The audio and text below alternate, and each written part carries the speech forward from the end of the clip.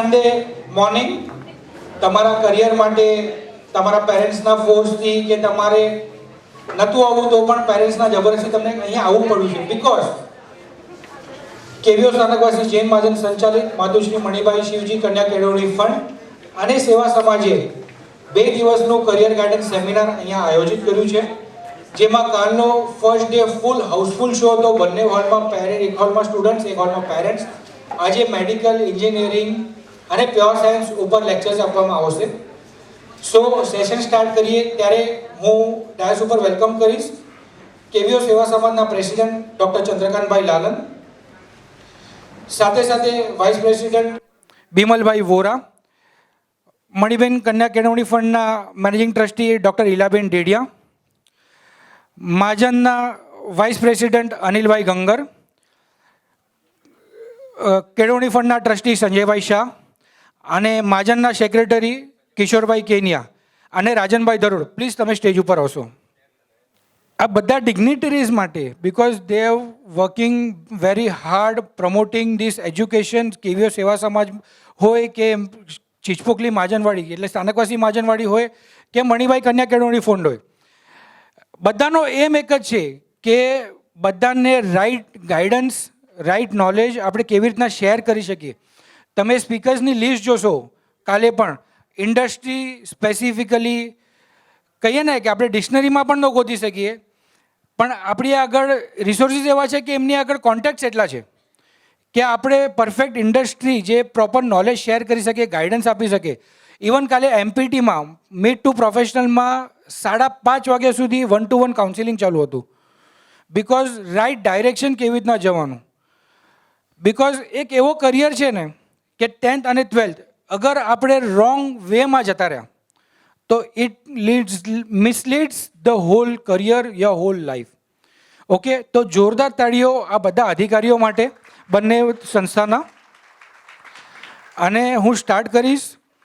કેવીઓ સેવા સમાજના president doctor Chandrakantbhai લાલન 2 મિનિટમાં વેલકમ કરે બધા સ્પીચ. નમસ્કાર. આજે કેરિયર ગાઈડન્સ શ્રી કચ્છી વિસાવોસ્વાડ સ્થાનકવાસી જૈન મહાજન સંચાલિત માતૃશ્રી મણિબેન શિવજી કન્યા કેળવણી ફંડ અને કચ્છી વિસાવોસ્વાડ સેવા સમાજના સંયુક્ત ઉપક્રમે યોજાયેલા 2 દિવસના કેરિયર ગાઈડન્સમાં આજે પતાળેલ સર્વે સ્ટુડન્ટ્સ અને પેરેન્ટ્સનું હાર્દિક સ્વાગત કરું છું. એસએસસી કે 12th પછી શું, એક બહુ મોટો ક્વેશ્ચન સ્ટુડન્ટમાં હોય છે અને એના પેરેન્ટ્સમાં પણ હોય છે કે આગળ કેરિયર કેવી રીતે બનાવવાની. પહેલાંનો જમાનો હતો કે ભાઈ છે આપણું દુકાન છે, અનાજનું દુકાન છે ને આપણે એના ઉપર બેસી જવાનું છે. પણ એ જમાનો ગયો. આજે યુગ પરિવર્તન, કાલે શું હતું એ આજે જૂનું થઈ જાય છે. એટલી ફાસ્ટ આખી દુનિયા દોડી રહી છે અને આખી દુનિયા સાથે આપણે કનેક્ટ છીએ. પહેલાં તો એક ગામમાંથી બીજા ગામમાં શું થતું હતું એ ખબર પહોંચતા પણ દિવસો લાગતા હતા. આજે દુનિયામાં શું બળે છે અને શું નથી રહ્યું એક સેકન્ડમાં આપણે બધાને ખબર પડે છે. ત્યારે કેરિયર બનાવવી ખૂબ જ અગત્યની છે. કેરિયરમાં શું કરવું, આગળના 20-25 વર્ષ પછી શું થવાનું છે એ બધું ધ્યાનમાં રાખીને આપણે કેરિયર બનાવવાની છે. કચ્છી વિસાવોસ્વાડ સેવા સમાજ એજ્યુકેશન ફિલ્ડમાં લગભગ છેલ્લા 50 વર્ષથી એક્ટિવ છે. કેવીઓ સેવા સમાજની એટલી બધી પ્રવૃત્તિઓ એજ્યુકેશનને લગતી છે, જેવી કે આ કેરિયર ગાઈડન્સ. કેટલા વર્ષોથી આપણે આ કેરિયર ગાઈડન્સ કરતા આવ્યા છીએ. બીજી અમારી પ્રવૃત્તિ છે બુક બેંક. 11 ધોરણથી 11 સ્ટાન્ડર્ડથી કરીને PhD સુધીની કોઈ પણ સ્ટ્રીમ હોય, કોઈ પણ સબ્જેક્ટ હોય, એના બુક્સ અમે બુક બેંક થ્રુ આપીએ છીએ. અને એ પણ પ્રવૃત્તિ લગભગ 40-50 વર્ષ જૂની છે. એવી રીતે એજ્યુકેશન લોન, અહીંયા તમે એસએસસી પછી હાયર એજ્યુકેશન કરતા હો કોઈ પણ ફિલ્ડમાં, કોઈ પણ સ્ટ્રીમમાં, તો છોકરા સ્ટુડન્ટ્સ, બોયઝ હોય કે ગર્લ્સ હોય, બધાને અમે ઇન્ટરેસ્ટ ફ્રી લોન આપીએ છીએ. ફોરેન જવાવાળા સ્ટુડન્ટ્સ હોય છે એમને પણ ઇન્ટરેસ્ટ ફ્રી લોન આપીએ છીએ. અને ગયા જ વર્ષે લગભગ 4 કરોડ રૂપિયાની ઇન્ટરેસ્ટ ફી લોન આપણા સ્ટુડન્ટોને સેવા સમાજે આપી છે, કે કારણ કે સેવા સમાજ દૃઢપણે માને છે કે આવનાર ફ્યુચર એજ્યુકેશનનું છે. એટલે એજ્યુકેશન માટે બધું જ અમે કરીએ છીએ. એજ્યુકેશન માટે છોકરાઓને જોઈતી લેપટોપ, કોમ્પ્યુટર પણ અમે ઇન્ટરેસ્ટ ફ્રી લોનથી આપીએ છીએ. કેરિયર ગાઈડન્સના પ્રોગ્રામો કરીએ છીએ. ફોરેન જવા માટે વિદ્યાર્થીઓને ગાઈડન્સ આપીએ છીએ. અને અમારી પાસે એજ્યુકેશનના જીવતા જાગતા એન્સાઇક્લોપીડિયા ડૉક્ટર ઈલાબેન દેડિયા છે, જે બંને સંસ્થાઓ સાથે સંકળાયેલા છે. હું એમ નહીં કરીશ કે સેવા સમાજના છે કે માતૃશ્રીબેન કંઈક મણિબેન કલ્યાણ કડવણી ફંડના છે, એ બંનેના છે. અને 24/7 એ ફોન ઉપર અવેલેબલ છે. એટલે સેવા સમાજ એજ્યુકેશનની લગતી બધી જ પ્રવૃત્તિઓમાં અગ્રેસર છે અને અગ્રેસર રહેવાનું છે. આજે તમે તમારું કેરિયર ચૂઝ કરવા આવ્યા છો, કેરિયર વિશે બધું માહિતી મેળવવા આવ્યા છો, તો તમે હું એક જ એડવાઇસ આપીશ કે તમે શાંતપણે વિચારજો. તમને જોઈએ તો મીટ ધ પ્રોફેશનલમાં તમે 1-to-1 ડિસ્કશન પણ કરી શકશો અને તમારું કેરિયર તમે ચૂઝ કરશો. આજે અમને એ જ આશા છે કે આજના જે સાયન્સના સેમિનારમાં ફ્યુચરના ડૉક્ટર્સ, એન્જિનિયર્સ અને સાયન્ટિસ્ટો અહીંયા બેઠા છે, એ બધાને એક જ એડવાઇસ છે કે તમે એક સારા નાગરિક બનજો. આજે અમે અહીંયા બેઠા છીએ, પણ કાલે તમારે અહીંયા બેસવાનું છે. તો ફરી એકવાર તમને બધાને હાર્દિક હાર્દિક શુભેચ્છાઓ. થેન્ક યુ ડૉક્ટર લાલન. કાલના ઇન્ટ્રોડક્શન સ્પીચમાં છે ને નિશાબેને એક વાત કીધી ડૉક્ટર ઇલેવન માટે કે 24/7 અવેલેબલ છે. પણ એની સાથે નિશાબેન હું હજી એક વસ્તુ એડ કરીશ. ઇન્ડિયા હોય કે ઇન્ડિયાની બહાર હોય, ક્યાં પણ હોય, સ્ટુડન્ટ્સ માટે એની ટાઈમ અવેલેબલ હોય છે. તમે ખાલી એક વોટ્સઅપ કરો, સવારના ઉઠે અને પહેલો મેસેજ કોણ સ્ટુડન્ટને ક્યાં તકલીફ પડી છે. બિકોઝ એવા એવા દાખલા છે અમારી આગળ કે અમેરિકામાં પણ સ્ટુડન્ટ ફસાયેલો હોય ને તો અહીંયા રિસોર્સ એટલા બધા છે કે ત્યાં પણ એ સ્ટુડન્ટને મદદ પહોંચવી જાય. એટલે હવે હું અમારા એન્સાઇક્લોપીડિયા ડૉક્ટર ઈલાબેન ડેડિયાને કહીશ કે ગાઈડ કરે.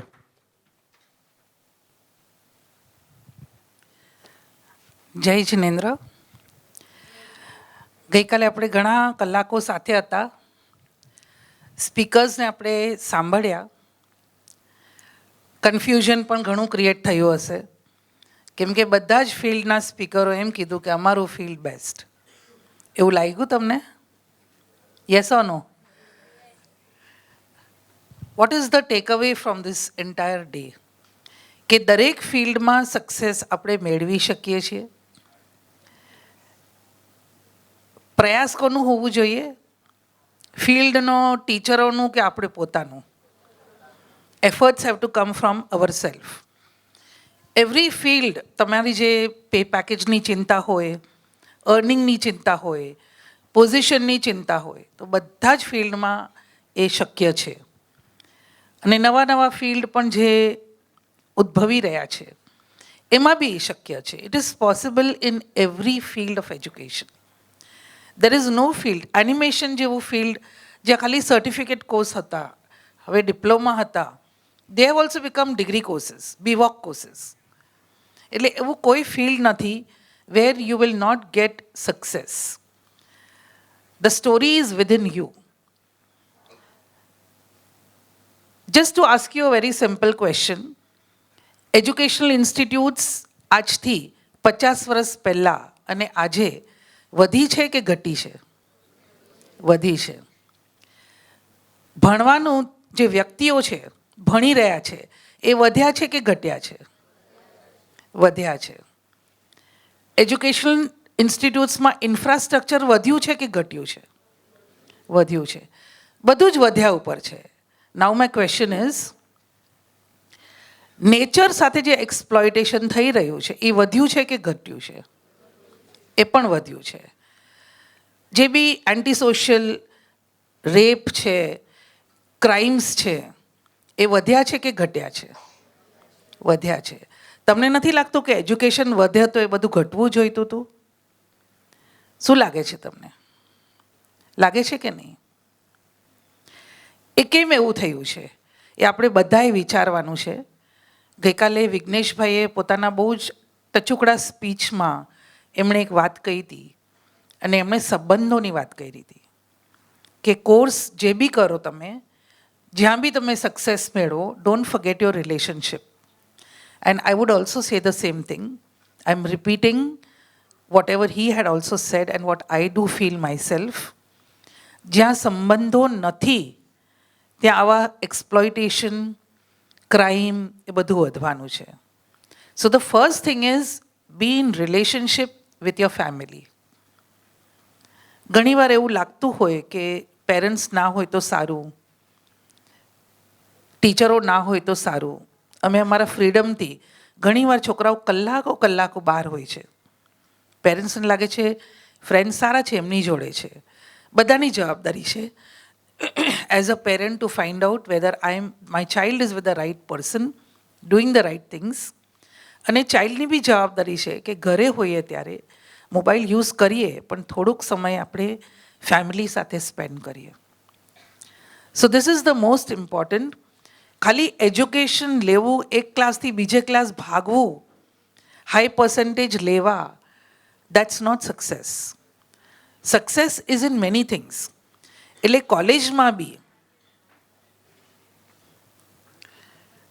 કોલેજમાં બી આપણે એક વસ્તુ યાદ રાખીએ, only working over percentage will not help. Work at the co-curricular.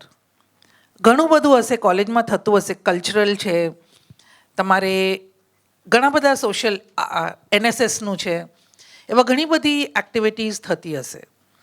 એ બધી એક્ટિવિટીઝમાં if you participate, you will learn your responsibility with the society and with nature. એવી જ રીતે if you take up internships, short internships. અમે લોકો ગઈકાલે વાત કરતા હતા that we are going to launch a summer programme માતુશ્રી મણિબાઈમાં. We are already discussing that. 8th standard onwards you can join the summer camps, the summer schools. These are the summer schools which you can learn for technology, design and so on, which we are going to launch very soon from this summer. Doing all that will give you a larger exposure of the field and tamara friends banse. You will know people from the industry. This is relationship. Don't let go any relationship. કેટલા જણા છો જે સેવા સમાજ અથવા મહાજનના જે summer camp હોય છે, લોનાવાલા કે જ્યાં બી, નૈનીતાલ કે wherever, how many of you have joined that? Raise your hand. Personality development camps or whatever. Only 3, 4, 5, 6 of you. What about the others? Think about it. તમે કદાચ કોઈ IITના ક્લાસીસમાં જોડાઈ ગયા હશો અથવા કોઈ NEETના ક્લાસીસમાં જોડાઈ ગયા હશો. Is that true? How many of you all have already joined some NEET or IIT classes? Anyone here? Only one. Then what are the rest doing? 2. What are the rest of you doing? Sorry? You have come in 10th. All are not come in 10th. There are many. How many of you have appeared for the 10th exams? Many of them. So what are you doing sitting at home? I don't know. Maybe you're doing something worthwhile which we are not aware. Probably we need to check what we are doing. અમને એવું લાગે છે કે સમાજ માટે અમે કંઈક પીરસીએ, એમનું ડેવલપમેન્ટ માટે, બટ વી ડોન્ટ નો કે ક્યાં છે આપણા છોકરાઓ. So parents and children, think about it. સંબંધો માટે પણ થોડોક ટાઈમ ઇન્વેસ્ટ કરવું જરૂરી છે. Whether it is in the form of observation, internship, camp, whatever it is. Because co-curricular will help you shape your personality. Only working towards marks, grades, field is not going to help you alone. So work towards holistic development. And with this, I will end whatever. There is lots that we can share, but as time is running short, I know there are many other resources from whom you will want to learn something or the other. And therefore, we can discuss this in the afternoon. If anyone wants to know more, અમે બધા જ છીએ અહીંયા, બંને સંસ્થાના અહીંયા જે બી કમિટીના બધા જ અમે છીએ. If you want to know how we can help your child into the all-round development, you can approach us. We have many other things also. Thank you.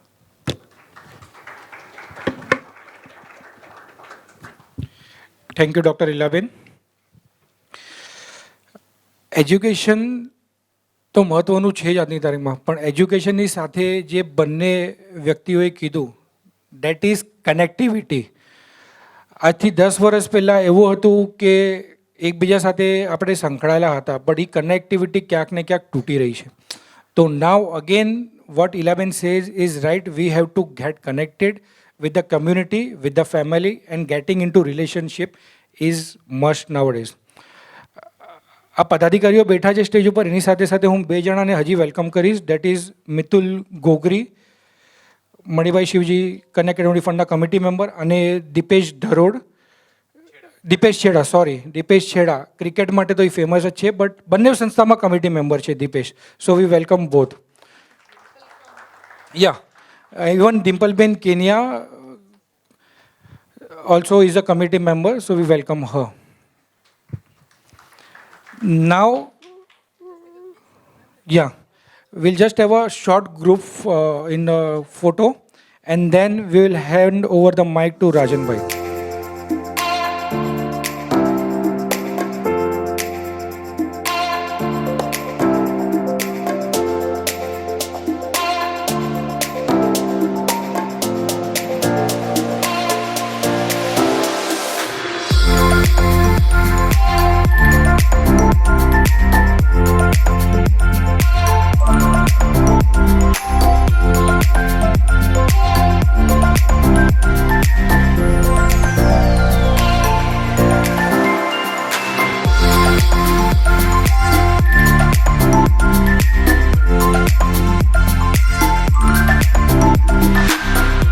I would like to hand over the mic to Sanjay Bhai Shah.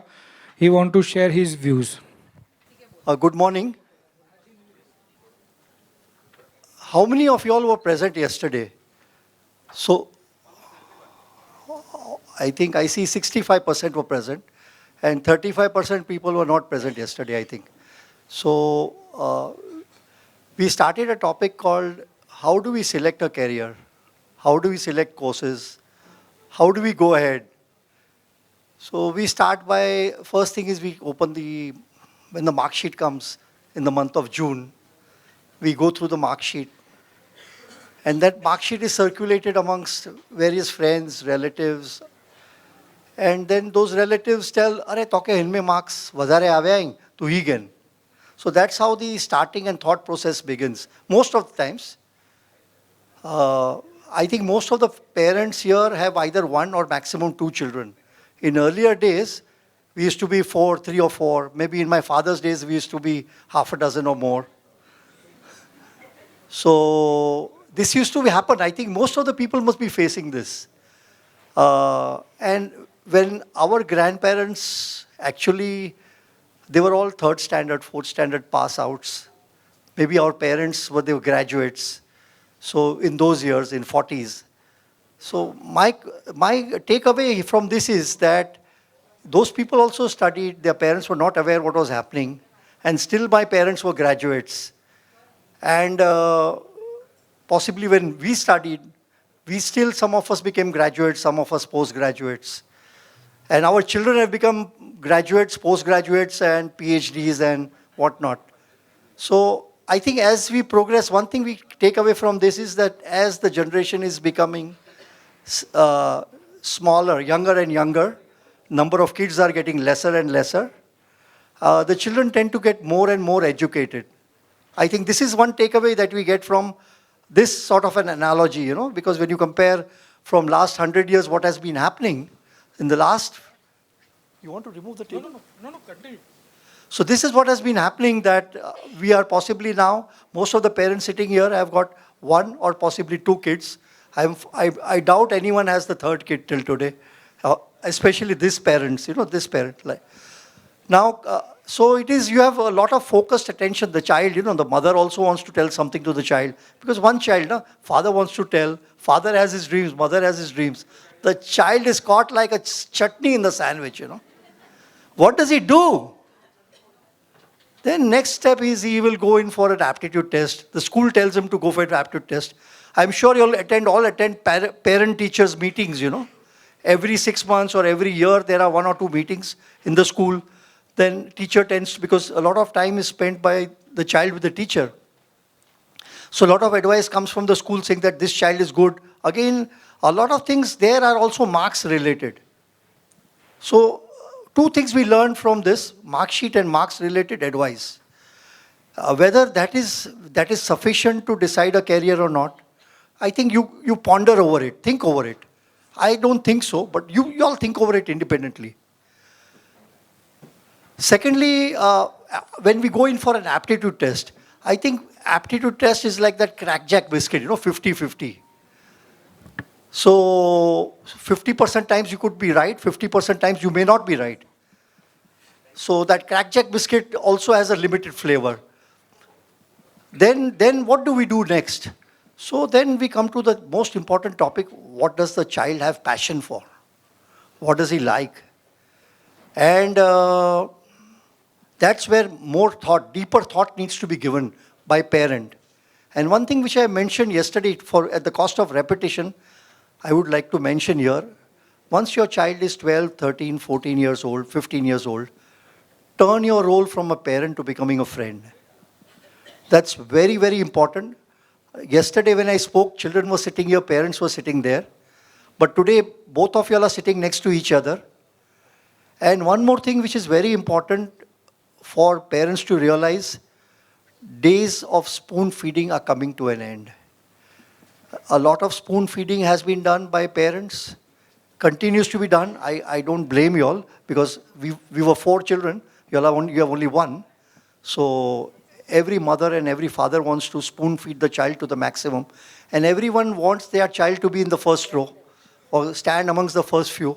So I think again, it boils down to marks. But now time has come that use your vacations, 8th, 9th, 10th, use your vacations more judiciously. Ilaben just mentioned about our summer school. This is the idea, the concept is how we can enhance the soft skills of our children. What can he do something more? I met a little girl here outside. Her father is in garment industry. I said, you have a vacation. Why don't you go and attend the garment industry? Because actually saying if you cannot professionally work till you're 18, and these children are 12, 13, 14, 15 years old, so they can't officially work at any organization till they're 18. But they can definitely go to their uncle's office or aunt's office or father's office to understand how things are functioning. And you're going with a clean slate. You don't know anything about that thing, anything about that business. So that experience that you gain in your vacation, I think judiciously using your time in your vacation is a very, very important feature. A lot of children do in America and Europe. The 12-year-old does vacation, part-time work. He earns his own pocket money. I don't want you all to earn pocket money, but I want you all to earn the experience, the exposure. This exposure is extremely important. I won't take much of your time because I'm actually seeing the session is already running late. But if anybody would like to have a chat with me later during tea break or something, we can talk more on it. Thank you. Thank you, Sanjay Bhai. I request you to wait. Sanjay Bhai, wait. Can I request both the organization, all the committee members, office bearers, everyone to be here? Niyati, please come here. First, we'll showcase Niyati. Niyati is the person who has got multiple hands and multiple minds behind this entire event. You may see all of us quite often, but Niyati works behind the scene. All the data entry that has to be done, the follow-up calls, and a lot of other work is done by Niyati and Prerna. Prerna, where are you? Prerna, come. The ads that you see, they too work in sync. Thank you, Prerna and Niyati. And both the organizers. I also welcome the volunteers. Volunteers, please come. You can see a bunch of them who work very hard towards all the events of Matushri Manibai and Seva Samaj. So, anytime any one of you want to join the team, you can give your names to Niyati and we will make sure you are part of the volunteer team. You're always welcome. And this is also part of the story that I was saying, connectivity.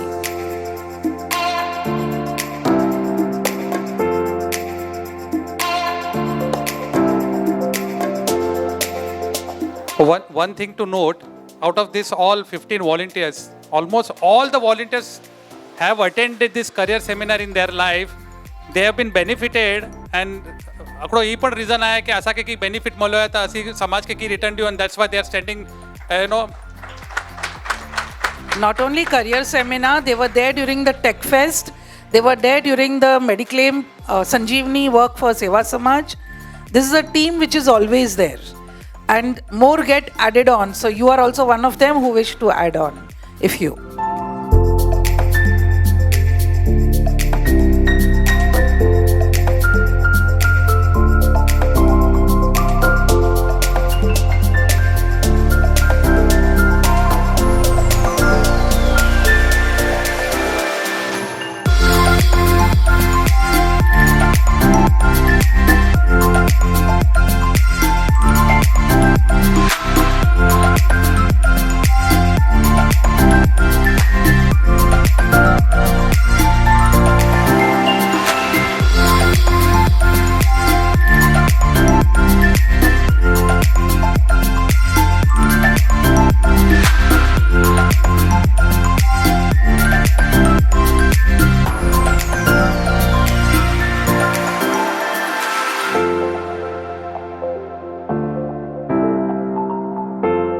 Thank you to all the volunteers also. Now, taking the session ahead, the first session of the day. Everyone will give you knowledge about the careers, which fields, but there are very few who will guide you for financing. Yesterday someone said animation is 2 lakhs to 10 lakhs costing. Now you will hear medical will cost you around about 50 lakhs, Sanjay bhai? Depending on the institute. Okay. So how to get that funding? How to get the minority schemes? And one man from last almost a decade is working hard for the KVO community to get all the government benefits, whether it is all the, 2 decades, okay. 2 decades to get all the government possibilities, whatever the student can get, the benefits, whether it is funding, whether getting into the minority, whether getting into an EWS, or where can he get the loan in the bestest of interest rate. I welcome Rajan Bhai Dharod on the stage to take the session ahead. Rajan Bhai will cover all the minorities, EWS, and again, we are having a very short time because all the sessions are lined up. In 10 to 15 minutes, Rajan Bhai will brief. And after the seminars, in the second half after lunch, we are having one-to-one also. That team will be available to give you more details about that. Handing over to Rajan Bhai. Thanks, Nan, for the best introduction. Good morning to you, all of you. And he has already given me the timeline within which we had. So I will not... કાલે કેટલાય session attend કર્યું હતું almost all, and I yesterday had given all the details about the certificates you have to avail and quota available or financial funding. So I'll not go on repeating that things again and again. Any questions on that? Then I will just address right now only.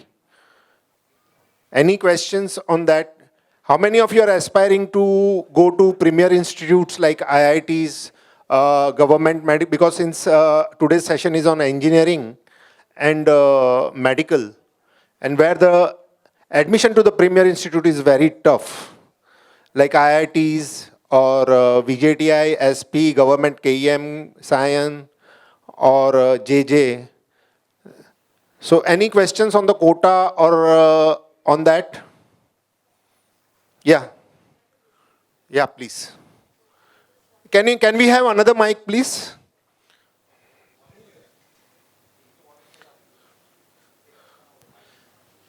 Hello. Yeah. Yeah, can you give the detail of this EW? I think I'm not aware. EWS, I'll just give again. And this minority, we have already taken this minority ka certificate. Huh. But I'm not aware whether this institutes will take that or not. Okay, I'll come to that.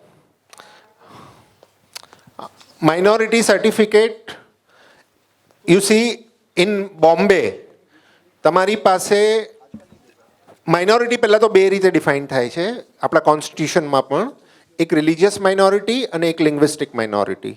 Please note that.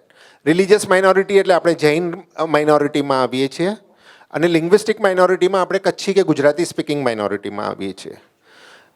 મુંબઈમાં જેટલી પણ કોલેજો છે સારી, હું સારી શબ્દ પર થોડો ભાર મૂકું છું, તો એ એન્જિનિયરિંગની કોલેજો ગુજરાતી લિંગ્વિસ્ટિક માઇનોરિટીની છે, જેવી રીતે ડીજે સંઘવી છે, સોમૈયા છે, શાયન એન્કર છે.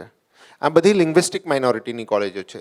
એક કોલેજ જૈન માઇનોરિટીની છે, not that much reputed, universal college Vasai Kaman road પર છે, પણ નોટ ધેટ મચ રેપ્યુટેડ, થોડી ડિસ્ટન્સ પર બી દૂર છે, પ્લેસમેન્ટ એટલું સારું નથી. So I don't recommend publicly. I cannot say I don't recommend, but these three are good colleges as far as Gujarati linguistic minority college ની સવાલ છે. મેડિકલ કોલેજમાં એક જ કોલેજ બરોડાની છે જેમાં જૈન માઇનોરિટીનું રિઝર્વેશન અવેલેબલ છે. ત્યાં તમારે જૈન માઇનોરિટીનું સર્ટિફિકેટ જોશે. આ ત્રણ કોલેજો માટે તમારે ગુજરાતી લિંગ્વિસ્ટિક માઇનોરિટીનું સર્ટિફિકેટ જોશે. ક્લિયર? બધી કોલેજોમાં માઇનોરિટી કોટા એપ્લિકેબલ નથી. Please keep in mind, always parents and sum students કે બધી કોલેજોમાં માઇનોરિટી કોટા હોય, મને કેઈએમમાં માઇનોરિટીમાં એડમિશન મળી જશે કે VJTIમાં મળી જશે, એવું નથી. Please be clear on that.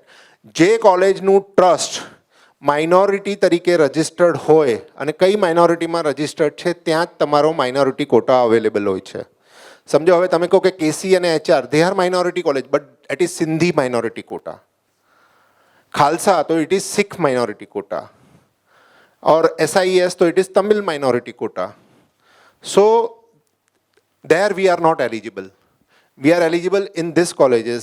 11th 12th માટે તમારે જોઈતું હોય તો તમારે માટે સોમૈયા છે, વિલેપાર્લે કેળવણી મંડળની કોલેજો એટલે કે મીઠીબાઈ છે, NM છે, એ બધી કોલેજો આવે છે. પછી ML છે, ભાટિયા છે, એ બધી કોલેજો આવે છે. તો તમારે એ ધ્યાનમાં રાખવાનું છે કે કઈ કોલેજીસ અવેલેબલ છે.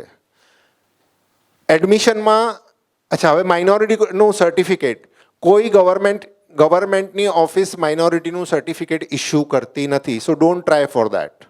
તમને કોઈ એજન્ટ કે હું અપાવી દઉં એનો કોઈ મતલબ નથી. તમારું માઇનોરિટીનું સર્ટિફિકેટ, સ્ટુડન્ટનું leaving certificate is the best minority certificate. What should be there in the leaving certificate? Religion તરીકે તમારું જૈન લખેલું હોવું જોઈએ અને મધર ટંગમાં કચ્છી નહીં ગુજરાતી લખાવો. Please keep in mind. તમે જો હજી બી તમારી પાસે ચાન્સ હોય, તમારા સ્કૂલ રેકોર્ડ્સ તમારા ચાઇલ્ડના જોઈ લો, એમાં લેંગ્વેજમાં શું મધર ટંગમાં શું લખેલું છે પ્લીઝ ચેક. કચ્છી લખેલું હોય તો એફિડેવિટ આપીને જો સ્કૂલ ચેન્જ કરી આપતી હોય તો કરાવી લો, ગુજરાતી કરે. કારણ કે કચ્છી માઇનોરિટીની કોઈ કોલેજ નથી. શાયન એન્કર હતી પહેલાં કચ્છી માઇનોરિટીમાં, but they didn't get enough student, so they had to change to Gujarati minority. So please be clear on that. તમારી પાસે જો આ ઓપ્શનમાં તમે કંઈ કચ્છી લખાઈ ગયું હોય ભૂલથી પહેલાં બાય બર્થ વખતે અને હવે કોલેજ સ્કૂલ ચેન્જ ન કરી આપતી હોય, don't get panic, no issues. આપણા સમાજની ત્રણેય અગ્રણી સંસ્થાઓ, કવિઓ દેરાવાસી જૈન મહાજન, કવિઓ સ્થાનકવાસી જૈન મહાજન અને કવિઓ સેવા સમાજ, ત્રણેય સંસ્થાઓ તમને સર્ટિફિકેટ આપે છે. સર્ટિફિકેટમાં તમારે એ જોવાનું છે કે ગુજરાતી લિંગ્વિસ્ટિક માઇનોરિટી, કારણ કે દેરાવાસી મહાજનના સર્ટિફિકેટ બે હોય છે, એક જૈન માઇનોરિટીનું અને ગુજરાતી લિંગ્વિસ્ટિકનું. અમારું સ્થાનકવાસી મહાજનનું કમ્બાઇન્ડ છે. તો ત્યાંથી તમે લેતા હોય જો દેરાવાસીમાંથી, તો તમે ગુજરાતી લિંગ્વિસ્ટિકનું ખાસ લો. અમુક પેરેન્ટ્સ ખાલી જૈનનું લઈને અપલોડ કરે છે, that is also mistake they are doing. Second thing, 11th 12thનું એડમિશન હોય કે એન્જિનિયરિંગનું એડમિશન હોય માઇનોરિટી કોટાનું, તો માઇનોરિટી કોટાનું એડમિશન પહેલાં જનરલ રજિસ્ટ્રેશન થયા પછી 11th 12th હોય તો પણ માઇનોરિટી કોટાનું એડમિશન ઇન્ડિવિજ્યુઅલી થાય છે. So first you have to do general registration on fyjcadmission.org. This year I don't know which website will come, but till last year it was fyjcadmission.org was the website. First you have to do general registration, and then for each individual college you have to visit the institute's website or go personally and fill the form for the minority quota admissions. પહેલાં quota admissions થાય છે, માઇનોરિટીના હોય, institute quota હોય, management quota હોય કે જે બી હોય એ પછી જ એડમિશન રાઉન્ડ કેપ રાઉન્ડના શરૂ થતા હોય છે. તો એ તમારે એલર્ટ રહેવાની જરૂર છે. તમે એમ વિચારો કે જનરલમાં મેં કરી લીધું અને કેપ રાઉન્ડમાં મને માઇનોરિટી કોટામાં મળશે, નહીં. પહેલાં જ તમારે કરવાનું છે ને ઇન્ડિવિજ્યુઅલી કોલેજમાં કરવાનું છે. Clear till now? Any questions? Yeah. Sir, once we, am I audible, sir? Yeah. So once we registered on the general first page of the form, which you say right around, so immediately after that we need to go with. They will define the dates. Okay, now quota admission will start. Okay. Within that date, you have to be little bit alert. તમારી જે બી targeted college હોય, suppose NM છે યા સોમૈયા છે, તો તમારે કે SK Somaiya છે કે KJ છે, તો તમારે એ કોલેજની વેબસાઇટ રેગ્યુલર જોવી જોઈએ અથવા પર્સનલી વિઝિટ કરી આવવાનું ત્યાં. So once we are selected, a student is getting selected in particular college, then we can visit there. No. Before that. Okay. After your general registration is done, immediately after, okay, what are the dates within which I have to fill the form for the minority quota, and regularly there will be 2 merit list generally લાગે છે, so you have to check the regular merit list there. Clear? Any questions? Fine.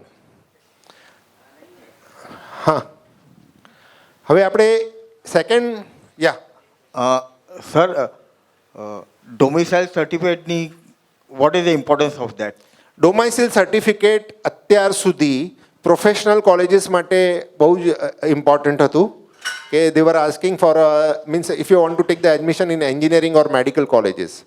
Now from this year, even the courses like BMM and some other courses of commerce sectors are coming under the purview of AICT. And now for these courses also there will be competitive exams. Like CET, some CETs may be from the institute itself, or there will be common CET which will be taken by the AICT. In that case, for the admission in the state, domicile will be very important. Domicile is not difficult to get. તમારો 10 વર્ષના અહીંયાના રહેવાસી તરીકેનો તમારો પુરાવો હોય તો તમે ડોમાઇસિલ મેળવી શકો છો, 7 દિવસમાં પણ મેળવી શકો છો. સ્ટુડન્ટની 10 વર્ષની માર્કશીટ્સ હોય, લિવિંગ સર્ટિફિકેટ હોય, તમારા ઘરના 10 વર્ષના ઇલેક્ટ્રિક બિલ હોય, તો 7 દિવસમાં ડોમાઇસિલ મળી જાય છે. હમણાં તમારી પાસે 3 મહિનાનો ટાઈમ છે. તમે લોકો જે બી 11-12 પછીના સ્ટુડન્ટ્સ હોય, હું તો કહું છું બધા જ સ્ટુડન્ટ્સ ડોમાઇસિલ લઈ લે, પેરેન્ટ્સ. કારણ કે હવે કોમર્સમાં પણ મીન્સ AICTના પરવ્યુઝમાં અમુક કોર્सेस આવી રહ્યા છે. That's why. હલો. યા. મને પૂછવું હતું, મારા સ્ટુડન્ટ છે ને સોનગઢમાં ભણ્યો છે. હા. તો અત્યારે 12 કમ્પ્લીટ થયું છે, તો એને ડોમિસાઇલ મળી સકે? હમણાં ડિફિકલ્ટ થશે, પણ એને 12th પછી શું કરવાનું છે? Is he giving CET from here or no? CET મેમાં છે. હા, એટલે મેમાં અહીંયાથી જ આપવાનો છે ને, તો તમે ટ્રાય કરો, મળી જાય તો ઠીક છે, નહીં તો CETના બેઝ પર અહીંયા કદાચ એડમિશન્સ મળી જશે ક્યાંય બી. અને મારા લિવિંગ સર્ટિફિકેટમાં એનું હિન્દુ લખેલું છે. એ હવે હિન્દુ લખેલું છે, જવા દો, હવે ચેન્જ નહીં થાય. તમે અહીંયાથી ક્યાંથી બી સ્થાનકવાસી મહાજન, દેરાવાસી મહાજનમાંથી સર્ટિફિકેટ લઈ લો. Okay. That mistakes many parents are doing. Hindu, Jain, Kachhi, Gujarati. I always repeat, we give the advertisement in Patrika also કે તમે રિલિજનમાં જૈન લખાવો અને મધર ટંગમાં ગુજરાતી લખાવો, નોટ કચ્છી. બરાબર. ડોમિસાઇલ માટે ટ્રાય કરીએ અમે લોકો. હા, ડોમાઇસિલ સ્ટુડન્ટનું મળે છે. અબોવ 18 હોય તો સ્ટુડન્ટનું મળી જાય છે, ડાયરેક્ટ સ્ટુડન્ટ્સનું બી મળી જાય છે. અને ઇફ ઇઝ બિલો 18 દેન પહેલાં પેરેન્ટ્સનું અને પછી સ્ટુડન્ટનું મળે છે. યા. Below 18, then first parents, then students. Domicile certificate માટે આપણે ક્યાં અપ્લાય કરવાનું? તહેસીલદાર ઓફિસ. તહેસીલદાર ઓફિસ અથવા તમારી બાજુમાં કોઈ બી એવી આપણે મહારાષ્ટ્ર સરકારની, આપલે સરકારની ઓફિસ હોય છે, ત્યાંથી બી તમને મળી જાય. અગર બે પેરેન્ટ્સના ડોમિસાઇલ છે તો સ્ટુડન્ટ્સના ડોમિસાઇલ સર્ટિફિકેટ ઇઝીલી મળી જશે. ખાલી એની 10 વર્ષની માર્કશીટ્સ આપશો તો બી મળી જશે. બર્થ સર્ટિફિકેટ અને 10 વર્ષની માર્કશીટ્સ. Thank you.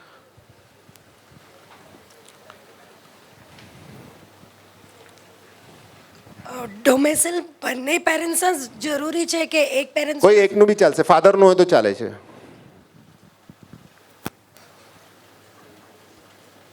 Any questions till now? Clear on minority quota admissions? Yeah. Sir હમણાં ડોમિસાઇલમાં નવા ટાઈપના જે ઇસ્યુ, નવા ડોમિસાઇલ સર્ટિફિકેટ ઇસ્યુ થાય છે, હા. તો 5 વર્ષ પહેલાંના જે ડોમિસાઇલ સર્ટિફિકેટ હતા without the barcode, that is valid?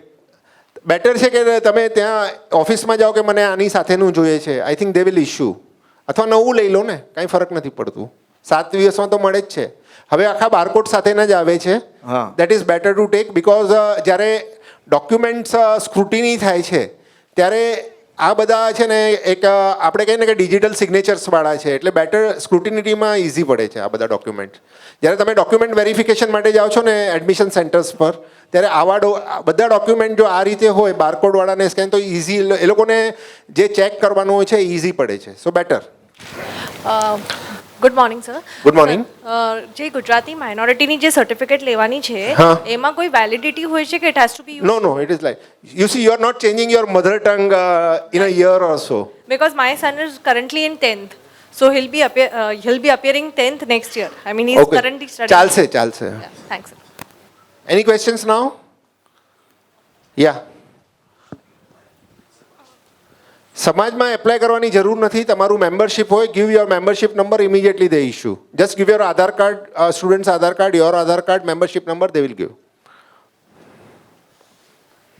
In Stanakvasi Majan, we are issuing within 10 minutes.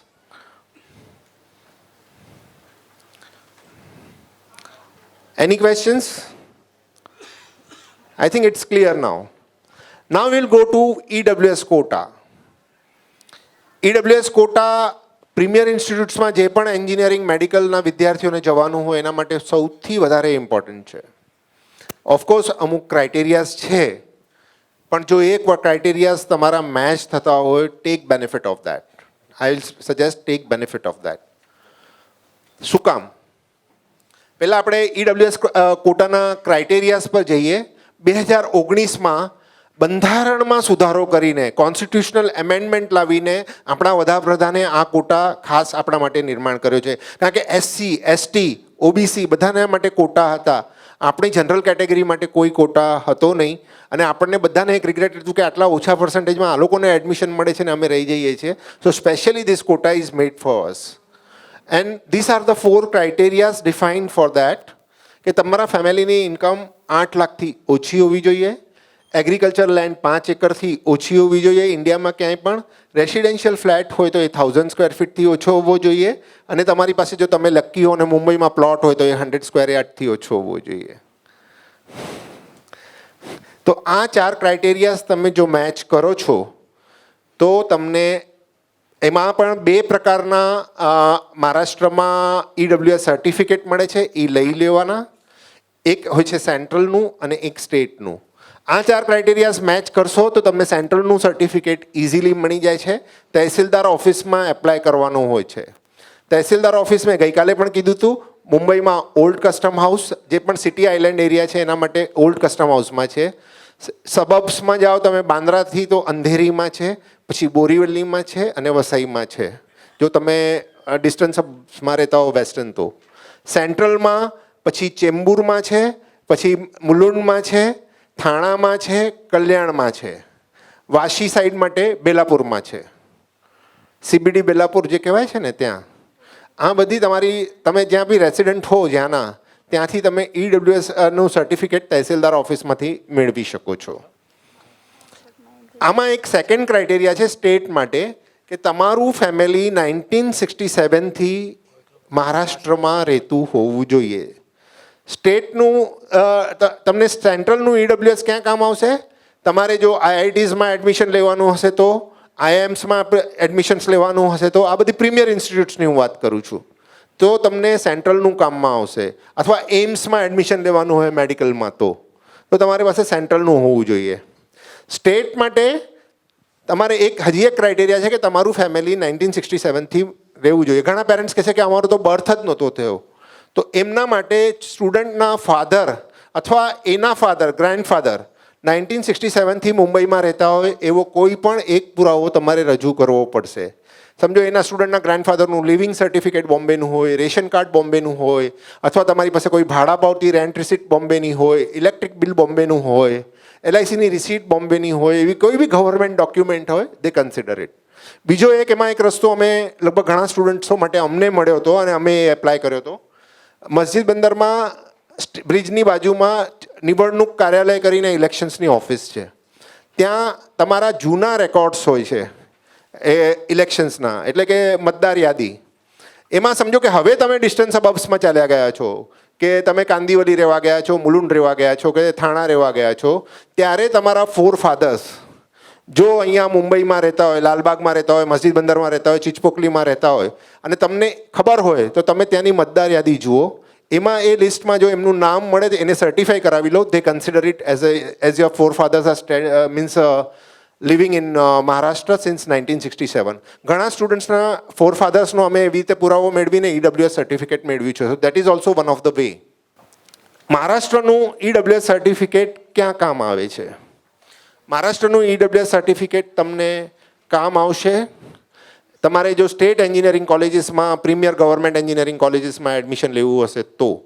VJTI, SP, COEP આ બધી જ કોલેજોમાં મહારાષ્ટ્રનું તમારે જે EWS સર્ટિફિકેટ છે કામ આવશે. 11th પછી જો તમારે સિડનમમાં જવું હશે, પોદ્દારમાં જવું હશે તો મહારાષ્ટ્રનું EWS સર્ટિફિકેટ કામ આવશે.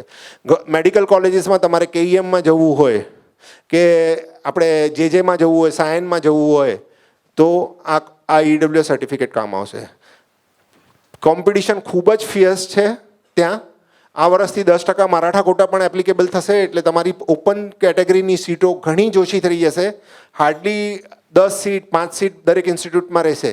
તો તમારી પાસે જો EWS સર્ટિફિકેટ હશે તો તમારા માટે ઇઝી થઈ જશે. કદાચ 1-2%થી તમે રેન્કિંગ્સ ગુમાવતા હશો કોઈ ઇન્સ્ટિટ્યૂટની, then it will become little easier for you to take the admission in the premier institutes like IITs, IIM or government medical colleges or engineering colleges. Clear?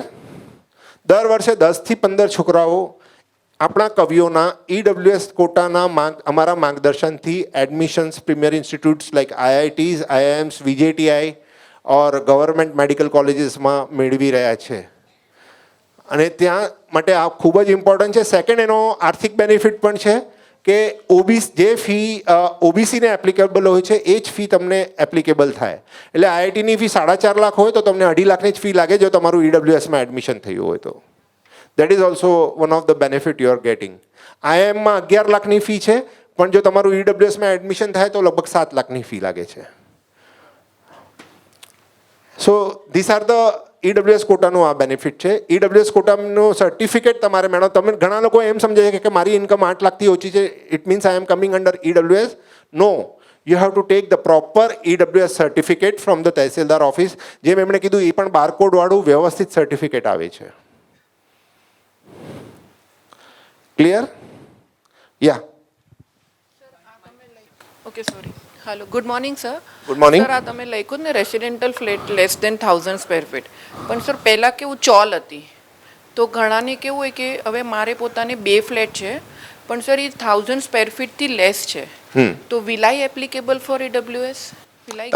તમે તહેસીલદાર જો આ બધા છે ને ડિસ્ક્રિશનરી પાવર છે તહેસીલદારના હાથમાં. I will tell you, some tahsildar don't ask for anything. ખાલી 8 લાખનો ITO જોઈ લે છે. કોઈ તહેસીલદાર છે ને એગ્રીમેન્ટ મંગાવશે. એગ્રીમેન્ટમાં તમારો જે પણ એરિયા મેન્શન હશે ને એટલો એ લોકો કન્સિડર કરે છે. તમે એક બતાવ્યું તો ઠીક છે, એને પૂછ્યું તો ઠીક છે, નહીં તો ચાલી જાય એમ. Okay sir, thank you. Yeah, generally it is valid for 1 year.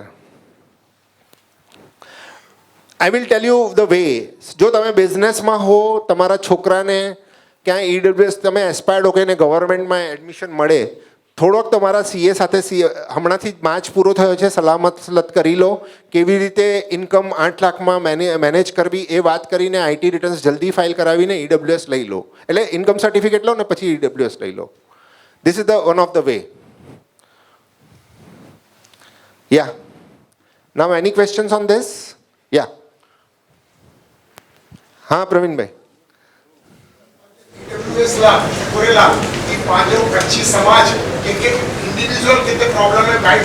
પાંગ્યા team આખી વોલેंटियर जी टीम है. पत्रिका में उन्हें नंबर्स भी अचे था रेगुलरली. EWS માટે પણ સેપરેટલી અલગ અલગ કોલેજીસમાં જઈને એપ્લિકેશન કરવી? નહીં નહીં, એ તમારું સેન્ટ્રલાઇઝ એડમિશન પ્રોસેસથી જ થશે. એમાં કોટા ડિફાઇન્ડ આવશે કે એમાં છે ને એક કોલમ આવે છે જ્યારે તમે એન્ટ્રન્સ એક્ઝામ્સ આપો છો ને, suppose you are giving for JEE Mains or Advance. મેન્સનો તમારો સારો સ્કોર NITs માટે કન્સિડર થાય છે, એડવાન્સનો સમજો તમારો IITs માટે કન્સિડર થાય છે, મેડિકલ કોલેજનો નીટનો. તો એમાં એવી રીતે જ આવે છે કે whether you want to apply under EWS કોટાનો, તમે એના પર ટિક માર્ક કરી દો, સર્ટિફિકેટ હોય તો અપલોડ કરી દો, નહીં તો વેરિફિકેશન જ્યારે એ લોકોનું થાય ત્યારે તમારી પાસે ઓરિજિનલ EWS સર્ટિફિકેટ હોવું જરૂરી છે. તમને અમારી પાસે હજી 2-3 મહિનાનો ટાઈમ છે. જો તમે હજી એડવાન્સ તમારી લગભગ મે બી ઇન જૂન થશે, IITની નીટ બી જૂન થશે, તો અત્યારે બી તમે એના માટેની ટ્રાય શરૂ કરી શકો છો. One more question, 1000 square fit જે લખેલું છે, હા, they consider this as carpet or the super? I said whatever is mentioned in the agreement. Oh. અને એ બી તહેસીલદાર, કોઈ તહેસીલદાર મંગાવે છે, બધા તહેસીલદાર નથી મંગાવતા. Thank you. Sir income certificate અને EWS માંથી ખાલી EWS હોય તો ચાલી જાય? તમારે EWS કોટામાં એડમિશન લેવાનું હોય તો EWS ખાલી ચાલી જાય. ઇન્કમ સર્ટિફિકેટની એપ્લિકેબિલિટી ક્યાં છે એના ઉપર હું પછી આવું છું.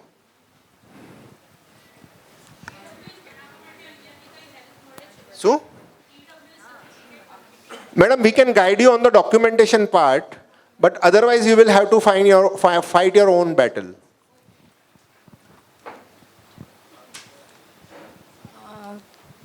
EWS માટે પેટર્નલ સાઇડના પ્રૂફ ન હોય તો મેટર્નલ સાઇડનું ચાલી શકે? 1960 નહીં ચાલે. આવું તહેસીલદાર કન્સિડર નથી કરતા, ટ્રાય કરવાની. કારણ કે ફોર્મમાં તો પેરેન્ટ્સનું લખેલું હોય છે. હા, પણ નથી ચાલતા. They consider means paternal family. Okay. Generally they consider paternal family. The income 8 lakh is how many financial years or previous years can be considered? 1 year, last 1 year. Only last 1 year Last is considered. Okay. That's why I said कि still you meet your chartered accountant, see whatever you can do. Yeah. Next year. Huh? I have to apply right now for this or next year only? No.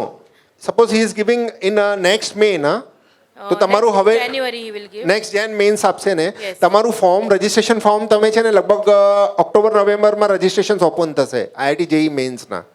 તો ત્યારે એના પહેલાં તમારી પાસે EWS, એટલે હવે આ ફાઇનાન્શિયલ યર પૂરું થયું છે હમણાં, તો તમારે લગભગ ઇન્કમટેક્સ રિટર્ન એક બે મહિનામાં સમજો મે જૂનમાં ફાઇલ કરશો વિથ યોર તમારા CA સાથે કન્સિડર કરીને, એટલે મળીને.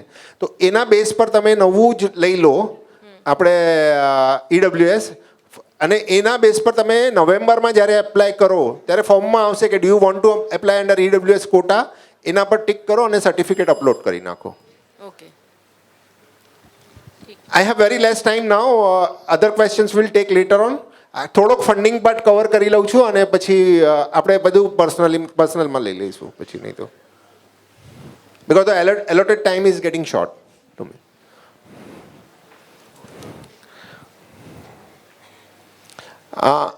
આપણે હવે ફંડિંગ પાર્ટ પર આવીએ. Just that slides please. તમારું 10મા કે 12મા સુધીનું એજ્યુકેશન હોય તો કવિઓ સમાજમાંથી કચ્છી જૈન ફાઉન્ડેશન, માટુંગા બોર્ડિંગ અને તમારા ગામનું મહાજન, એમાંથી તમને 20,000ની હેલ્પ દર વર્ષે મળે છે.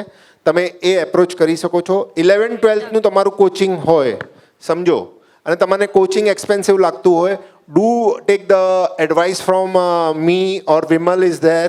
અને તમારું ફંડિંગ કેવી રીતે કરવું એ અમે જોઈ લઈશું. કોમર્સના એજ્યુકેશનમાં તમારે ક્લાસીસનો કોઈ ઇશ્યુ હોય, CVOCA એસોસિએશન ઇઝ ધેર, એ લોકો તમને કોચિંગ ક્લાસીસમાં 1/3ની તમારી ફીઝનું કન્સેશન ક્લાસીસમાંથી 7 ક્લાસીસ એમના પેનલ પર છે એમાંથી અપાવી શકે છે, બાકીનું એ લોકો લોન આપે છે. એટલે એની રીતે ઘણી ફીની રિડક્શન થઈ જાય છે ને તમારે, એટલે એ તમારું કોમર્સનું એજ્યુકેશનનું દે ટેક કેર ઓફ. 11-12 પછીનું ગ્રેજ્યુએશનનું જે પણ તમારું એજ્યુકેશન હોય, આ બધી જ સંસ્થાઓ દે ટેક કેર કે તમારું ભણતર ફાઇનાન્સના કારણે ન અટકે. માટુંગા બોર્ડિંગ છે એ 12th પછી ગ્રેજ્યુએશન લેવલ સુધી 25% સ્કોલરશિપ આપે છે હમણાં, 25% scholarship. Other institute also give scholarship plus loan. All this institutions are there.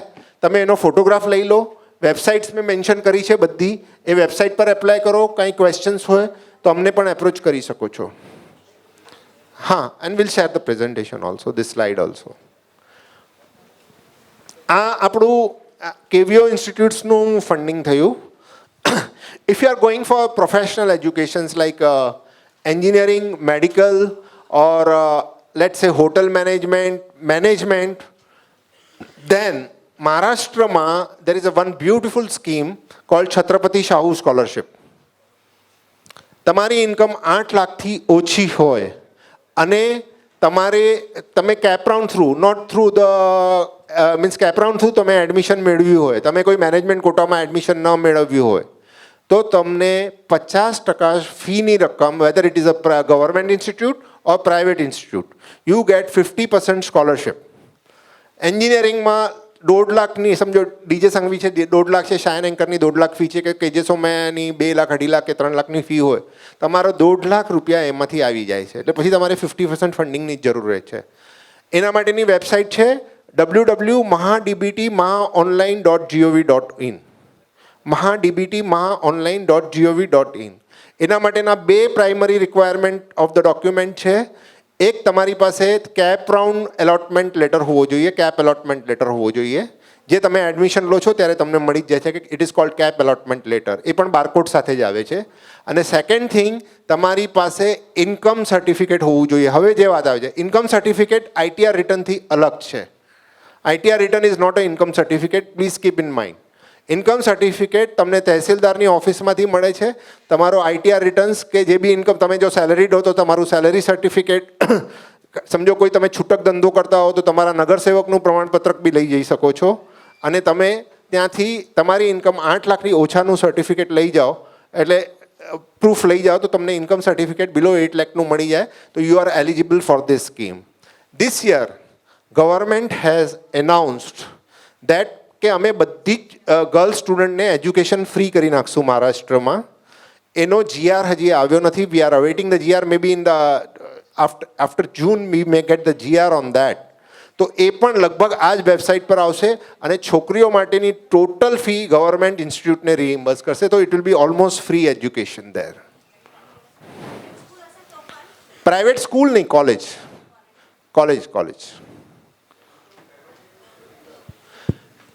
Actually તમે રેશન કાર્ડમાં નામ હોય તો બધાના એ લોકો IT રિટર્ન્સ પૂછે, ક્યારેક સિંગલનું પૂછે.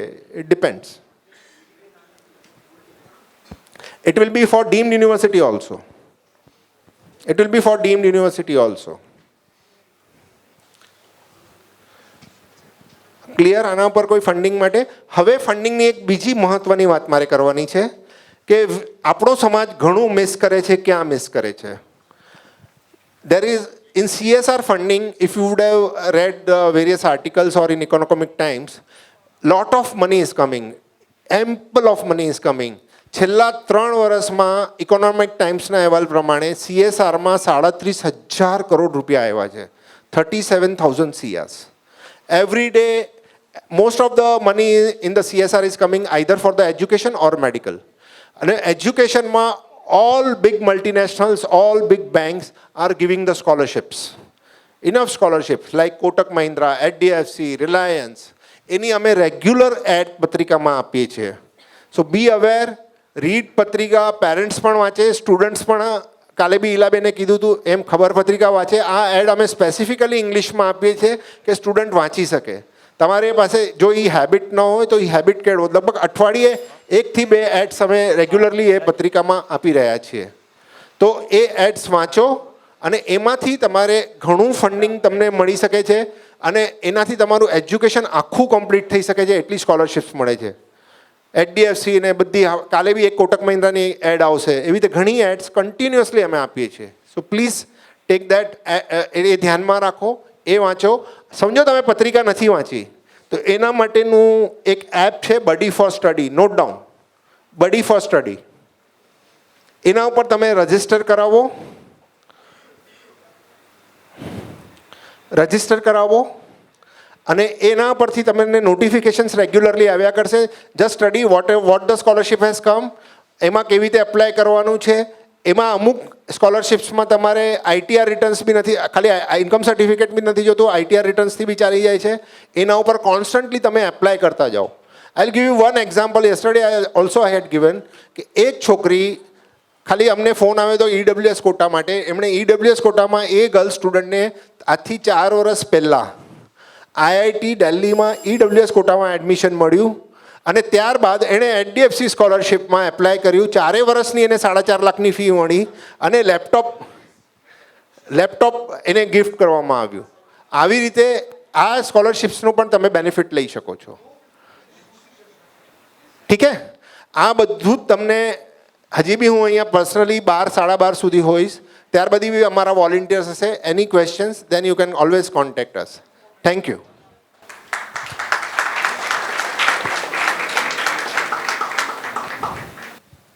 Thank you Rajanbhai. આ સેશન એવું છે ને કે એક દિવસ પણ અમે આપશું ને તો પણ ઓછું છે, બિકોઝ એટલી બધી સ્કોલરશિપ્સ ને બધી આવી ગઈ છે, ઘણા બધા ગવર્મેન્ટના ક્રાઇટેરિયાસ છે, એના માટે ડોક્યુમેન્ટો છે. પણ રાજનભાઈની ટીમ, બિકોઝ માઇનોરિટી ટીમ અમે લોકોએ રાખી છે સ્થાનકવાસી મહાજનમાં, એ ટીમ અવેલેબલ છે, સેકન્ડ હાફમાં પણ અવેલેબલ હશે. અને તમે ક્યારેક પણ કોઈ પણ ડિફિકલ્ટીમાં આવો, સી બિકોઝ આ ડોક્યુમેન્ટેશન પાર્ટ છે ને, જેમ રાજનભાઈ કીધું બહુ ઇમ્પોર્ટન્ટ છે.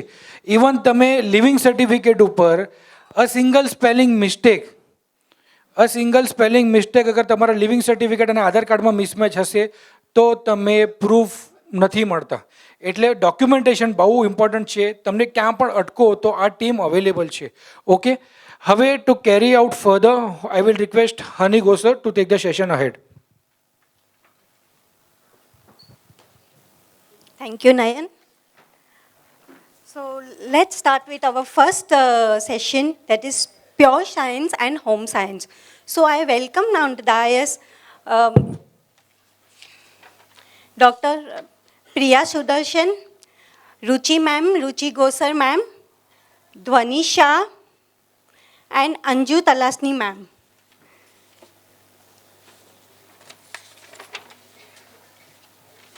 Welcome, ma'am.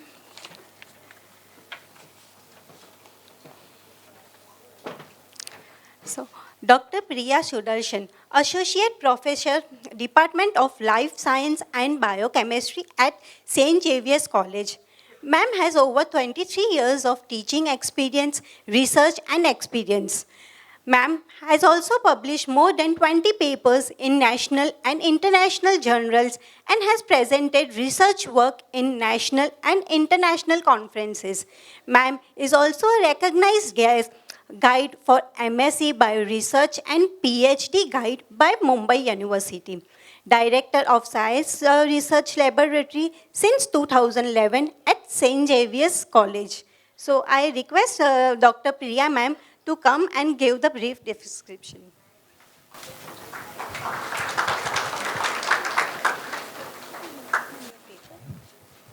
Good morning, students.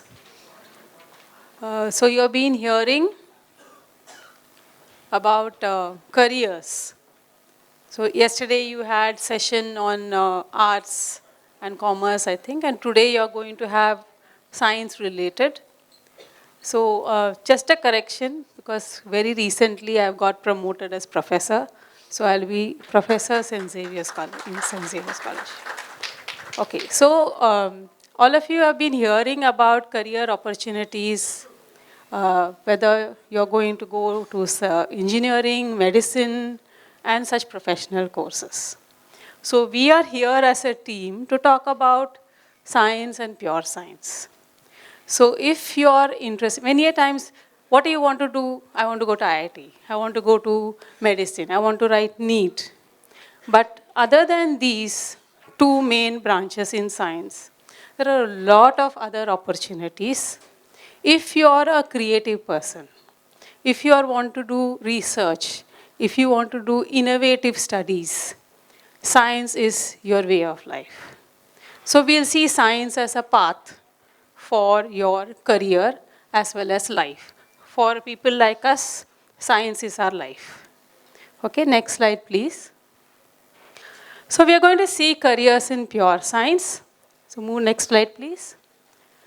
So what are the skills that you will develop when you are taking pure sciences? A lot of management and leadership, like ma'am had introduced me and I'll be introducing other faculty here. We are all in management and leadership positions. research directors, and many of them are HODs and so on. A lot of communication. See, I'm communicating with you. I've been called because we are reached in some position in science. Research skill is one of the most important aspect, and a lot of interpretation and analytical abilities. So these are the skills that you will develop. This one, green.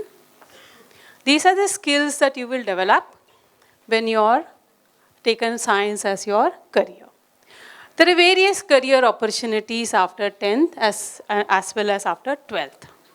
So in science, we all know we have physics and biological sciences and mathematical science. These are some of the combinations that are available. And currently, if you see, many new subjects are introduced at the 10th standard level as a choice: computer science, marine science, drawing, and so on, which helps. So some of you might have taken these combinations when you further want to take science as your career. So these are some of the career opportunities after 10th. So while you are making your choice, some of you are in your 8th standard, 9th standard, and a choice will be asked, what is the subjects that you want to take at 9th or the 10th level? So you may, depending upon your liking, take some of these, which will be a stepping stone for your future career.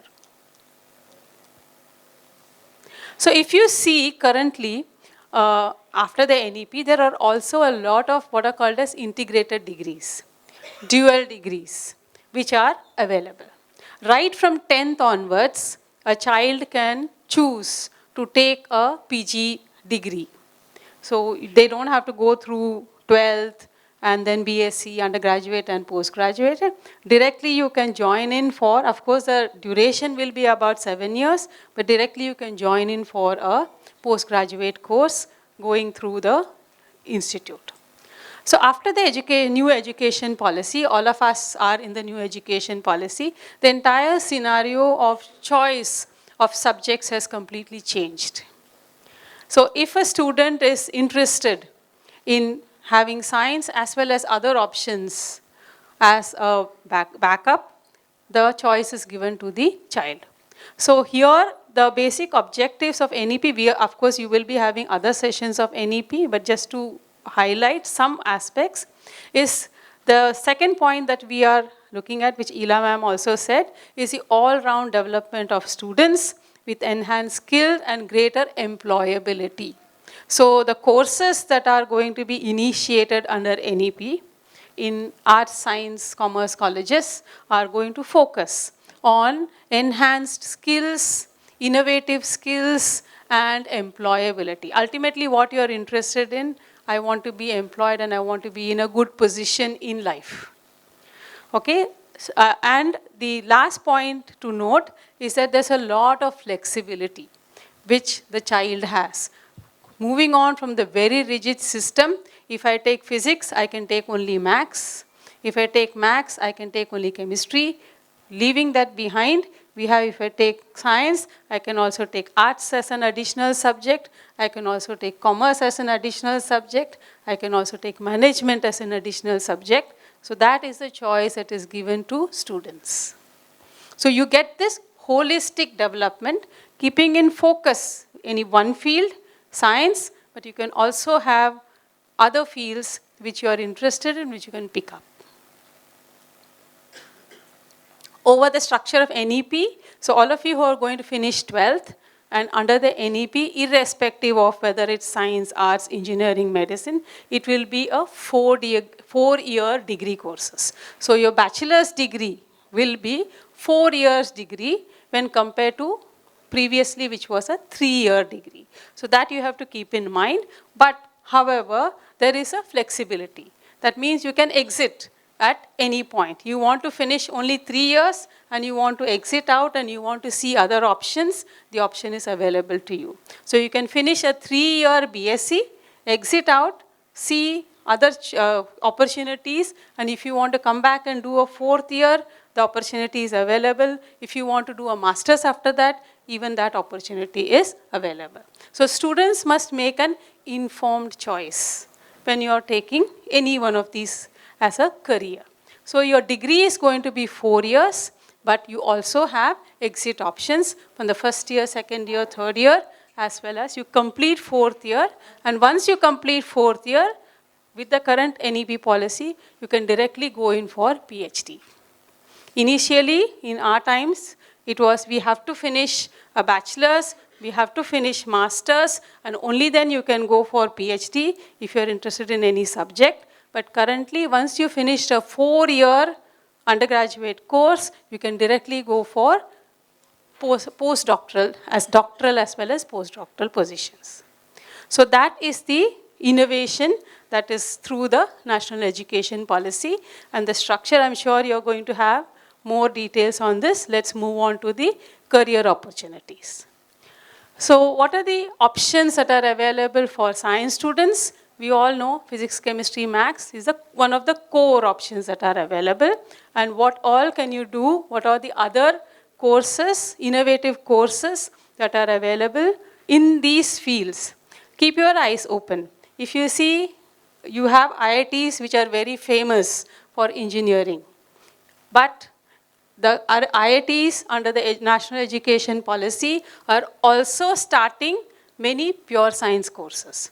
If you see in the websites of many of IIT Kanpur, IIT Delhi, IIT Mumbai, they have BSc in many of these courses.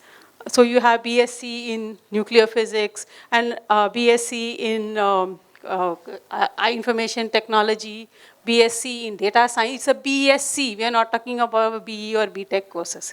We are talking about a pure science course. That means that is the importance of pure science, that even engineering colleges are starting pure science courses, okay, under the NEP policy. So in physics, you have various options.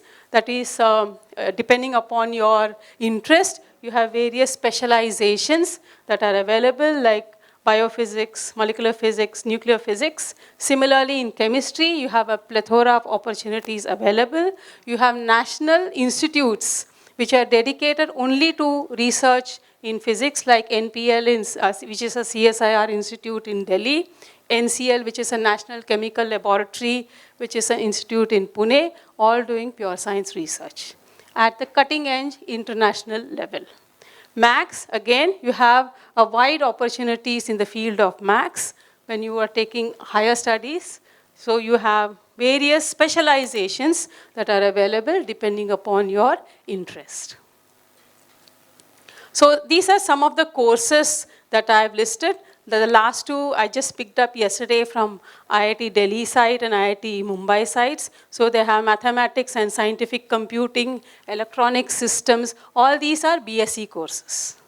So under the National Education Policy, almost all the technological institutes have also started bachelor's courses and master's courses in pure sciences with innovative and skill, in the focus on skill as well as innovation and entrepreneurship. So keep your eyes open. So all these IITs, not only pure science institutes, but all these IITs are not only focusing on engineering degrees, but currently their focus is also shifting from engineering degrees to pure science degrees. Geology is another field which is very, very interesting for those who are interested in field-based work, exploratory work, oil exploration, exploration in deserts, who like traveling a lot, but also exploration in innovation. So geology, which comes under the Ministry of Earth Science or the field of Earth Science, a lot of multidisciplinary aspect is available in the field of geology. So we have Geological Survey of India, and you have an entire ministry, which is Ministry of Earth Sciences, which focus on this area of study. So you have BSc in geology, and there are various other degrees like geophysics, earth sciences, which come under this particular faculty.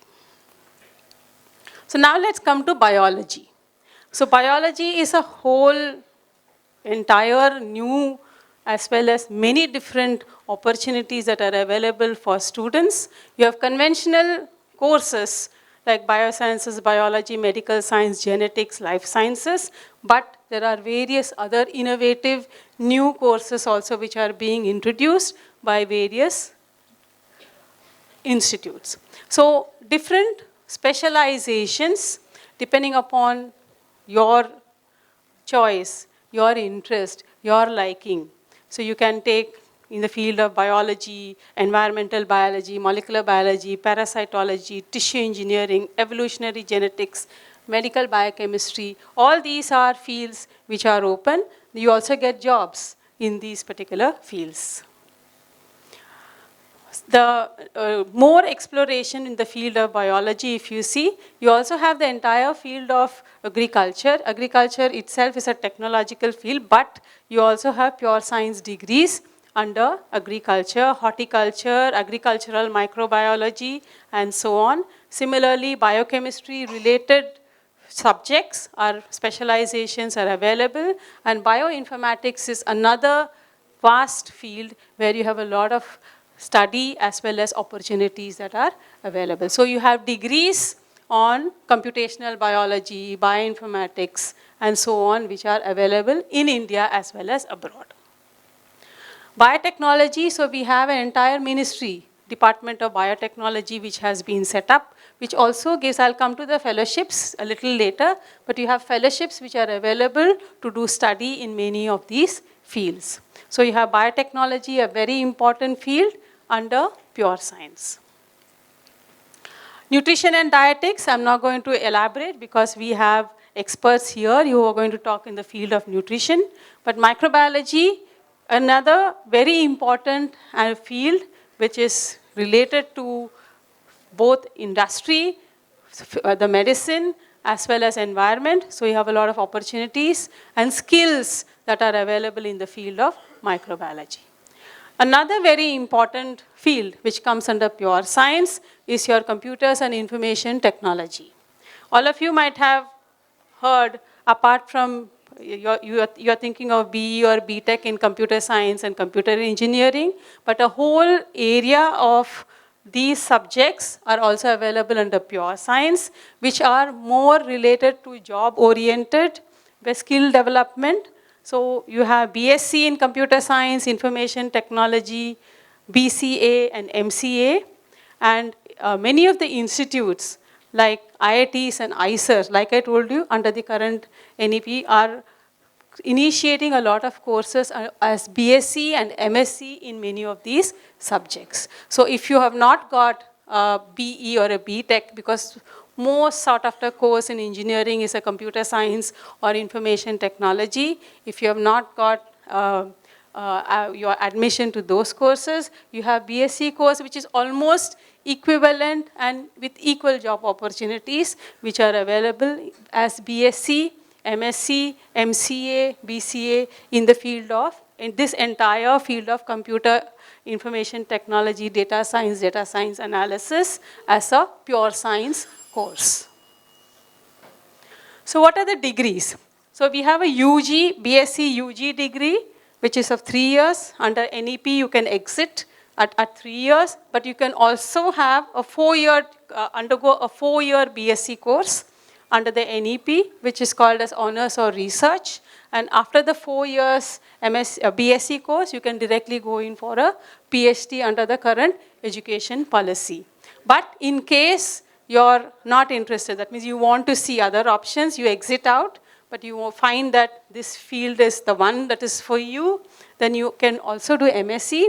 The MSc after BSc 4 years will be just 1 year MSc, or if you have a 3-year BSc, you will have a 2-year master courses.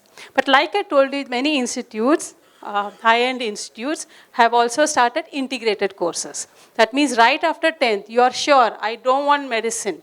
I have many of my students who have got admissions in many premier engineering and medicine colleges, but they have not taken it because their field, their choice, their interest is in pure science. I don't want to do medicine. I don't want to do engineering. This is my area. There are many of my students who have taken this and doing really well in their job and in life.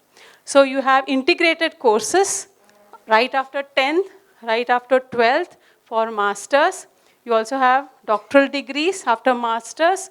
And like I told you, under a new education policy, if you have finished a 4 years BSc, you can directly go for PhD. You also have integrated PhD in many premier institutes like IISc and so on. Which are the famous institutes for pure science? Just like how you have IITs for technology, but like I told you, the IITs are also currently beginning to focus on pure science. So IITs also give degrees in chemistry, physics, biology, mathematics, but ISERs, Indian Institute of Science Education Research, have primarily built by the government of India only to establish and take up this field of, for students who want to take up this field of pure science. So equivalent to IITs are the whole, so many institutes of ISERs. So you have about 7 ISERs all over India, a lot of funding opportunities, and they have their own entrance exams, and I'll tell you the admissions for ISERs. Apart from that, you have DBT, that is Department of Biotechnology, CSIR, and if you see the symbol of IISc and IITs, they also have pure science degrees in these premier institutes. So if you do not get any tech degree, admission to tech degree in IITs, don't worry, you have a lot of pure science degrees in IITs and ISERs. ISERs are one of the best for pure science, but you also have IITs and IIScs which are giving pure science degrees, BSc, integrated MSc, and so on. Look up on their websites. You will definitely get a lot of information regarding these degrees. And a lot of new innovative courses day by day, sustainability, bioinformatics, biotechnology. So many new courses are being introduced by many of these institutes.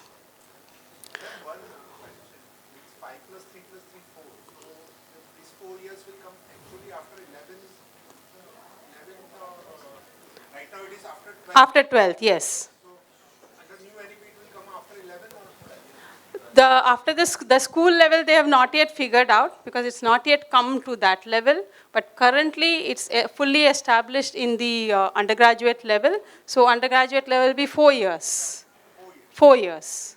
If you want, if the child wants to do a 4-year. Otherwise, they can finish 3 years and then move on and do some other course, come back. If they want to do masters, they can do a 1-year masters. Second question is for all these pure science courses, is there any entrance exam or? Currently, I'll come to the entrance exam. We'll just see the institutes. So you have IITs, ISERs, BITS. They also have pure science courses. And of course, all universities and colleges are dedicated to pure science. What are the admission process? Currently, it's 12th standard marks based. So if you want to join any pure science, in most cases, it's 12th standard mark based. But in many premier institutes like ISERs and IITs, for their pure science degree, they have their own entrance exams, or they also take in through your JEE main scores. So through your JEE main scores, if you're not able to get a tech degree, you can also get a pure science degree. So some cases, they also have entrance exams and interviews for, we have to wait for the government to announce whether for science they are going to have a common entrance exam, just wait. But currently it is based on your 12th standard marks. And for these premier institutes, it's based on their own entrance exams or JEE marks.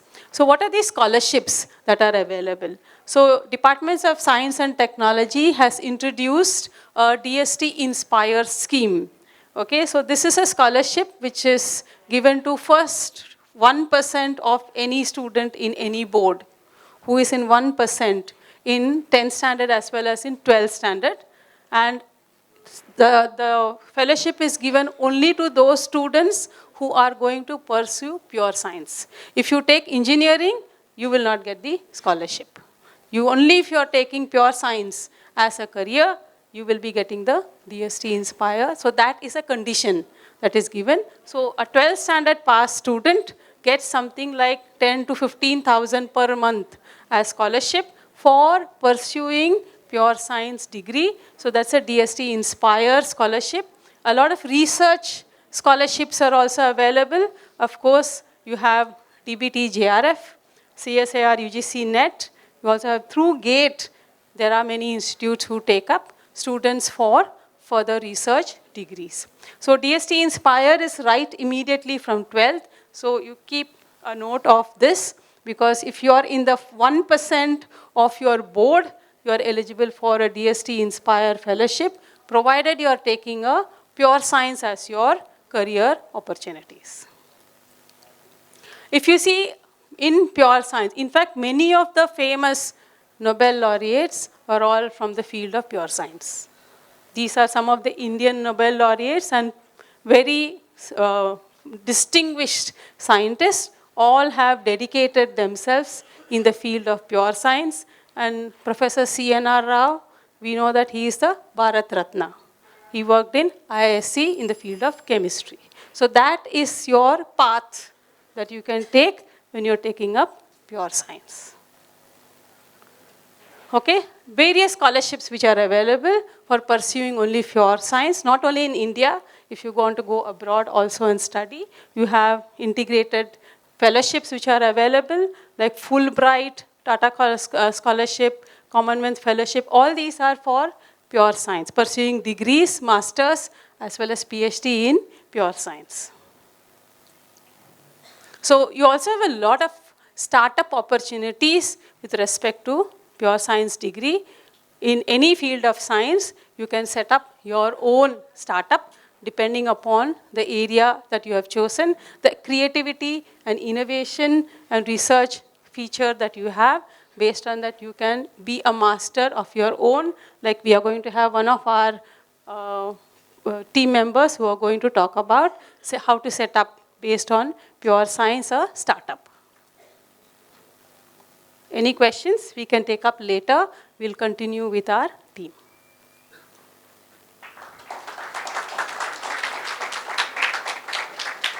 Hello. Thank you, Dr. Priya.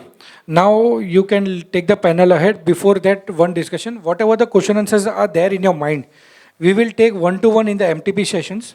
Okay, so just note down all your question answers, whatever you want to ask. All the panelists are available after lunch in the MTP session. Second announcement, we are conducting aptitude test. Okay, the advertisements have come in the Patrika. Those who have registered this week will get the links on your email ID. Those who have still not registered and want to avail the aptitude test can register, and the exam will be conducted online. So you can sit at home and give the online exams. After online exams, you will be given a call for one-to-one counseling. So after exams, counseling of one-to-one will be held over here only at Chichpokli Majanwadi. Okay, thank you. Okay, thank you very much. So we'll take ahead. We had a 10 minutes. Yes. So now we had a pure science session. So we'll move on to the next session. So the speaker, the resource person is Miss Rushi Gochar. She is a human development specialist, art-based therapist, graphologist and counselor. She is the founder of company named Art Zilling, which is a mental health service company, offers personal counseling consultancies for students and adults. Faculty at Maniban Nanavati Women's College for Masters and Diploma. So students, we would like to hear Ms. Ruchi in the field of human development.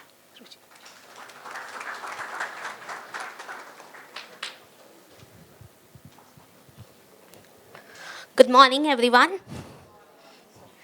Yeah, so I'm here to speak about human development. So basically, human development is a field which, you can see the whole life cycle of human being in this whole chart. So from childhood, like when the child is born till death, like we have a lot of changes in our body, mind, our systems. So this field talks about all of that specifically. So what is human development? It's a systematic step-by-step process of the entire journey of a human life.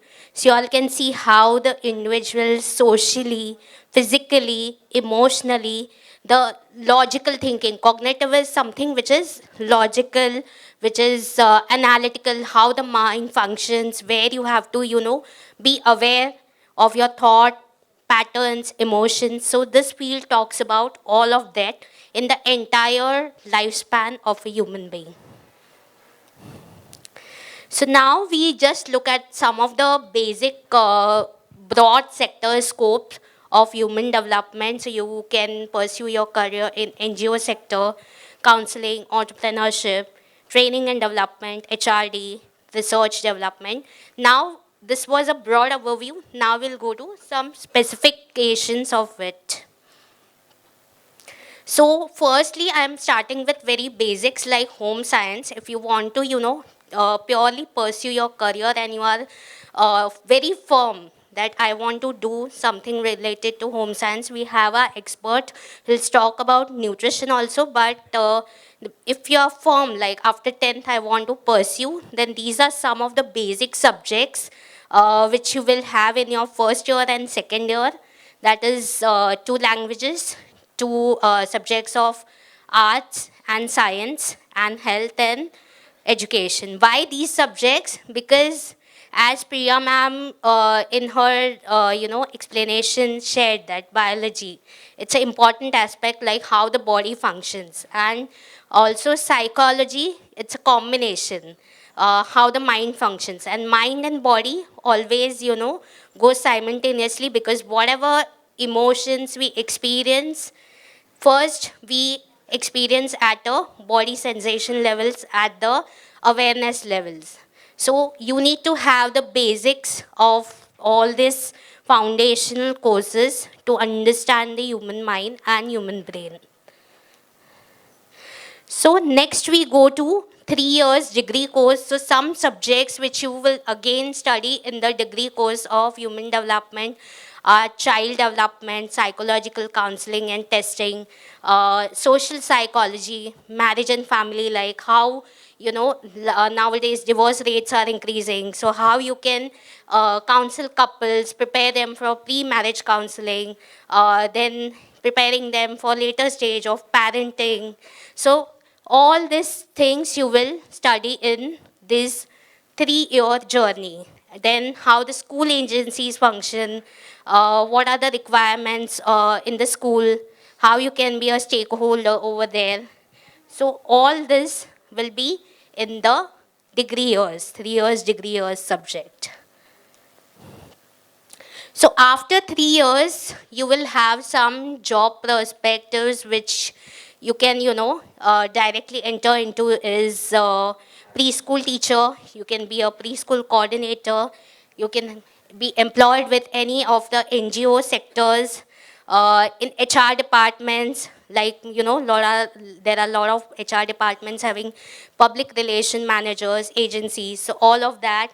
Then you can specifically, since you are from the child development background, how the child's development take place. So you can be a specific, children's event manager, because you understand the child's developmental milestone, what the child needs at what particular age.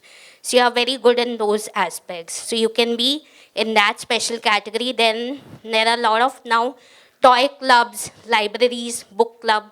You can design like specifically for children, preschoolers, like between 3 to 5 years.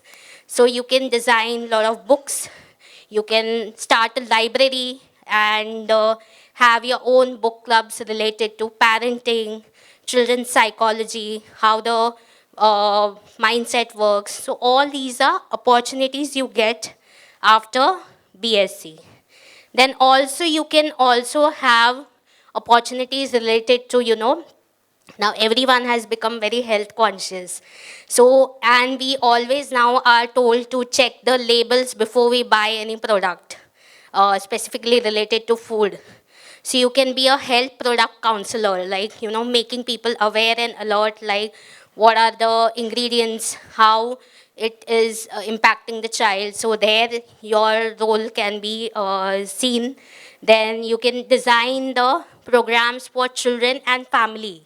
You can, form a concept that is and design specifically for the children and family. Then You can have your own puppet shows, like you can design a lot of puppet workshops for children and for adults also. Now there are a lot of, themes coming in where you can, use the skills.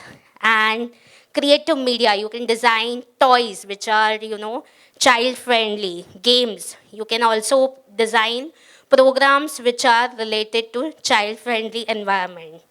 And the other part is you can design the curriculum development, like you can be a curriculum developer for a particular school where you can design the curriculum for that whole academic year.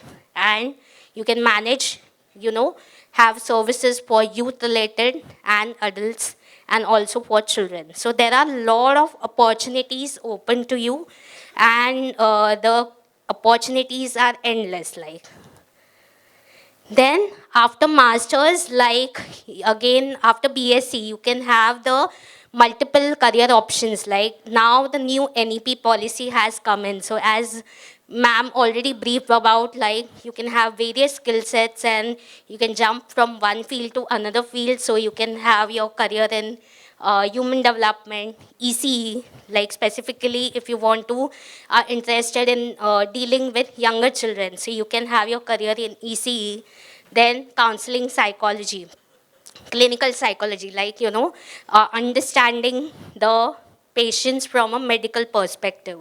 Forensic psychology, again, how the criminal mindset works, how your expertise, like why certain behavioral traits are happening. So there you can use this. Media studies, children's media and entertainment, like specifically you can have your career in relating to children's media. And how educational technology, like now it's the digital generation, so lot of scope for merging education and technology.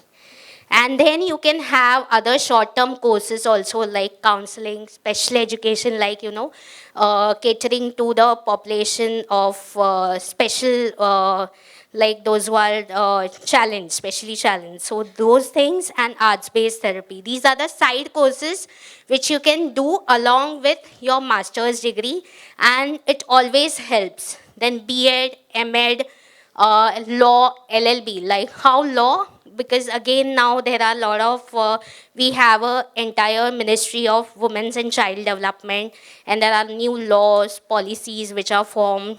So you can be aware and you can play a major part there in LLB also. So these are some of the, career opportunities which you can, jump into. And also MBA and MSW, Masters in Social Work and Business Administration. So anything and everything is possible in today's age. And after masters, these are some of the, career opportunities which you can get. Like you can have your own startup, you can be a university teacher. Like right now I have my own startup, and since I'm passionate about teaching, so I'm also associated with Naravati College as a, faculty over there. And researcher, because you keep on exploring, innovating new things. Head of the departments and NGOs, educational consultant, soft skills, which is very important. Soft skill training is very important in all aspects of life in today's age.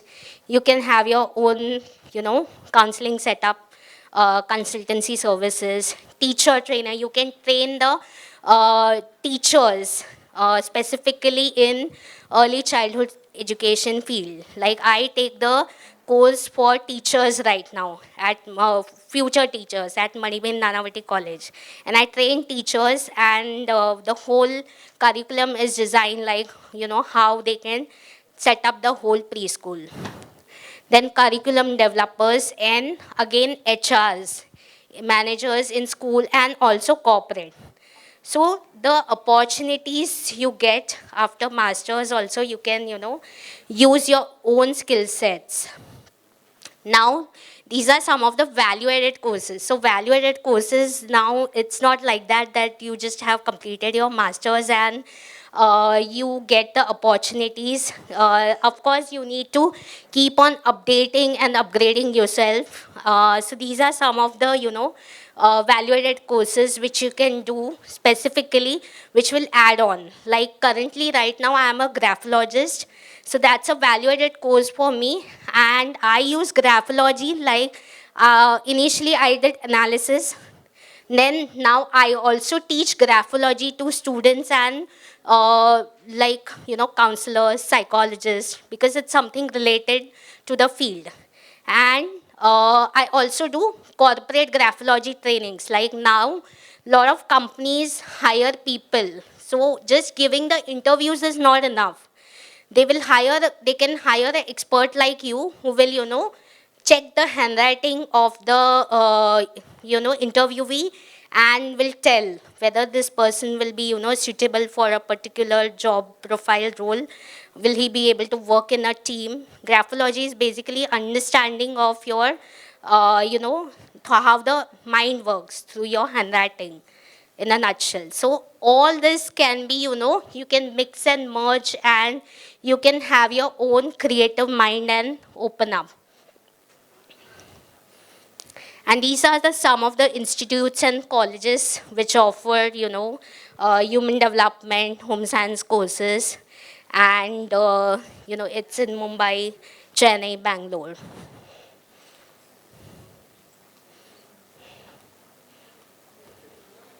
Yeah, thank you. That's it. Any questions, you can reach out to me over here. And lastly, I would like to say human development is a field that not only, helps you in your career, but it also helps you to have a healthy family, community, and be with people. So if you are someone who likes a lot to help others, create problem-solving opportunities, human development is a field for you. Thank you.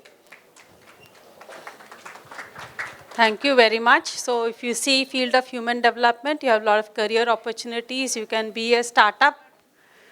Okay, so you can also be a celebrity when you're taking pure science. So we have one such celebrity nutritionist among us, Dhwani Shah, who is a practitioner of FIMS theory, which represents food as medicine and supplement. She uses the power of food and home remedies and has healed about more than 25,000 individuals over 15 countries, has conducted 500 workshops, has developed 7,500 health recipes, and is a nutritional consultant for more than 60 health products.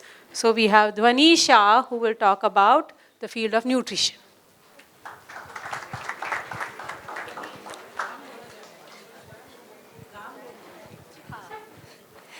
Good morning જય જિનેન્દ્ર. હું ધ્વની શાહ ગામ સેડીથી અહીંયા. હકડો major difference મૂકે ચોણું आहे before I start my session.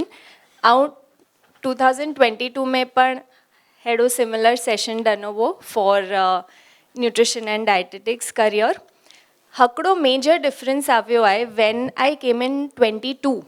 So usually patients used to come to me saying, my doctor has given me this list of 10 medicines. I don't want to start it yet. I want to try managing my health with nutrition and lifestyle. Today, they come to me. This is my doctor's prescription. He's told me to start walking, stop sugar, and meet a dietitian. This is the main change that has happened in the last 2 to 3 years, thanks to COVID also, and of course, thanks to the practitioners in the field. So, amongst the fields that are growing after lockdown and in the health industry, nutrition and dietetics is growing by 11%, and it's estimated at 11% growth till 2030, which is the highest among all the fields. So this is a very upcoming field. It's already in demand, but it has a major growth perspective. 5,600 job opportunities every year, 18% shift to alternate healing, which is again the highest amongst all the other fields. and it has the highest GDP recorded till date. So food industry, food startups, nutrition industry and the health industry has the highest GDP recorded in the last 50 years. So it is a very promising field if you want to consider it. The study, I will not go too much in detail, a lot has been spoken. It's a graduate, postgraduate program. There is a PhD available, RD available, and certification courses. But certification courses are not enough. So there are a lot of quacks, I would say 3-month courses, 6-month courses they have completed and they call themselves nutritionists. They are causing more harm than good and it is not sustainable. So if you want to take up the field, make sure you get at least a BSc degree and then opt for certifications for specializations. Entrance exams are only for master programs. They are not yet introduced for degree programs. So what are the alternate studies that you can do with nutrition? Now you know when you come out of college, it is very different when we go in the real world and apply our knowledge. I have noticed this because I have studied naturopathy, TCM, acupuncturist, I'm a registered acupuncturist. It is not enough. So whenever you're doing your degree program, simultaneously through your institute, through private institutes, through correspondent courses, please opt for additional certifications to give you that edge when you're working. Some of the very useful certifications are in naturopathy and Ayurveda. Our Prime Minister Modi has given special recognition to Ayurvedic sciences in the new budget. They have allotted budget to promote these studies. So in the future, you will see the trend shifting to naturopathy, Ayurveda, traditional medicine, dadi maa ke nuskhe, home remedies. So along with modern science, if you are integrating the traditional sciences and naturopathic sciences, it will give you a huge edge. Sports and exercise nutrition. So sports teams, gymkhanas, clubs, even athletes, we get a lot of inquiries for that. There is a lot of scope for sports nutrition. Now it's no more about drinking protein shake or just running extra to build the stamina. Even fields like archery, shooting, golf, they have nutritionists for them. So it is a very upcoming field. A certification in that will also help. Disease specification. So even an oncologist, people working with cancer, kidney disease, even your the eye doctor, ophthalmologist, they have nutritionists because they realize blood sugars are causing glaucomas in the eye. So all major doctors are having nutritionists, so you can specialize in any one of the medical fields.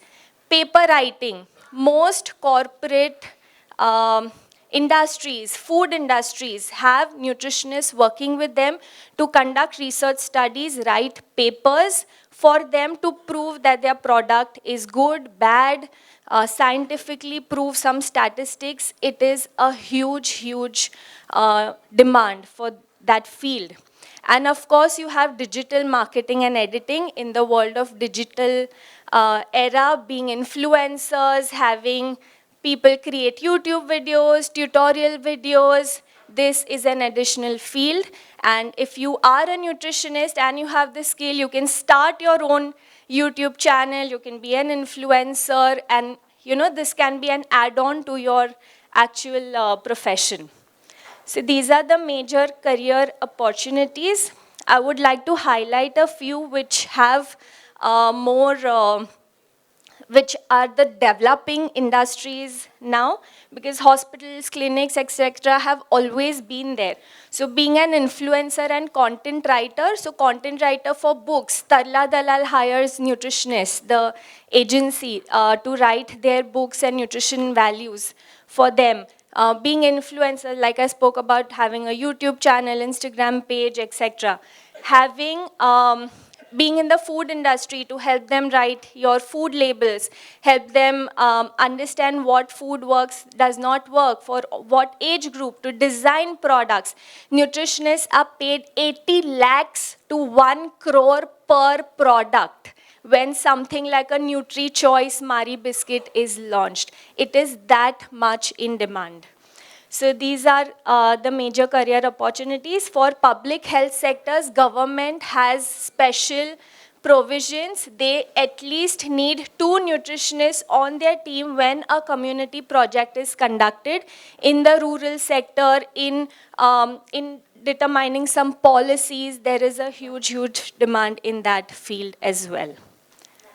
Thank you so much. It was a pleasure talking to all of you. And your questions we will take up later.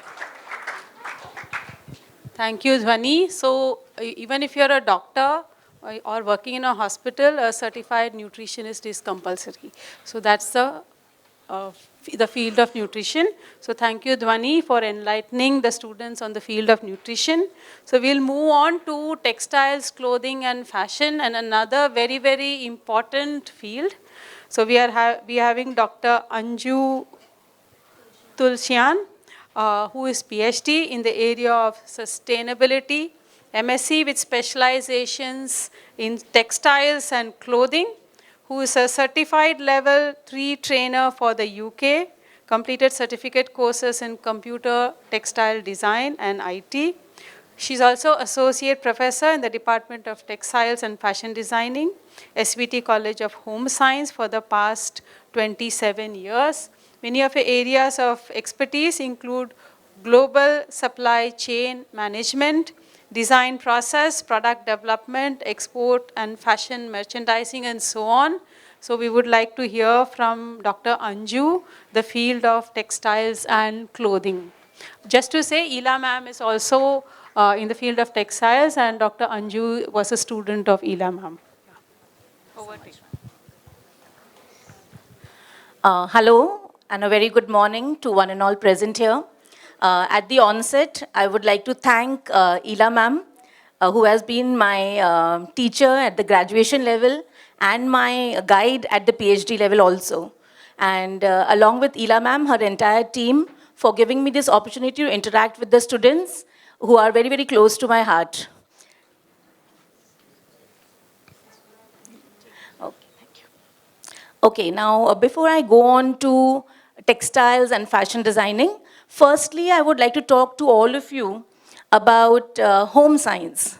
The moment we talk about home science, I have seen that people think, oh, home science. No. I think engineering is good. Medical is also very good. Science also is not bad. Commerce has a good lot of opportunities. But home science, agar kuch nahi mila na, to home science dekhenge. I have seen that. And I'm being a home scientist. I would like to tell you that home science is such a vocational and professional course. Earlier times when the home science began, it was, it was basically for homemakers. So people used to think if girls learn home science, they will learn how to stitch, they will learn how to cook, and that's good for them. But now home science is no longer just stitching and cooking. It's way beyond it. You have already heard from Ms. Dhwani about nutrition. That is nothing but a part of cooking. So that is home science. You've heard from Ruchi ma'am about human development. That's again home science. And I'll be talking about fashion design. That is also home science. So home science is, don't think about home science as a field of study, but it has a whole lot of specializations under it. 2 of the specializations you've already heard about. 3rd one I'll be talking about. And there are other fields like mass media and communication under the field of home science. Also, we have resource management and hospitality under the field of home science. So home science has become a very highly professional field, and all of you all should explore it because there are a whole lot of opportunities for all of you. So beginning with textiles and fashion designing. The moment we talk about textiles, what comes to your mind? Fashion designers, right? But is it only fashion designing? No. What is textiles and fashion designing? When talking about this field of textiles and fashion designing or textiles and clothing, it's basically, if I explain to you in short, The moment we get up from the bed we are using is textiles. You put your feet onto your slippers, nothing but textiles. You walk to your bathroom or your washroom, pick up a brush, the bristles, textiles. Okay, you use a towel, textiles. The clothes you wear, textiles. The moment you hop into a bus or a rickshaw or a car, the seat covers, textiles. So you can imagine how much we are surrounded by textiles. So textiles is not only about fashion designing. Textiles is much more, way beyond just fashion designing. Because when we talk of textiles, we always talk in terms of only fashion designing. Definitely fashion designing is a big part of textiles and fashion designing, and it is one part but. Okay, if you see here, you can see some of the home textile products. So designing home furnishing is also a part of textiles and fashion designing. So I will explore some more options for you as we go further. These are again some of the avenues open for people who want to be, want to learn, who are creative and techno-savvy, both together. There are so many fields open for them from the field of home science in the specialization of textiles and fashion designing. They can cover up any of them, whether it's sportswear, it's geotextiles, it is medical textiles, and many more. So you can see that these are all the fields which you can specialize in further when you are doing textiles and fashion designing under the umbrella of home science. Whenever you are choosing any subject, be it home science, be it pure science, be it commerce, be it whatever, first thing you need to understand is what are your skills? What are you equipped with? Already you have within you. Question your own self. Understand yourself. Understand how passionate you are about doing a particular thing. If you're passionate about drawing, about creativity, definitely fashion designing is your field. Okay, there are so many other options in the field of fashion designing.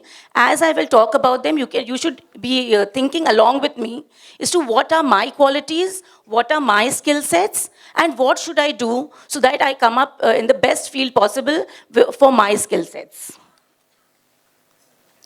These are some of the skill sets which we generally talk about. Okay, interpersonal skills, communication skills, social skills, and so on. Now, when you're talking of textiles and fashion designing, merchandising is also a very good career opportunity for fashion institute for the students who pass out from the fashion institutes. So in merchandising, we have various types of merchandisers, especially with the retail industry coming up in a big way. Okay, we can have retail merchandisers, fashion merchandisers, export merchandiser, we can have a visual merchandiser. Again, each of these merchandisers have a totally different role to play. Okay, depending on which area of merchandising they are getting into. You have to understand what are your skill sets, what I was just talking about. If you're an effective communicator, do you have good interpersonal skills? Do you have the ability to, to show your talent, or and if you are good at coordinating, because merchandisers' main role is of coordination between the buyer and the production, coordination between the buyer and the retailer, coordination with the exporter and the buyer, and so on and so forth. So basically, if you have skills of coordination, if you have communication skills, then you are the right person to be in the field. We can see that so many malls are coming up, so many retail outlets, so many brands, right? Especially in being in a city of Mumbai, there are so many brands that are there: Shoppers Stop, West Side, Pantaloons, and we can't even name all of them right now. Okay, there are so many of them. So you can imagine the amount of opportunities that you have to work with these brands. These will be your key responsibilities if you are working as a merchandiser. I'm not reading them, you can just read it for yourself. But again, if you think you're very creative, okay, and you have a lot of, you can be very innovative and you can do a lot of things in a very different way, then you can also go into the field of fashion merchandising, okay? if you have, you're looking in for, these are the responsibilities which will be there for a fashion merchandiser. Basically, you're going to monitor the entire chain of things or events that are happening in the retail. If you have good management skills and other skills like leadership skills and also on, then you can also be a visual merchandiser. Now, who's a visual merchandiser? You must be going to a store. When you walk into a store, you will see a display of things in the store. Now, the moment you enter in, there'll be a mannequin beautifully draped in an outfit. There'll be shirts kept in a particular shelf, toys kept in a particular shelf. So where these toys should be kept up, at what eye level they should be kept, all that is nothing but visual merchandising. So all that is done by a merchandiser, and how it has to be done is taught in the class. Okay, so these are some of the strengths and, okay, now next is export merchandising. Again, with a lot of people getting into export business where they're exporting garments, they're exporting textiles, fashion accessories. So even that is a very good field for merchandisers. Again, you have to be very good at your communication skills. You should be good at coordination. You should know where to be, very strong enough and not be very, not be rude, but strong enough and convey your message clearly to the master tailors, etc. Because you will be the link between the buyer and the production. So these are generally going to be your key responsibilities as a merchandiser. Then you have another role of a fashion designer, which we generally look in for. Okay, now fashion designing, as we all know, if you're good at designing skills, you're very creative, innovative, then this could be your domain. You can start up something on your own. You can work with as a fashion designer with somebody, also as a freelancer. These are some of the designers you must be knowing of. Slide is changing, okay. The product designers, now not only fashion designing, but product designing is coming up in a big way. And this is one of the subjects which has been introduced by many of the colleges in their syllabi under the new NEP, that is New Education Policy, where they are not only talking about designing garments, but fashion accessories such as bags, footwear, jewelry, and so on. Then you can also be a fashion coordinator, okay? You can see that there are a lot of things that are there in the market. So how do you see that what are the things are there in the retail store? Is the inventory up to the mark? Are all the things in place? So all that will be taken care by the fashion coordinator to see to it that the things are there when the consumer comes for buying it. It should not be that the consumer is looking for something and you don't have it. So it's a role of a fashion coordinator to see into that particular aspect. Okay, then fashion forecasting. This is also a very, very interesting field where you are forecasting as to what will be the trend in the next season. Okay, and there are a lot of agencies which you can attach yourself with, wherein you can become a fashion forecaster. And like for example, when you talk about fashion forecasting, it's not just fashion, it's forecasting of colors, forecasting of styles, forecasting of silhouettes, and forecasting for the textures and so on. Then textile designing, again, is a very good field if you are, again, creative. This is one field which is very good for you. In fact, there's a shortage of textile designers because everybody wants to get into fashion designing, but very few think of going into textile designing. So if you are good at creativity and would like to go into this field, this is one good field for you. Again, advertising.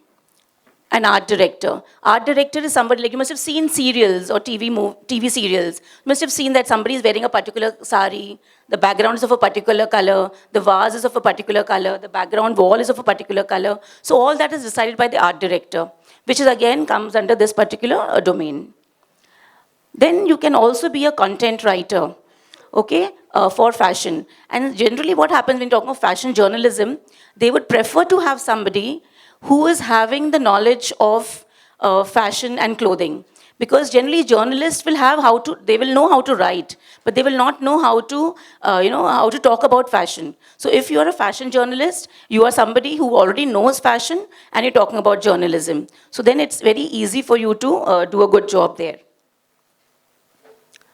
Next is boutique manager. Next is a boutique manager, that we all know. If you can own your own boutique or manage the boutique. Generally, this is a question which comes up with many people. No, what do I wear? You open your wardrobe and you're standing there and you don't know what to wear. So you can become a fashion consultant or a fashion stylist or an image consultant, which many celebrities employ these students of fashion designing for fashion consultation. So they have to design their wardrobe, they have to arrange for their clothes, they have to tell them what they can wear at what occasion they're supposed to wear. And many of my students are already into fashion styling. Again, costume designing, film and costume designing. So all these garments which you see are designed by costume designers. Okay? So again, market research, which is another avenue, if you're interested in research. So these are, just stop there. Career choice is the life choice. So please take it seriously and do it right for yourself so that you can do a good job. Okay, thank you.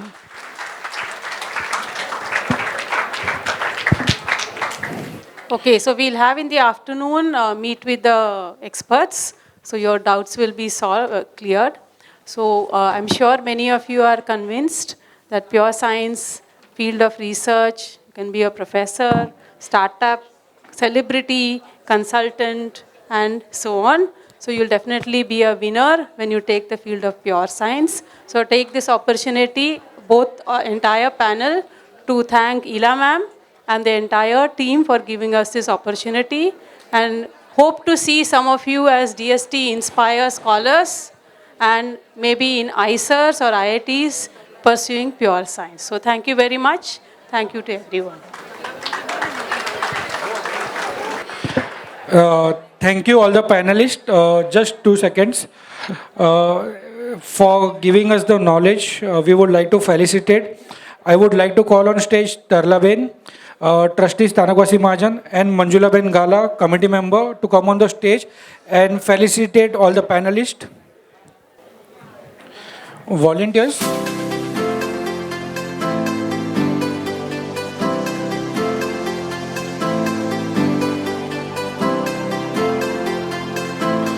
Students, those who are going out to get fresh, keep in mind in 2 minutes you have to come back.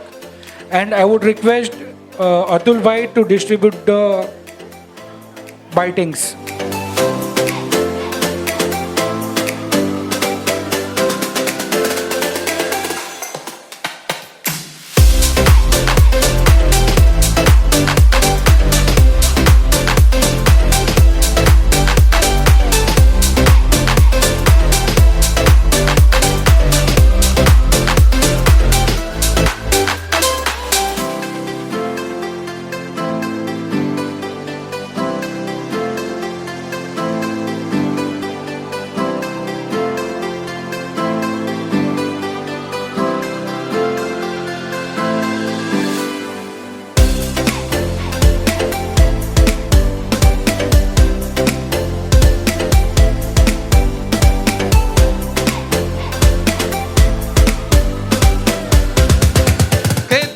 chosen the career, આજે એન્જિનિયરિંગનું career choose કરી રહ્યા છે, એક seminar માટે આવ્યા છે, એક interesting topic માટે આવ્યા છે.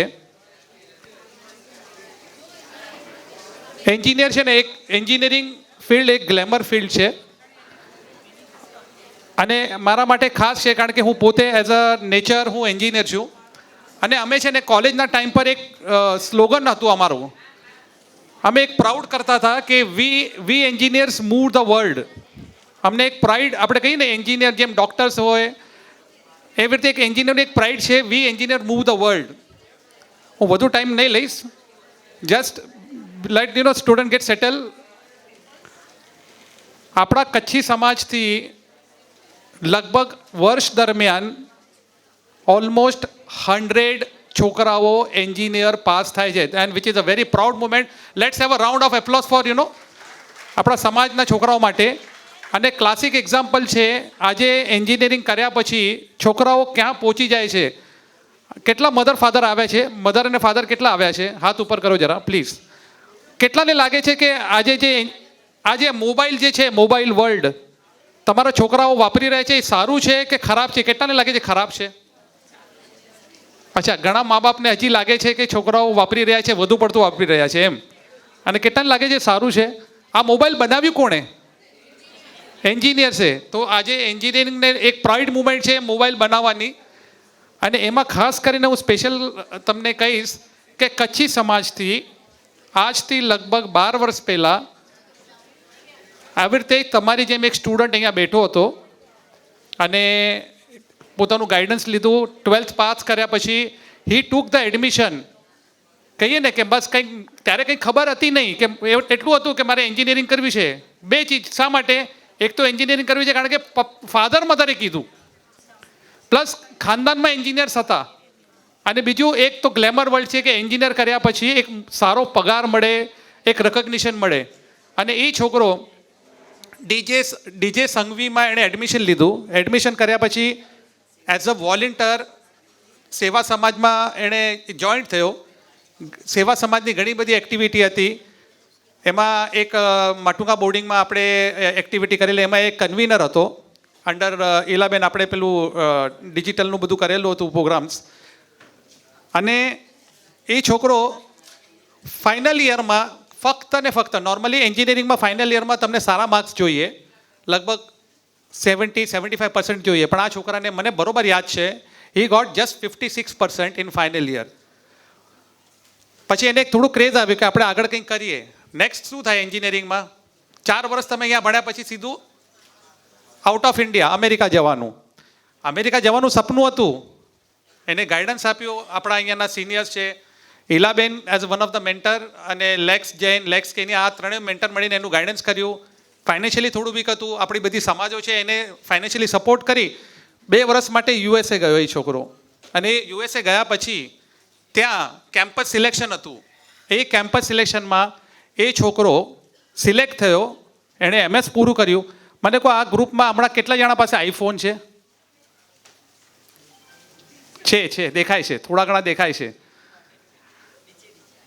એ છોકરાનું નામ છે પરીન ડેઢિયા.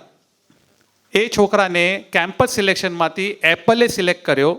અને Apple was about to launch a product. એ લોકોની ડિઝાઇનમાં હતું એપલ જે વોચ જે આપણે લગભગ બધા પહેરી રહ્યા છે, એ વોચની ડિઝાઇન, એટલે એનું કોર ચિપ ડિઝાઇનિંગ, એનું ફંક્શનાલિટી, એ ફંક્શનાલિટી કરવામાં 8 થી 10 જણાની ટીમ હતી. એમાંથી મારા હિસાબે, કરેક્ટ મી, બટ એક જ ઇન્ડિયન, અને એ પણ લખેલી આ ભાગ્યશાળી કે આપણો કચ્છી છોકરો એમાં સિલેક્ટ થયો. અને આજે કોર ડિઝાઇનિંગનો હેડ ત્યાં હેડ હતો, 2 વર્ષ ચાઇનામાં હતો. This is a proud moment for Seva Samaj અને આપણી સંસ્થા માટે, બધી સંસ્થાઓ માટે. કહેવાનું તાત્પર્ય એ છે કે એન્જિનિયરિંગ બહુ વાસ્ટ ફિલ્ડ છે, બહુ ઉમદા ફિલ્ડ છે, હાર્ડવર્ક પણ કરવું પડે છે. અને લખેલી આપણી પાસે આજે ગાઈડન્સ માટે આપણે કહીએ ને કે એમના માસ્ટર્સ આપણી સાથે હાજર છે. I'll just introduce. First of all I'll welcome doctor Vineet Kotak on the stage. Please come on the stage. Let's have a round of applause for him. The second speaker is Shahjahan Khan. Please come on the stage. અને third આજનું speaker કોણ હશે? Just gas કરો. Dhruvil કોરાની, but what is his profile? Can anybody guess the profile? They will get the prize. Yes, please. AI developer. Excellent. આજનું જે છે એનું નામ લઈ લો. We'll honor him with a good prize. And I'll request Dhruvil Karani to come on the stage. Let's have a round of applause for him.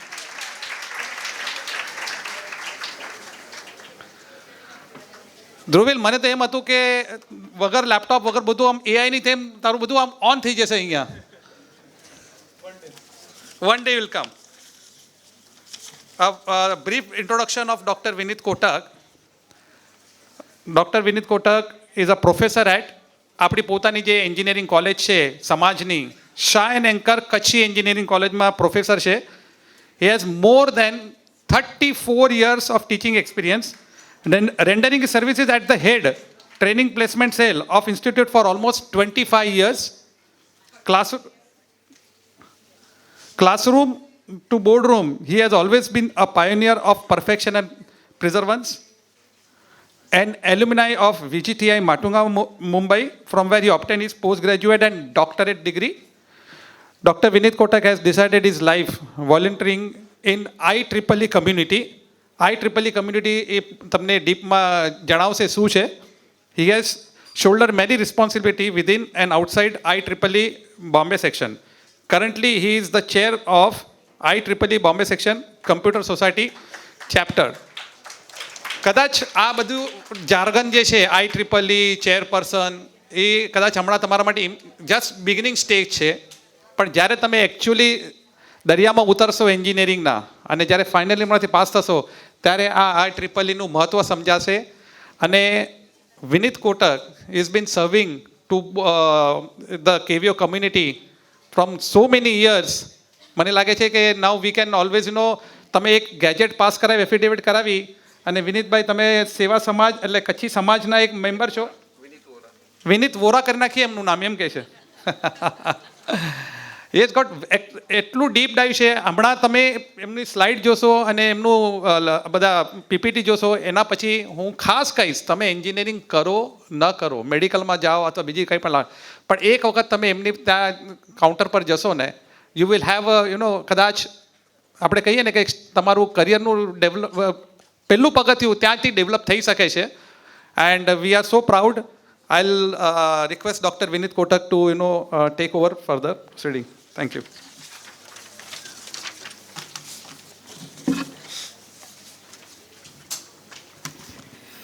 Thank you, Bimal bhai, for this wonderful introduction. આ સ્લાઇડને જોતા નહીં તમે, you will get confused. Vinit Kotak, in one sentence, is a teacher and a volunteer of humanitarian activities. Simple. આટલું યાદ રહેશે કે નહીં? બસ. આ તો હવે શું છે કે જેમ ટાઈમ બદલાય એટલે અમે લોકોને બી બદલાવવું પડે. Because if you ask me, I am a teacher of olden school. તો પણ તમારા બાળકો સાથે અમે લોકો ઇન્ટરેક્ટ કરીએ છીએ, તો આ લોકોએ મને શીખડાવ્યું કે જે બોલે એના બોર વેચાય અને જેનું બ્રાન્ડિંગ થાય એનું કંઈક રેકગ્નિશન થાય. એટલે આવું બધું કંઈક બનાવવું પડે.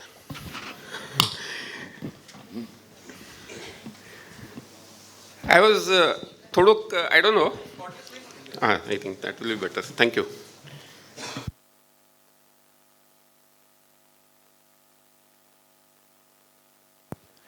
Thank you. બિમલભાઈ એક પ્રશ્ન પૂછ્યું કે how many of you want to become an engineer? I don't know why છોકરાઓ શરમાય છે કે યાર મને એન્જિનિયર બનવું છે. But I'm confident. I can tell you, છાતી ઠોકીને કહીશ કે આ સેશન પછી તમે બધાનો હાથ ઉપર જોશો. તમે એક પ્રશ્ન તમને વિચારું છું. I am asking you, even parents, specifically પહેલાં તો પેરેન્ટ્સને પૂછું છું. Tell me very honestly, are you not confused by sitting in this so many sessions from yesterday till now? બરાબર ને? પહેલાં તો તમને બહુ ટેન્શન છે, મારા છોકરાનું શું થશે, મારી છોકરીનું શું થશે, શું કરું શું નહીં કરું. સિમ્પલ વન લાઇનર આન્સર, આંખ બંધ કરીને એને એન્જિનિયરિંગમાં નાખી દો, લાઈફ બની જશે, લાઈફ સેટ થશે. અરે બેન, હજી તો શરૂઆત છે યાર. આ બધા આપણા કમ્યુનિટીના સમાજના છોકરાઓ છે. તેને medicine also we are supporting medicine યાર. Yeah we are there in medicine. એટલે તો કન્ફ્યુઝ થઈ ગયા ને બધા યાર. Okay, I will not take much time now because I want to change the scenario. I want to change the pattern because શું છે, it's a time of youngsters, it's a time of the young generation, it's the time of the new blood. So I would like my team first to present and then I will interact and I will conclude the session. ફક્ત એક જ વસ્તુ મારે કહેવાની છે કે confusion એક જ હશે કે યાર engineering, why engineering? Who is an engineer? Engineer કોણ છે? તેનો આન્સર એક જ છે. એન્જિનિયર એ વ્યક્તિ છે જેની પાસે દુનિયાના બધા પ્રોબ્લેમના સોલ્યુશન છે ને છે જ. એમાં કોઈ બે મત નથી. તમારા ઘરમાં કકડાટ થતું હશે, એની પાસે અમારી પાસે સોલ્યુશન છે. હવે એનાથી વધારે હું શું કહું? વાઇફ બડબડ કરે તો બી સોલ્યુશન છે એનું. અને હસબન્ડ ટાઈમ ન આપે એનું કોઈ સોલ્યુશન છે મારી પાસે. એક જ વસ્તુ જે એન્જિનિયર આજ સુધી નથી કર્યું, કરવાની કોશિશ પ્રયત્ન ચાલુ છે, પણ છેવટે કુદરતની સામે કોઈ જીતી નથી શક્યું. એ છે કે જે ગયા છે એ લોકોને અમે પાછા અલાઇવ નથી કરી શકતા. That is the only thing which an engineer cannot do. But I told you, પ્રયત્નો જારી છે. We have succeeded to 45%. Or maybe I would say 50% to the content of all of you, and the engineer has stopped there. 50% અમે કુદરત સાથે લડ્યા છે, હવે કુદરત સામે હિંમત નથી. I will prove it to you in my sessions. So, to conclude this point, કોણ એન્જિનિયર કોણ છે? એક પણ એવો ફિલ્ડ નથી આ દુનિયામાં જે તમે તમારી કોમન લાઈફમાં, કોમન હ્યુમન મેનના લાઈફમાં, wherever you see there is technology. તમે ક્યાં બી જાઓ, ટેકનોલોજીનો વાપર તમે કરો જ છો. આખા બધા સેશનમાં બધા લોકો એક જ કીધું હશે પેરેન્ટ્સને, તમારા છોકરાની ઈચ્છા જે હશે એને જ તમે એન્કરેજ કરજો. તમારે પોતાનું એના ઉપર don't enforce your self on to him. એને જે બનવું છે એ બનવા દેજો. I will go the other way round. આ છોકરાઓ નાના નાના ફૂલ છે, બાળકો છે. ઉલટું નથી બેન, પ્રેક્ટિકલ છે આ. અને આપણે કચ્છીઓ છે. તો ધેર માઇન્ડ્સ દે આર હવે આપણે કન્ફ્યુઝ છીએ તો એ લોકો કેટલા કન્ફ્યુઝ હશે. એ લોકોના minds are like something which you can mould the way you want as a parent, but you have two handle with care. હું બધાને એક જ કહું છું, સ્પેસિફિકલી આપણા સમાજમાં everyone has got big empires. ઘણા બધા બિઝનેસમેન છે. And I come across their children and they say, નહીં, મારે મારું પોતાનું અસ્તિત્વ બનાવવું છે. હું ભણીને પછી અમેરિકા જઈશ, અમેરિકા જઈને ત્યાં નોકરી કરે છે. અહીંયા મા બાપે આખું એમ્પાયર ઊભું કર્યું. After that what happens? મારા જેવો એક ત્રીજો માણસ મેનેજર બનશે, એ એન્ટર થશે તમારા બિઝનેસમાં. Finally one day you will retire and a person like me will take over your business. અને તમારા છોકરાઓ શું કરશે? બીજાને ત્યાં નોકરી કરશે. So it's not that કે you don't want your child to follow your passion. I also want my child to follow my passion and I'm making them do that. But પહેલાં મેં શું કર્યું? એન્જિનિયરિંગમાં નાખી દીધું. શા માટે? એન્જિનિયરિંગ એક જ પ્રોફેશન છે જેમાં બધા પેશન તમારા સેટિસ્ફાય થશે. You have any passion, you become an engineer, you can satisfy it. The previous session, with all due respect to all the speakers, I was listening to that fashion designing, my favorite. એક બી એવું field નથી, એ લોકો બી they are using technology today. બધું computer પર design બનાવી લે છે અને પછી ઓલા માણસની ઉપર બેસાડે છે. You must have come across the IKEA app. તમને ફર્નિચર લેવું હોય તમારા ઘરમાં કેવું દેખાશે તમને ઘેર બેઠા જોઈ શકો છો. There is a Flipkart app, કાં તો કોઈ ડ્રેસ શોપિંગનો એપ છે. તમે એ કપડાં તમે પોતે પહેરી શકો છો અને તમે જોઈ શકો છો મારા પર કેવું લાગે છે. You can literally wear those virtually, right?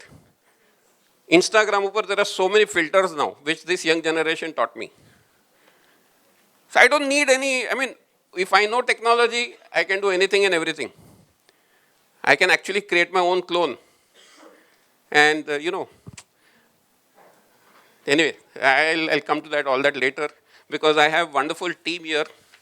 I'm so proud of that team because every year we have some magical personality here. Okay. So before that, can you change the slide, please? I have with me Professor Shahjahan Khan.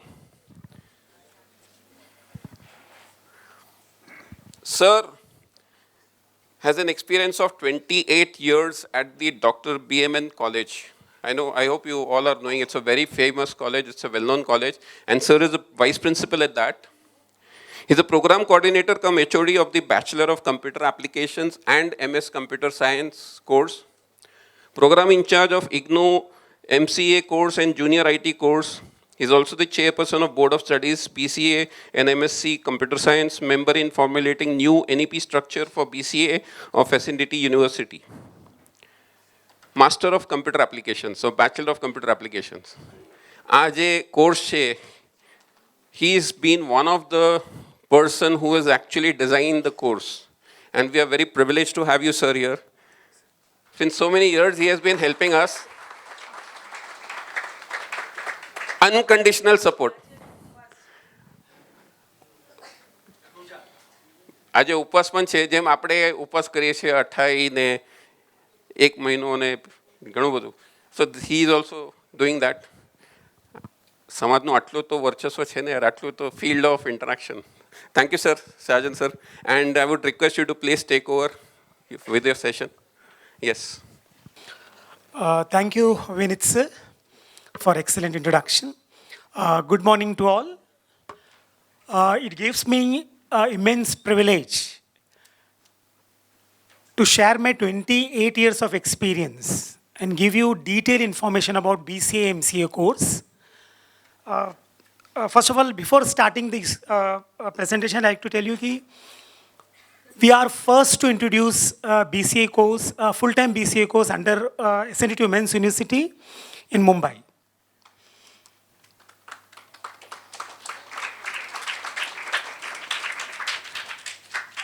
According to the recent report of NASSCOM, one of the highest growing sector from 2011 is an IT sector.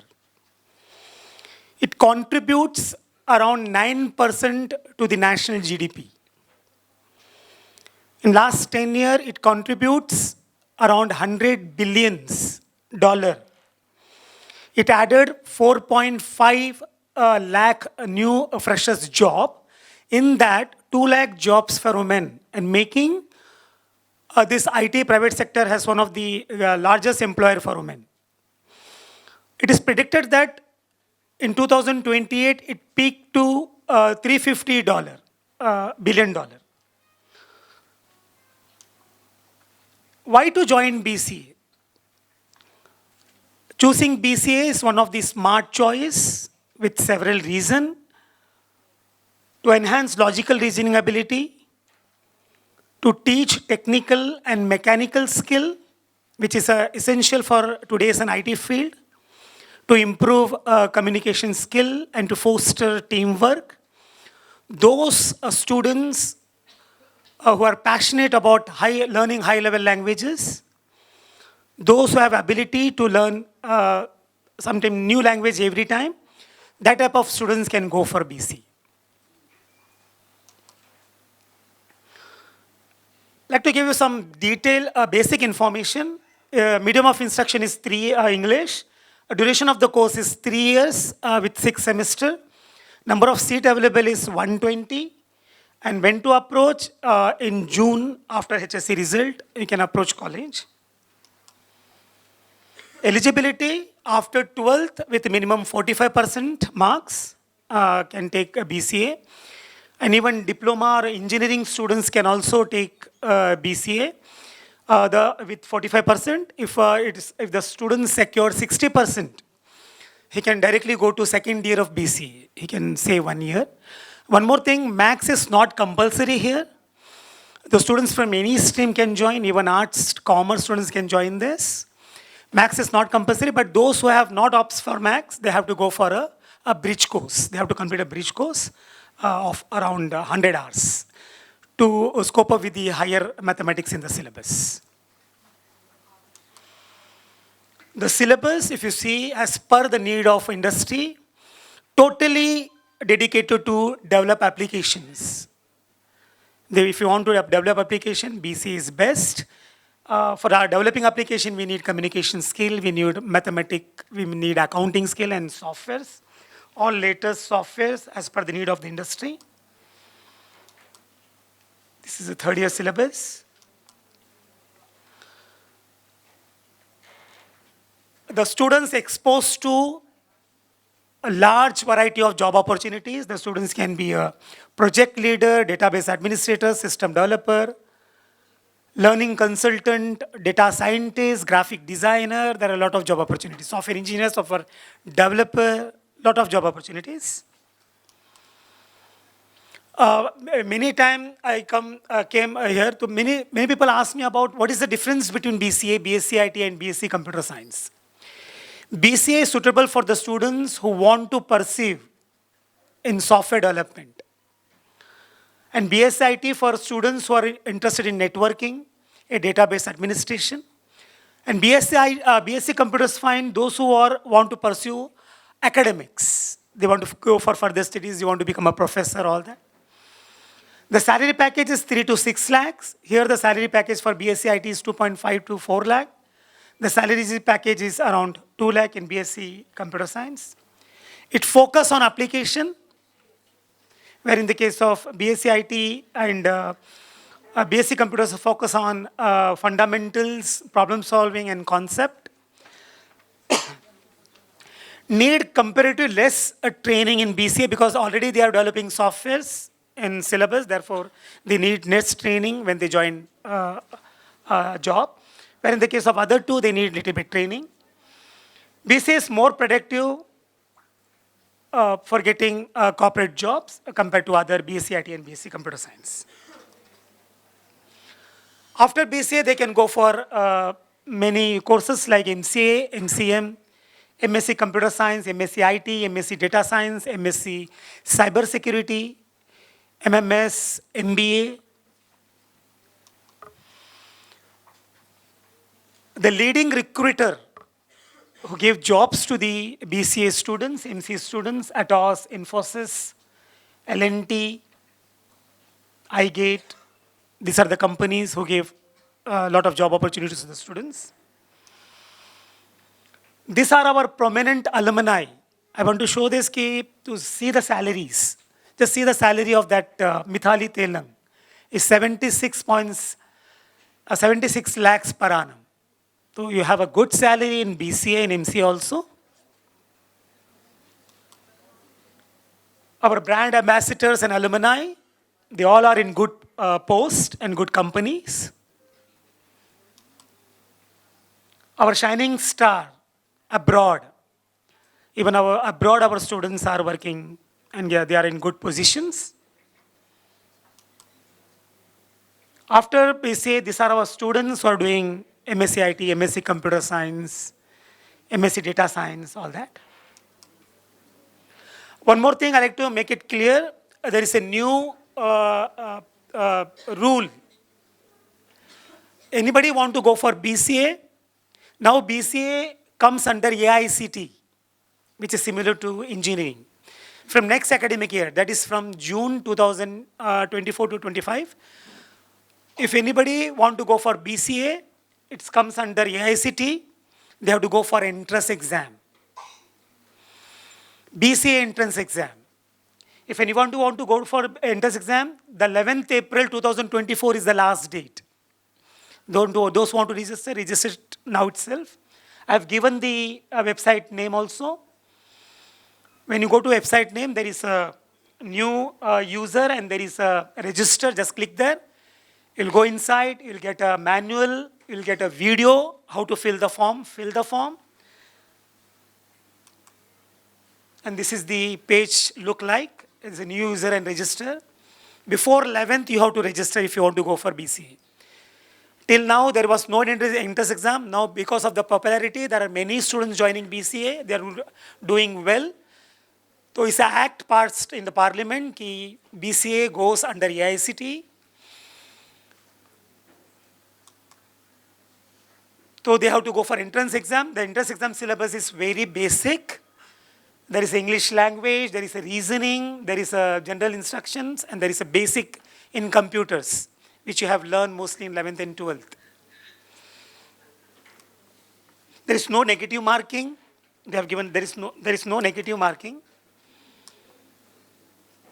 Okay, it's a 90 minutes paper. You have to solve 100 multiple choice questions.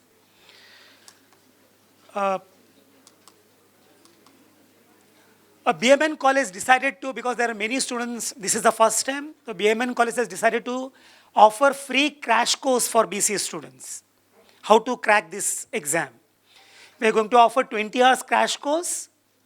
The date will decide soon, mostly April 2024. The entrance exam, we got the date from AICT, 27th to 29th May. So we have a lot of time. If anybody want to join this course, they can join. It's a free. This is the flyer for that course, which I am going to give this. Anybody want to join, they can register, they can attend this course. It's 20 hours course. It's a 1 week course, 2 hours mostly, 2 or 3 hours. So we can able to crack the entrance exam.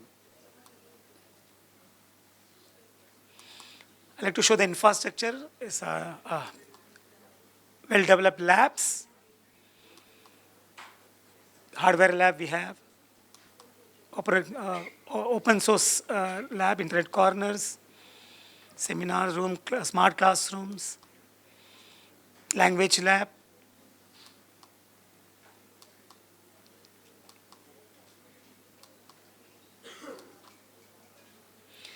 For more detail, if you have any queries, you can contact me. This is my contact detail.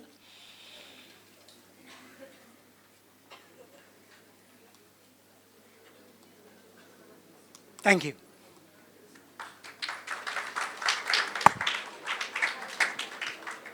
Thank you so much, sir. Thank you. Bachelor of Computer Applications. There was a time 20 years before it was just introduced. 20 years, sir? Almost. And now today, it's actually a part of the engineering family. So I'm so proud of it. That finally, sir ni je mehnat hati, ye safal thi gayi. Next is our all-rounder coming in. The next batsman, Shri Dhuvil Karani, apno panjo chokro panjo maadvu. You can see his profile that he is basically a graduate from the IIT Guwahati, from chemical engineering, and today his career is in artificial intelligence. And I am sure the second last line देख करके काफी लोगों के चेहरों में ऐसे हंसी दिखाई दे रही है. अरे गईकाल जो पा एकड़े सॉलिड पा गेम रम्यासु. हाँ अभी भी कोई लोग बीच में ऐसा सेमिनार में पीछे ऐसा रख के ड्रीम्स 11 खेलते होंगे क्या पता नहीं कितने लोग खेल रहे हैं. I told you one thing. You name a field and engineering is there in that. Share market bolo, games bolo, Dreams 11 bolo. What is it, Dreams 11? It's a combination of share market, combination of cricket, combination of money, financial matters, combination of technology, and combination of dash. I will not, you have to fill in the blank because I'm on a public platform, I cannot fill in that blank, but you are intelligent enough to fill in that blank. So आपका वो जो dash का passion है, वो भी fulfill हो रहा है. And that is why engineers come in the picture. So I am really proud to welcome Dhruvil Karani. He is a self-taught AI engineer. That is another beautiful aspect of engineering. पप्पा मुके की समझन नहीं पैती. College में कोरो teacher भणाई थी says मुके नहीं समझन पे. इंजीनियरिंग में की समझे जी गरज ज नहीं. Don't ask the question how and why. Just do it. Practice it. I wouldn't use the word die because that is used in the armies. But in engineering, we say that you succeed. That's it.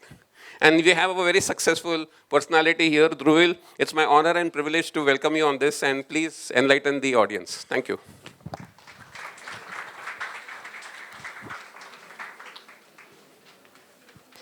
Hi. So I was told that આવું અડધો કચ્છી અડધો ઇંગ્લિશમાં વાત કરી દઉં વાંધો હે thank you મુझे જે में आयो कि पाके एवर क्वेश्चंस ना करे जा बट मुझे प्लान बहुत नौ मुझे प्लान ये है कि आऊँ आके क्वेश्चंस पूछा because I feel कि when I started writing my slide and what I wanted to say I thought कि I want to say something that is not easily available on the internet. Nekar, it's not a good use of our time. Sorry. Okay, sorry. First, I'd like to talk about like two things. First, what everyone wants to know is how to get into AI and what kind of work you can expect there. And second is something very broad, which applies to people who don't want to get into AI but can be affected by AI, right? So, how many of you have ever written a program code in their life? Oh, wow. Wow, that's amazing. How many of you have created something like a simple website, HTML? Wow. So this is going to make my job a lot easier. Thanks. Now, and okay, one last thing. How many of you have used? How many of you use tools like ChatGPT, Midjourney on a daily basis? I mean, very frequently, not daily, but wow. Yeah. Okay. So broadly, in the industry, you have three categorization of roles, right? So you must have wondered, people who created tools like ChatGPT, right? Who wrote the algorithms behind ChatGPT? What do they do? Like, how did they get there, and how did they get a chance to work on all these, cool algorithms? In industry, you have three types of roles: AI engineer, AI scientist, and data scientist. I'm sure you must have like come across these three words in different contexts. And I'll just see what I do. What I want to do is just want to discriminate like what each of these roles does, right? So say that an AI scientist, his work is to conduct research. What he aims to do is he will create algorithms. He will say that, okay, I want to create an algorithm which, if I describe, okay, create an image of Taj Mahal but in pencil art, and that should give you the image that matches the description, right? So he creates the algorithms for those. And when he does that, he does a lot of experiments.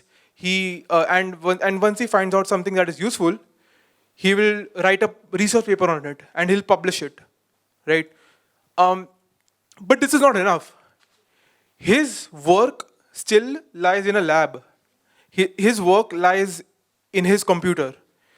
For that to be developed into a full-fledged application, which can be used by people like us, end users, that's not what he does, right? That is something that an AI engineer does.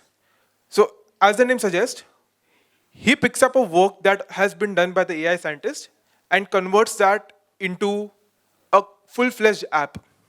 So just to give you an analogy, in school, you had chemistry labs, right? Where you would use test tubes and some chemicals and conduct some reaction, right? And you would make some observations that, okay, this is you would note down some values that, okay, this is the temperature, this is the volume, all of that, and you would write a report. What you did was you actually did science, but if you want to do the same reaction in a large factory, right, in a chemical plant, you can't just put large test tubes there. It's an entirely different thing to do. And that is what engineering is. Engineering is when you take some science and you make it scalable. You do it on a large scale. That's a very consistent characteristic of engineering, right? So what an AI engineer does, they productionized AI models. Oh, ML is machine learning, which is, in this context, it's synonymous to AI. But yeah, so what they do is they productionize AI models. And data scientists, I'd like to explain their role using an example, right? Let's say I'm working in Facebook, right? And I want to make some changes to the home page. I want to change the button design. Like let's say some add a friend button. I want to change its color.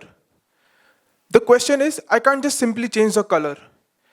Because I need to know if I change the color, what if users don't like it, and they reduce the app usage, or they stop using the app altogether. So how do I know this without destroying the user experience? So what they do is they do an experiment that, okay, if Facebook is used by 1,000 people, they will show the new button design to, let's say, some random 10 people, right? And what they'll do is they'll notice the change, that these 10 people who are seeing the new design, are they using the app more or less? If they're using it more, then probably this is a good change. All of these decisions are driven by statistics, right? So what a data scientist does is, their main job is to analyze data and sort of extract insights from it. That, okay, users are doing this. This is their behavior. So if we introduce this feature, they will use the app more. That is what they do. Now, what skills do you require? I won't go into the degrees immediately, because I feel that even if you don't have a degree, you must have the skills, right? An AI engineer, I would say like 70% of their work, 60 to 70% of their work goes in software engineering, because the algorithm is ready. But if they have to serve it to millions of users, that's a lot of engineering work, a lot of software engineering work, right? So software engineering is their key focus, along with AI and ML. AI scientists, their job is to just do research, just push the boundaries of what AI can do, right? Their main job is to conduct research in AI, and for which they need a lot of mathematics, a lot of advanced mathematics, statistics, calculus, linear algebra, probability, all those topics. And data scientists, their job is to analyze data. They are not there to develop software and application, and they are not there to do research. Their job is that, okay, if I have like GBs and TBs of data, and I want to learn about what my users are doing, how do I do it? So for that, they need statistics and some basic machine learning and AI. The easiest path to get into any of these profiles, for example, if you want to be an AI engineer, the easiest path is to get a master's in computer science. And this is something I'm talking about from a current day perspective. I know that in my introduction, it was mentioned that I'm a self-taught AI engineer, which is true. But I got a job when I graduated in 2019. Things have changed significantly from now. So from now, it might be significantly harder if you go by the self-taught route. It's possible, but I'm telling you the most straightforward part to it. To be an AI scientist, because you want to conduct research, it's extremely useful to do a PhD, because PhD teaches you how to conduct effective research. Lastly, to be a data scientist, you can either have a bachelor's or a master's in statistics, mathematics, or computer science. So these are like a very broad categorization of the roles in this broad field. Now, I have a slight, this is again my slight bias, but so take it with a pinch of salt. I feel any engineering, even if you have a master's in mechanical engineering, you can get into AI. You have to learn those things, but the beauty about studying engineering is it teaches you the most important tools to operate, which is any engineering course you take, even if you take chemical or biotechnology. In your first year, you have a compulsory course in computer science. You have a compulsory course in mathematics, and that more often than not is sufficient to get started with AI. So I feel that even if even if you don't have a degree in computer science, you can still get into AI, only it will be slightly harder. Now, these are some, what I told you is a very theoretical thing. Not that it doesn't work, it works. But to give you an edge, you should know how hiring happens these days, right? How companies like OpenAI, and even, there are some amazing companies in India. By the way, like, this field is so hot that right now, there's a huge talent war going on. For reference, OpenAI, do you like any guesses on how many on how much does it pay to its AI engineers in dollars? Just give a guess. Yeah, $1,000 a year. It's too less. Still less. They pay $1 million in cash. This is the kind of scarcity that's in the market for like really amazing AI engineers. And why does it have to do that? It's not just because of shortage, right? I mean, practically speaking, there is a shortage of house help in Mumbai. But that doesn't mean that we start paying them million rupees or dollars, right? It's because the kind of impact they can create. They can solve world's biggest problems, right from, treating so far incurable disease, to creating digital teachers who resemble humans so closely, right? So one of the key things I've observed in the hiring market is no one is willing to hire without experience. Even for a so-called entry-level job, they ask for 3-4 years of experience beforehand. Even when you want to pursue PhD in AI, PhD where you spend 4-5 years publishing research, that's where you learn to do research. Even they are asking that you should already have publications. So the thing you want to learn is something you are already required to have. That's the kind of market we have today. So what I found really useful that even this is from my own experience, how I've got jobs and how I've seen my peers get hired. The easiest way as a student is to get good internships, like really good internships, because this is AI is not a theoretical field unless you do pure research. It's a very applied field, right? So people who have already developed solutions for companies are valued significantly higher. So get internships. Obviously, job experience in a related field. Like if you have been a software engineer for 4-5 years, getting into AI is relatively simpler. If you can, even when you are in your undergraduate, if you can do research with a professor in your college, that's immensely helpful. Like that will get you to go to research conferences, and where you'll meet recruiters.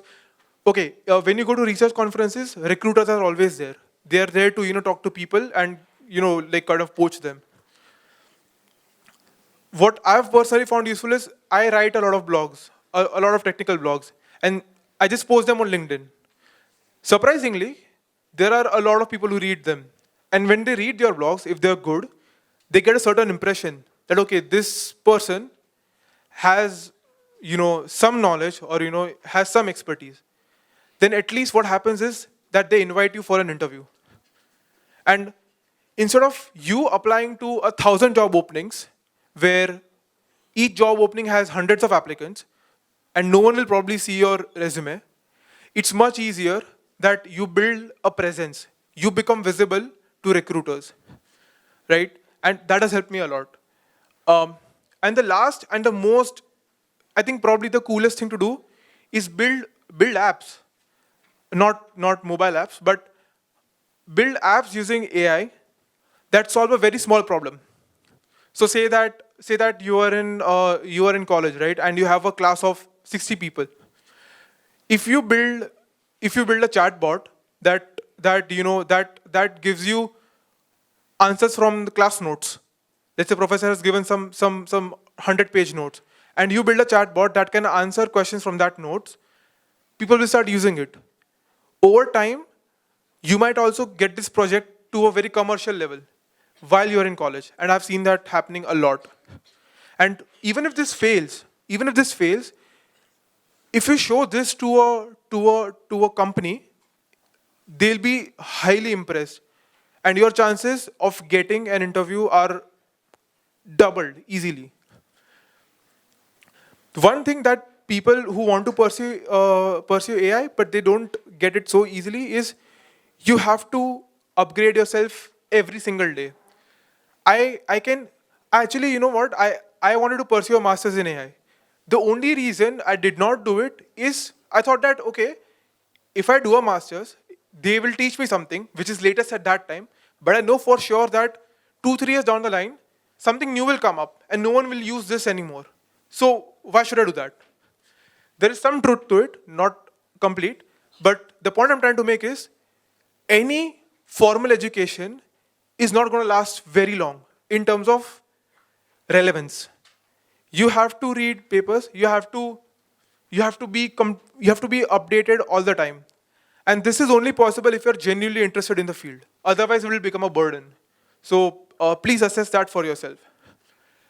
Yeah, and lastly, having a presence on online medium really helps. Okay, how many minutes I have more? Left? Okay, so lastly, yeah, the second part I want to focus on is, how many of you have heard rumors that AI will replace jobs, AI will take away teaching jobs, software engineering jobs, all of that? And I can tell you one thing. Those are incomplete sentences. What I've found the most is, if you think that as a software engineer, your job is to write code, you are slightly mistaken. AI will replace anything that can be instructed. So if I can instruct you that, okay, do XYZ things, and you do that, that will probably be replaced by AI. But if I tell you something like, okay, I have this problem, I don't know how to solve it, can you find a solution for me? If you're good at if you're good at solving unstructured problems where you don't have a lot of information and yet you are asked to find a solution, that is something AI will not replace. So if you're an accountant and you just follow textbook methods to perform well on a job, AI will replace you. If you're a software engineer and you just write code and that's your only skill, AI will replace you. But if you know how to solve problems using software or using accounting, problems that are hard to solve, AI will not replace you. So your best bet is to probably go for the biggest problem that you think are going to be prevalent in the next 10 years and go for that. That is your best bet. I think I am done for now.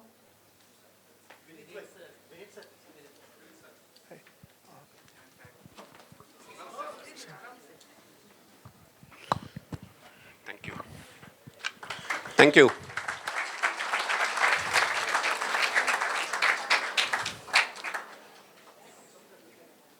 Time जी मारा मारी नहीं कर सकता है sir. Engineer का वही तो मैं बोला, इंजीनियर को कोई भी चैलेंज दो वो कर देगा। तो उन्होंने देव गिवन अ कंस्ट्रेंट, अभी 15 मिनट्स दिया है, बोला 15 मिनट्स में कंप्लीट टॉपिक पे आ जाओ।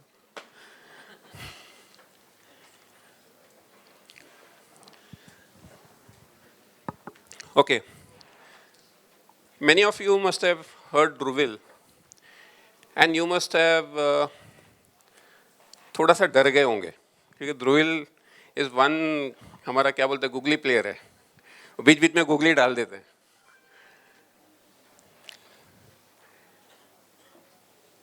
To become an AI engineer or to make a career in AI, okay, you can start with the career.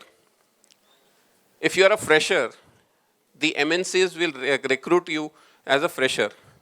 What he was talking about, reaching to that $1 million salary, that is where experience comes. But freshers are recruited by MNCs because we have an AIDS course in our college and we already have recruiters lined up to pick up all our students. Okay, so freshers do have a very opening in that. But yes, what he said was correct कि finally experience counts. So आप जितना एक field में practice करोगे, experience को मैं दूसरे शब्द में बोलूँगा प्रैक्टिस. मैथमेटिक्स में जितना प्रैक्टिस करोगे उतना आप स्कोर करते हो. सिमिलरली यहाँ पे जितना प्रैक्टिस करोगे उतना स्कोर करोगे, right? So moving ahead, my agenda were 4 points. One was let's understand engineers. Second was examples of engineering applications. Third was the different types of engineering. And fourth was to welcome all of you in my family of engineers. Okay. Now, I don't want to go into this because क्या है कि बाकी के हमारे field के जो लोग हैं, बाकी के जो सेशंस आपने कंडक्ट किए तो उन्होंने भी PPTs दिखाया तो हम बोले कि हम भी पीछे नहीं रहे. But don't worry, I'm not gonna bore you with any of the slides. Okay, slides are meant only for you to click photographs because नहीं आप भेजोगे तो सही, लेकिन क्या होता है सर, the human tendency क्या मालूम है, वो उधर स्टोरेज में ही पड़ा रहेगा. तो how many of you see Shark Tank? Fantastic. तो धीरे धीरे आप देख रहे हो, मैं जो एक एक प्रश्न पूछ रहा हूँ, आपका number of hands are going to increase, are increasing. Agree to that? और अगर आपने शार्क टैंक देखा होगा तो कितने सारे एंटरप्रेन्योर्स, मेजॉरिटी ऑफ देम और almost every one of them has an engineer in their team. I am proving my self. बराबर है. इसके बाद मेडिकल का सेशन है. With all due respect to all my doctors, हाँ, आप उनके पास भी चले जाइए, मिलने के लिए जाना, ऐसा नहीं, गॉड फॉरबिड किसी को जाना ना पड़े. डॉक्टर जे हाथ में व्या तो व्या એટલે ખિસોવ્યો. But engineer gives you a solution to everything. क्योंकि everything is there in front of you, so you can do your own thing. सस्ता, सुंदर और टिकाऊ course is engineering. ठीक है? I'll go further. I'm not gonna bore you with this. Just I'll browse through the slides. This young generation has got a very nice capacity of grasping things, because आजकल वो लोग वो reels देखते रहते हैं. हाँ? 3 सेकंड में वो लोग grasp करते कि इसका कंटेंट क्या है. This is the strength of our children. So मैं फटाफट 3 सेकंड में स्लाइड बदली करते रहूंगा और आप लोग देखते जाओ क्या क्या है करके. ठीक है? I'm not going to bore with this. We just want to say an engineer changes the world. Lot of jargons in engineering. Who are engineers? I've already told you. But yes, one thing, engineers are changing the world all the time. They dream up creative, practical solutions. They dream, I'm saying. Okay? And they work with other smart, inspiring people to invent, design, and create things that matter. एक चीज़ मैं दूसरा कहना चाहूँगा कि in engineering gone are those days कि I am a chemical engineer, I am an electronic engineer, I am a computer engineer, I am a mechanical engineer. Because आज के तारीख में कोई भी एप्लीकेशन, कोई भी फील्ड में आपको काम करना है तो it is a collaborative work, it's a team work. So सबको साथ में मिलके करना है. And that is what is another beauty of engineering. हम सबको साथ में लेकर के आगे जाते हैं. हम किसी के साथ कॉम्पिटिशन नहीं करते, हम किसी के पेट पे पैर रख के आगे नहीं जाते, हम सबको साथ में लेके आगे बढ़ते हैं. ठीक है? Why engineers do make a difference in the world? This is all, you can go to that, see we are there in everywhere. One slide which all of you would like to know, that yes, engineers average salary is 8 to 10 lakhs rupees. Mind you, I'm using the word average, and it's not minimum or maximum, it is average. हमारे सारे competitive fields वालों ने एक अफवाह फैला दी है कि there is recession in industry. There are no jobs in engineering. Okay? डरिएगा मत, बिल्कुल डरना नहीं है. There is lot of jobs, there are ample of jobs. सिर्फ आपको ढूंढना है. आप एक कदम आगे बढ़ाइए, इंजीनियरिंग वर्ल्ड आपके सामने 10 कदम बढ़ा देगा, लेकिन एक कदम पहले आपको बढ़ाना है. ठीक है? So डरिएगा मत उससे. Let us coming to this now. How many of you travel from Bombay to Pune or have traveled from Bombay to Pune? What is the fastest travel time you have traveled in your life? 1.5 hours? 4 hours? 4 नहीं रे, fastest. 1.5 hours? Kitna? 3 hours, fastest. 2 hours, 3 hours. Anybody below 3 hours? 2 hours, very good. Expressway, of course. Kitna? No, sir, by road. By road. By train, also it is almost like 2.5 hours. By road, almost average 2.5 hours. Right? आपका life simple हो जाएगा. ये देखिए अभी खाली एक video देखिए. Government का प्रोजेक्ट है. It's almost done now. Can I have the volume, please? Volume.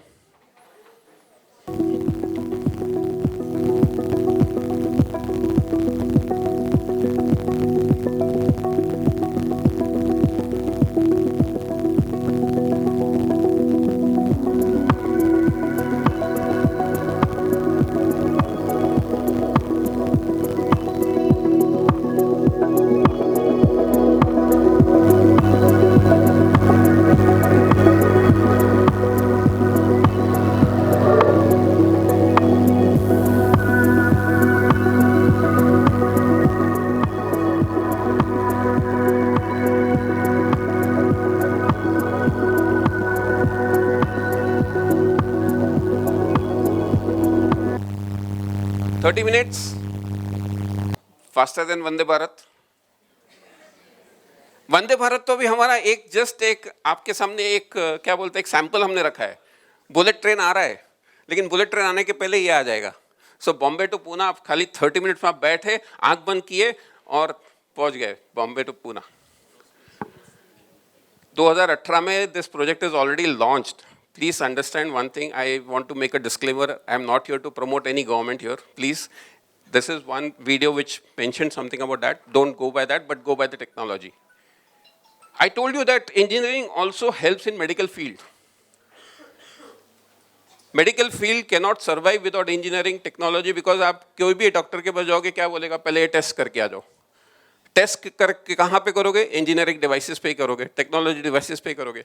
और अगर हम राइट डेटा दिए तो डॉक्टर राइट डायग्नोस करेगा. और अगर हमारा और डॉक्टर का कुछ डैश डैश डैश है तो आपका डैश डैश डैश हो जाएगा. बराबर है? सॉरी. हाँ. So one classical example, it's not just medical. That means अगर मैं व्हील चेयर पे हूँ तो मुझे व्हील चेयर की जरूरत नहीं है. मैं अगर एक very aged person who like मेरा अभी उम्र हो चुका है, I cannot carry heavy weights, but I want to survive because मेरा काम है समझो कि you know I am doing some drilling machine का काम वगैरह तो उतना मशीन उठा के काम करना. So engineering helps me. You just see that.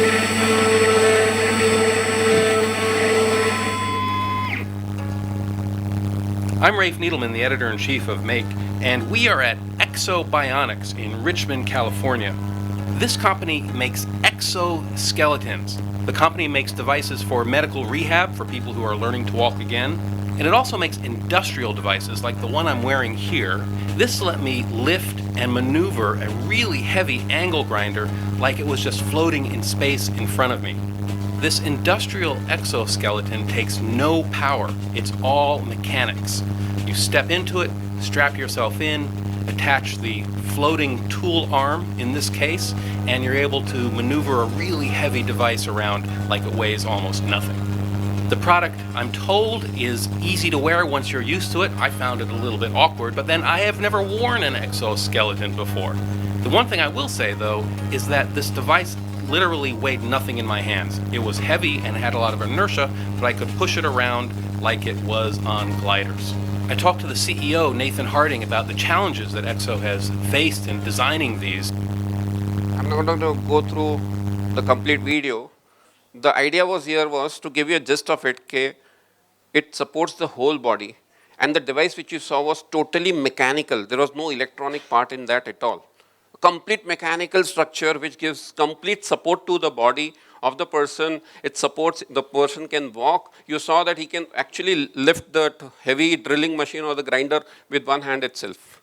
Because the other supports were given. This is what is engineering. This is what is technology.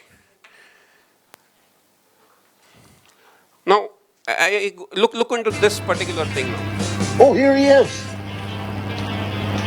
A jaguar. Oh my goodness. You got a jaguar. Where is the guy? Buckle up. Oh no, Amanda. Do you trust this? Amanda.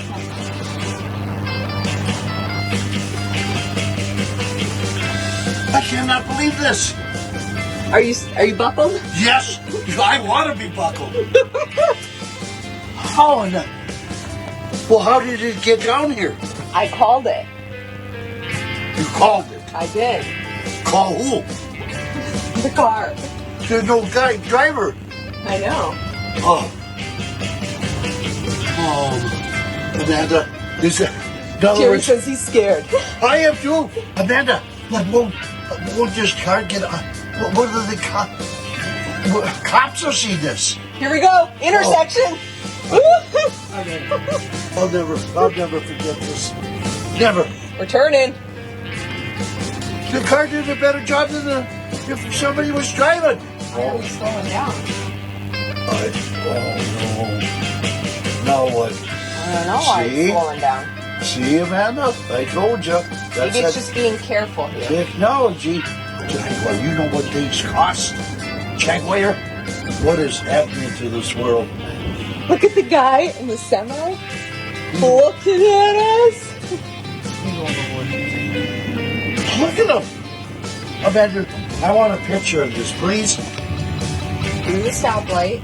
See how he slows down? Well, you better not get too close. Somebody see how close. See? That's good. Oh, yes.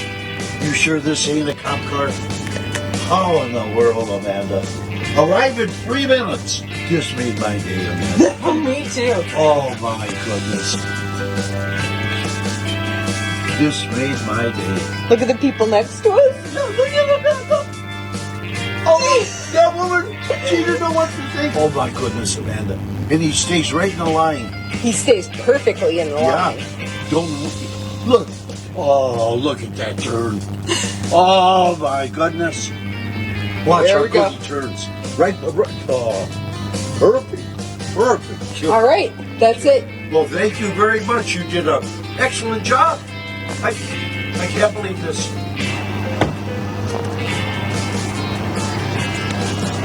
He's gone.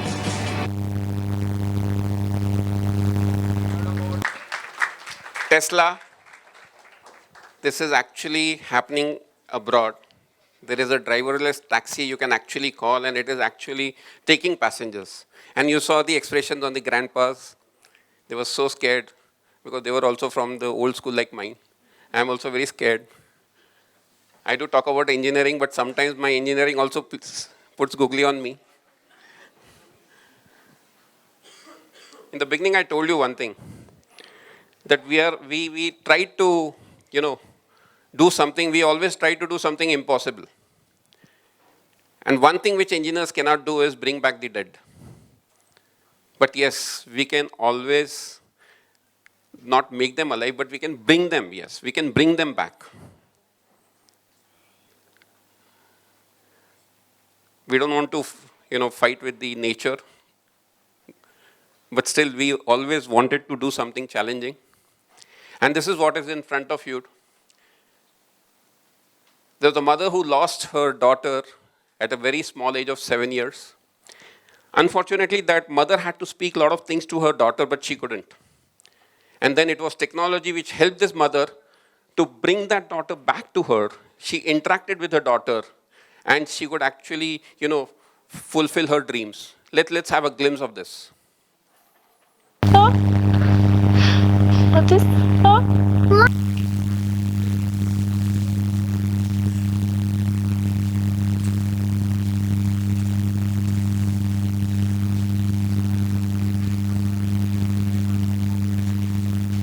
기술은 되게 차가운 거라고 생각하는데 그게 아니고 이 기술들이 사람을 위해서 사용이 됐을 때 정말 사람의 마음을 위로하고 그 마음을 따뜻하게 만들 수 있을까라는 취지에서 저희가 프로젝트 참여를 결정했었던 부분이고요.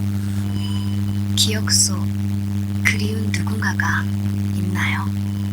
일단 나연이가 어머니와 만났을 때 그냥 바라보기만 하는 게 아니고 인터랙션이 있는 그런 부분을 좀 중점적으로 생각을 했었기 때문에 저희가 실시간 렌더링 기반의 프로그램을 활용해서 프로젝트 개발을 진행하고 있고요.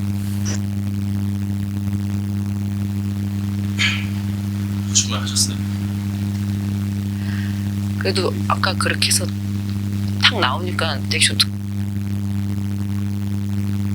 Sorry, a bit emotional, but the point is I just wanted to highlight the technology. Now, how it is done? Very simple thing. A similar body structure or a child was selected by the engineers, which was, matching with the body of that girl. You saw that, different angles से उसका पूरा image लिया गया and a complete virtual image was created. Her voice was captured from her old recordings, and then it was embedded using artificial intelligence, of course, and the whole scenario was recreated. How many of you have heard about augmented reality? Right? And you must have seen here in this video, the mother was wearing such a heavy headset, and most of you must have seen that nowadays in malls also you go to and you can actually experience a 3D experience or an augmented reality. Engineering has made a revolution. We have embedded augmented reality in contact lenses. That is the latest technology which has been researched and it has proved. Can you imagine, वो headset है वो आप इधर पहन रहे हो और एक कॉन्टैक्ट लेंस है जो आपके आंख में पहन रहे हो और वो कॉन्टैक्ट लेंस के अंदर सर्किट है, डिस्प्ले है, बैटरीज है और वो आपके आंख में डायरेक्टली कॉन्टैक्ट में है and it is creating augmented reality. I will not talk much, you can just see this video. Imagine a world where you look across the street and get directions, or see information on your heart rate while cycling without looking down. All could be possible with smart contact lenses, a sci-fi movie scenario that's becoming more and more of a reality. Samsung, Google, and Sony have experimented with smart contact lenses since 2014, with hopes of them taking photos and video with a blink of an eye or measuring your glucose levels. And today, dedicated US optics companies are testing their prototypes, some that could display notifications like how your smartphone would, or give you timely information without interrupting your focus.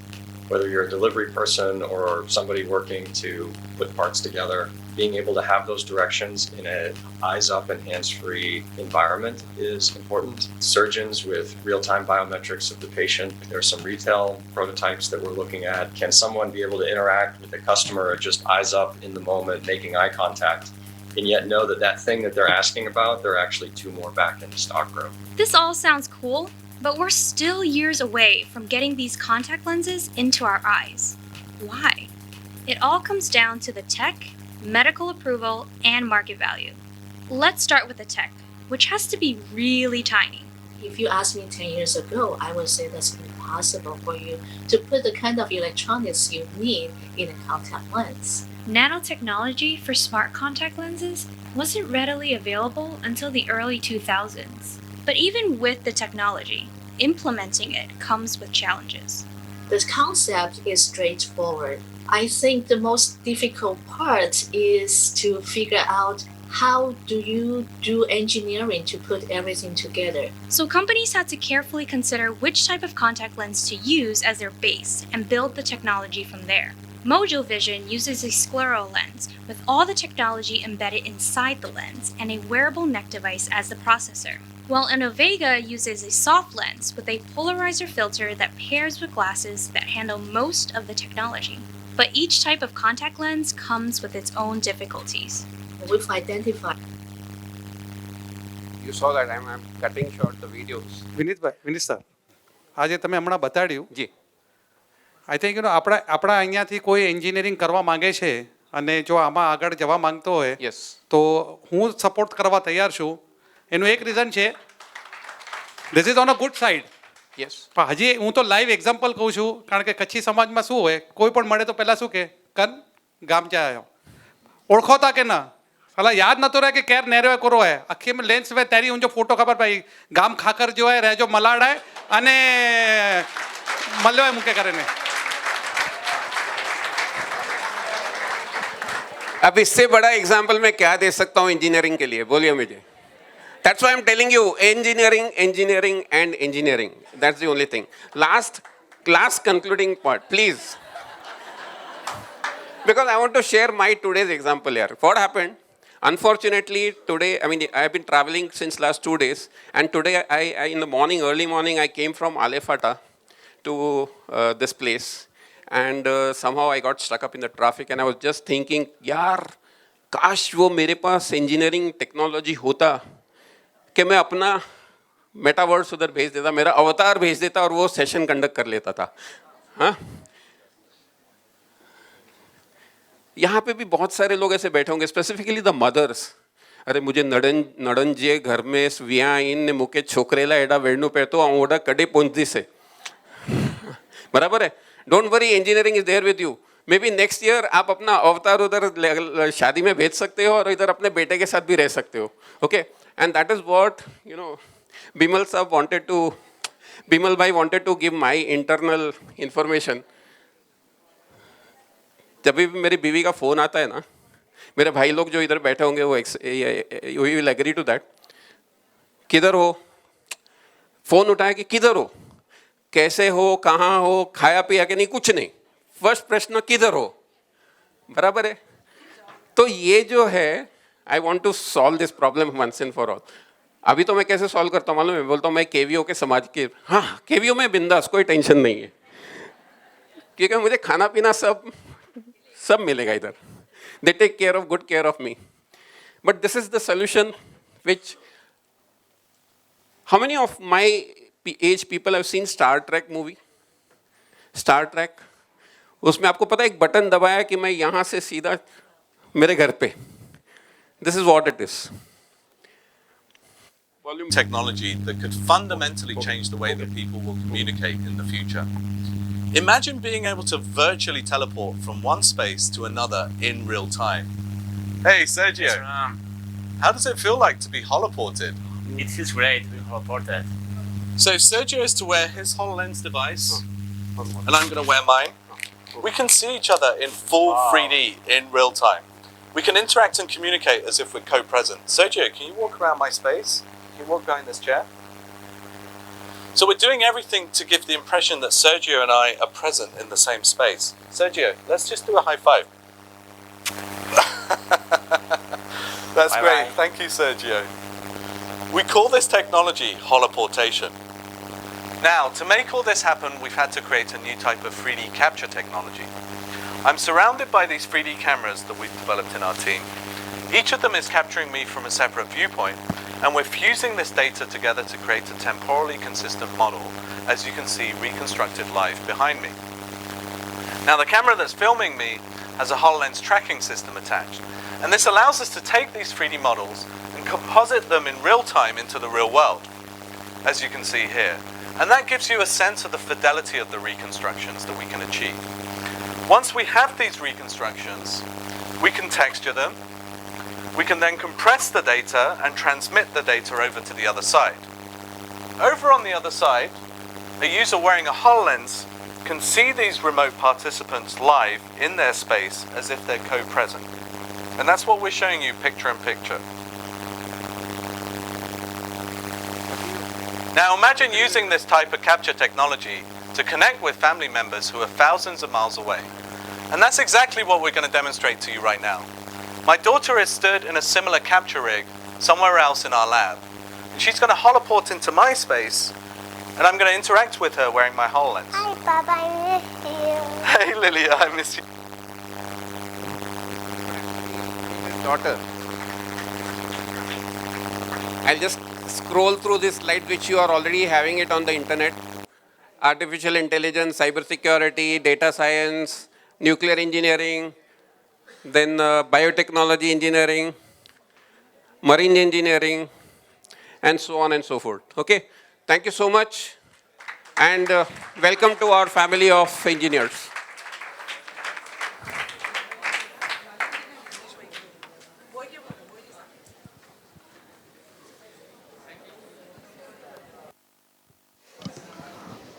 Thank you, sir. It's very interesting seminar, and I request President of KVO Samaj and President of Sthanakvasi Majan, please come on the stage and honor the speakers.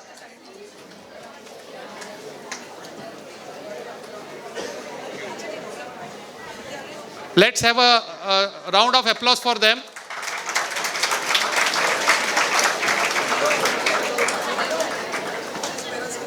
And please, Seva Samajના office bearer અને સ્થાનકવાસીના office bearer ઉપર આવે. તરલાબેન and trustees also, please come.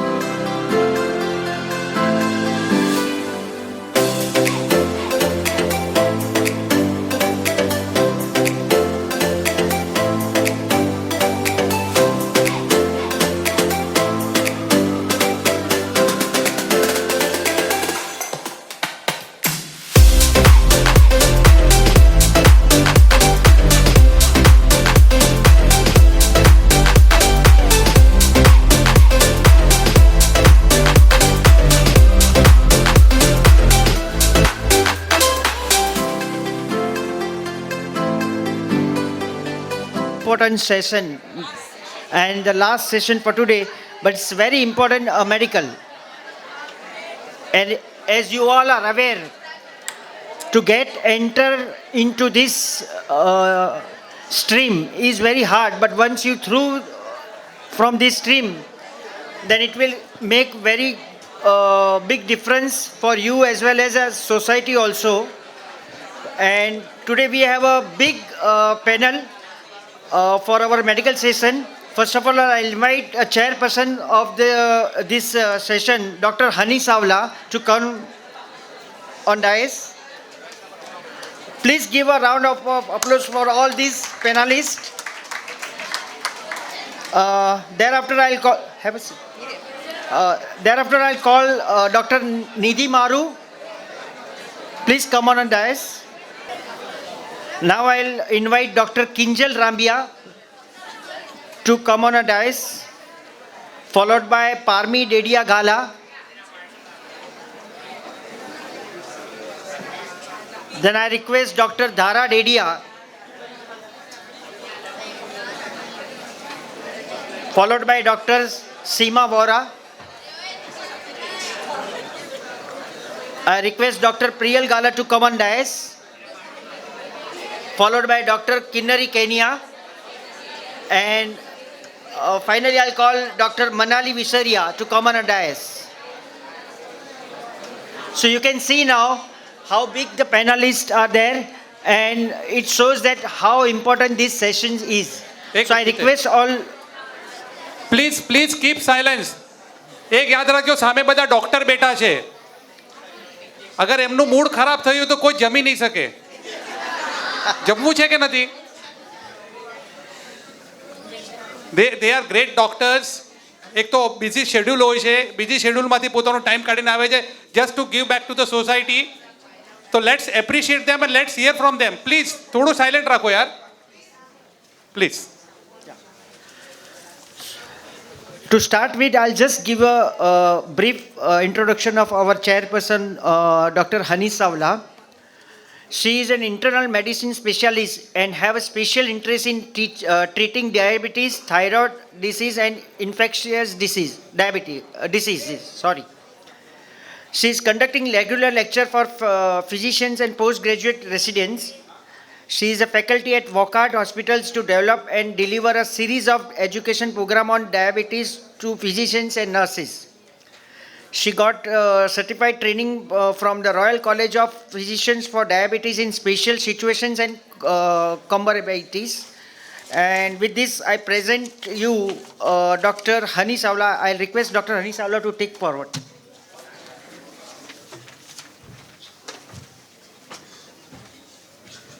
Thank you so much for the kind introduction. So we come towards this last part, I think, of the career counseling seminar. And let me ask the question which many of us ask every year. How many of you are aspiring to go into medical profession out of the people here? Good numbers still, I would say. Little encouraging as compared to last year. So today actually we have got a very huge panel, and the reason behind this is because in last decade, medical profession has changed a bit. And we want to introduce those changes of medical profession to you in addition to what we know about doctors. So talking about this today, before I start anything, I want to remember my mentor who was in this place 1 year back, and I really miss his presence, late Dr. Praful Gadda, who held the vision to see more and more Kutchi KVO students in medical field. And today I'm here walking on his footsteps to complete or maybe to take this mission forward. And today is a day when we as medical professionals are here to clear all your doubts about this field. So medical profession was known to be a noble profession, which it is definitely today, for healing, touching lives, saving lives. But there is more to it today. With the medical field, there are new innovations where you can actually become a teacher. You can have two noble professions at one time. You can be a professor and a doctor. Second thing is you can take the leadership role and get into medical administration, which is a real upcoming field right now. You can even become a YouTuber or an Instagram influencer and actually pass authentic information with your degree and knowledge, because there is a lot of fake information on the internet and a lot of doctors have taken up this job of being a YouTuber. You can get into research and be the person who is instrumental in getting new vaccines, new medications, and newer therapies in medical care. So medical profession is not just about treating patients in the hospital. There are a lot other things which are coming up in which you can choose how many days you want to work, how many hours you want to work, and have a good balance of family life, financial life, and fitness. So these are the new options which has come with medical field, and I present to you an expert panel who is going to actually talk about each of this with you. And of course, we have one-to-one session where you can clear the doubts post-lunch. So without any wastage of time, let me first introduce the speaker who is going to talk about MBBS, which is the known degree in the medical field. Whenever you talk about medical field, the first thing that comes to your mind is MBBS. So how do you get into MBBS will be very well narrated by a second-year MBBS student from St. GS Medical College in KM Hospital, Dr. Nidhi Maru, who has appeared in NEET in 2022 and has scored 658 in the exam with a AIR, All India rank of 3000. This rank of 3000 is amongst 50,000 students. Big clap of applause, big round of applause for Nidhi for achieving this. And we hope you achieve more in future. So Nidhi, take over the stage. Yeah, go ahead and speak about MBBS. Thank you, ma'am, for the kind introduction. So, NEET, National Eligibility Cum Entrance Test, a gateway to most of the medical degrees out there.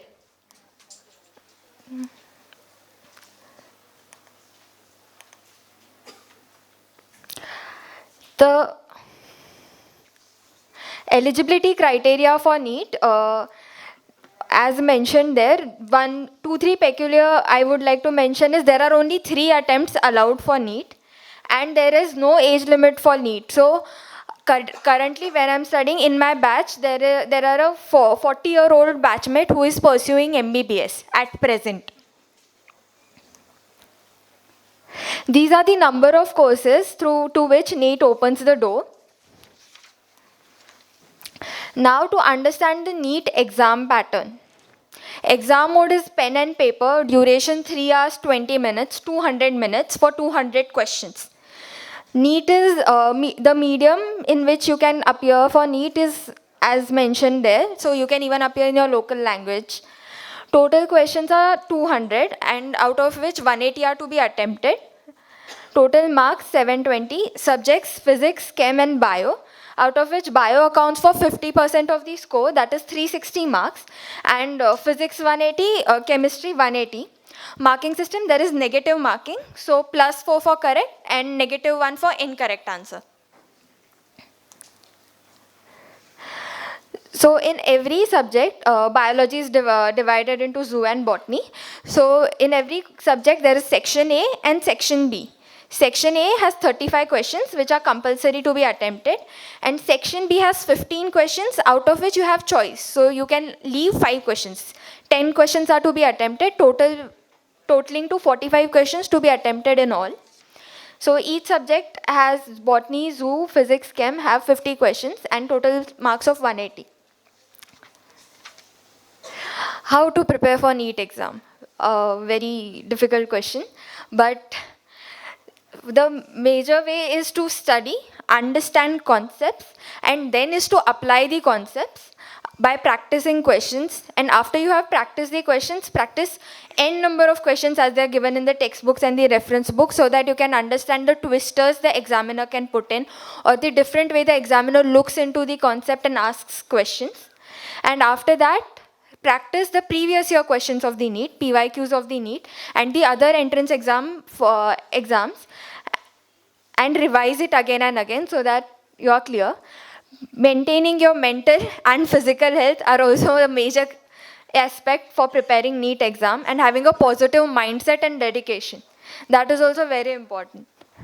My personal experience would say that I prepared short notes that helped me gain confidence over the subject. कि हाँ હું બનાયો है notes અને એટલે મુકે अच्छे तो. અને it helped me revise also effectively. And also keeping no backlog. A concept taught that day must be cleared that day itself. If you keep backlog, it would be very difficult to cover it later on. અને NEET में જેટલા બી મુજા questions wrong way वो backlog વાળે topic થી જ વ્યાય wrong. So better not keep backlogs. Syllabus for NEET is basically NCERT textbooks 11th and 12th of science, physics, chem and bio. NEET is very basic, as in physics and chem je atle depth mein nata bane. It is all NCERT based. So practicing JEE and JEE advanced level questions for physics and chem is not necessary for preparing for NEET, but practicing basic NCERT level question, NCERT je pacharja questions is very important for cracking NEET. Add a poster ke nere. Newspaper, बस billboards वो जो को centre में number देखा जाए तो AIR necessary for breathing and necessary for getting seat. All India rank मणे coaching institute have reach publish कहिए, but all India rank is very necessary. आंजो कटलो रैंक अचे तो to gain seat in any of the courses. Let's see the statistics. So this is the depressing part. So there are around 1 lakh seats for MBBS in 706 medical colleges all over India, out of which 55,000 are government medical college and remaining seats are in private medical college. This year, over 25 lakh students have applied for NEET, out of which, and in general category, the seats are even limited. So the percentage of students getting admission in government college is 2.2%. If you consider general category percentage, the percentage goes even down. So to get seat in MBBS, approximately your AIR should be 40,000 and above, and a score of 600 and above to, in particular of MBBS. So counseling post NEET, so there are two counseling that happen. One is state counseling and one is all India counseling. So in every state government college, if we say there are 100 seats, so 15 seats are reserved for all India quota. So students from all over India apply for those 15% of the seats, and the rest 85% of the seats are left for the state quota, state merit list के हिसाब से उधर seats मिलते हैं. And the colleges which are under central government like AIMS, JIPMER, their all seats are given through all India rank, all India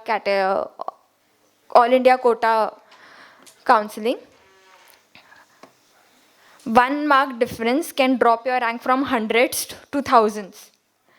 So the competition is very high.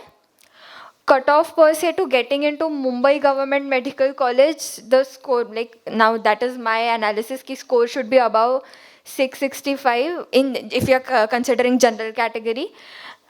And depending on the year and the paper difficulty, the cutoff can even go higher up or lower down.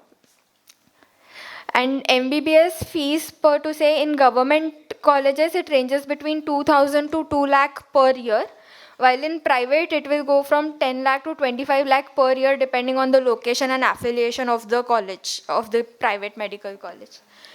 Now, sharing my journey of NEET. So, in 11th, I was as confused as you all are. कि पता है science लेना है, but to choose bio or math, I was still confused. I didn't know what I wanted to pursue. So, in 11th, I had PCMB, maths भी रखा था. But as I started studying, started studying both bio and math, so somewhere I realized that math was not as much of my forte as bio is.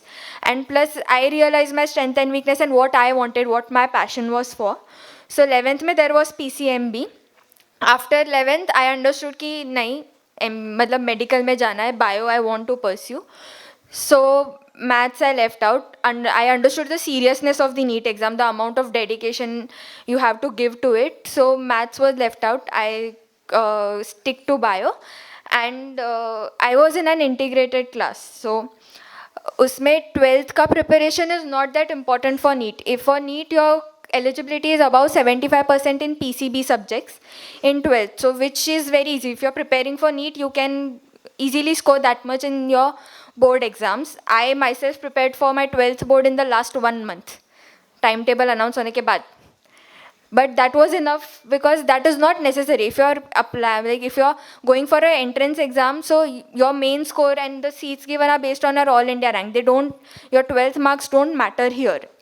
So that was one thing. And for me, I preferred offline lectures. Online lectures, COVID era tha to the online lectures. But for me, offline lectures, listening to teachers, asking doubts. And remember, if you are preparing for NEET, doubt पूछना हमारा जन्म सिद्ध अधिकार है. You can ask teacher n number of doubts internet है solve करने के लिए, but asking doubts gives you a much clearer view of the concept, and it also helps you understand where you are going wrong. The second thing I would like to share is I had a mistake book.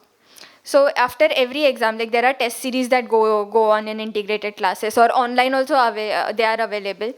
So I had a mistake book maintained.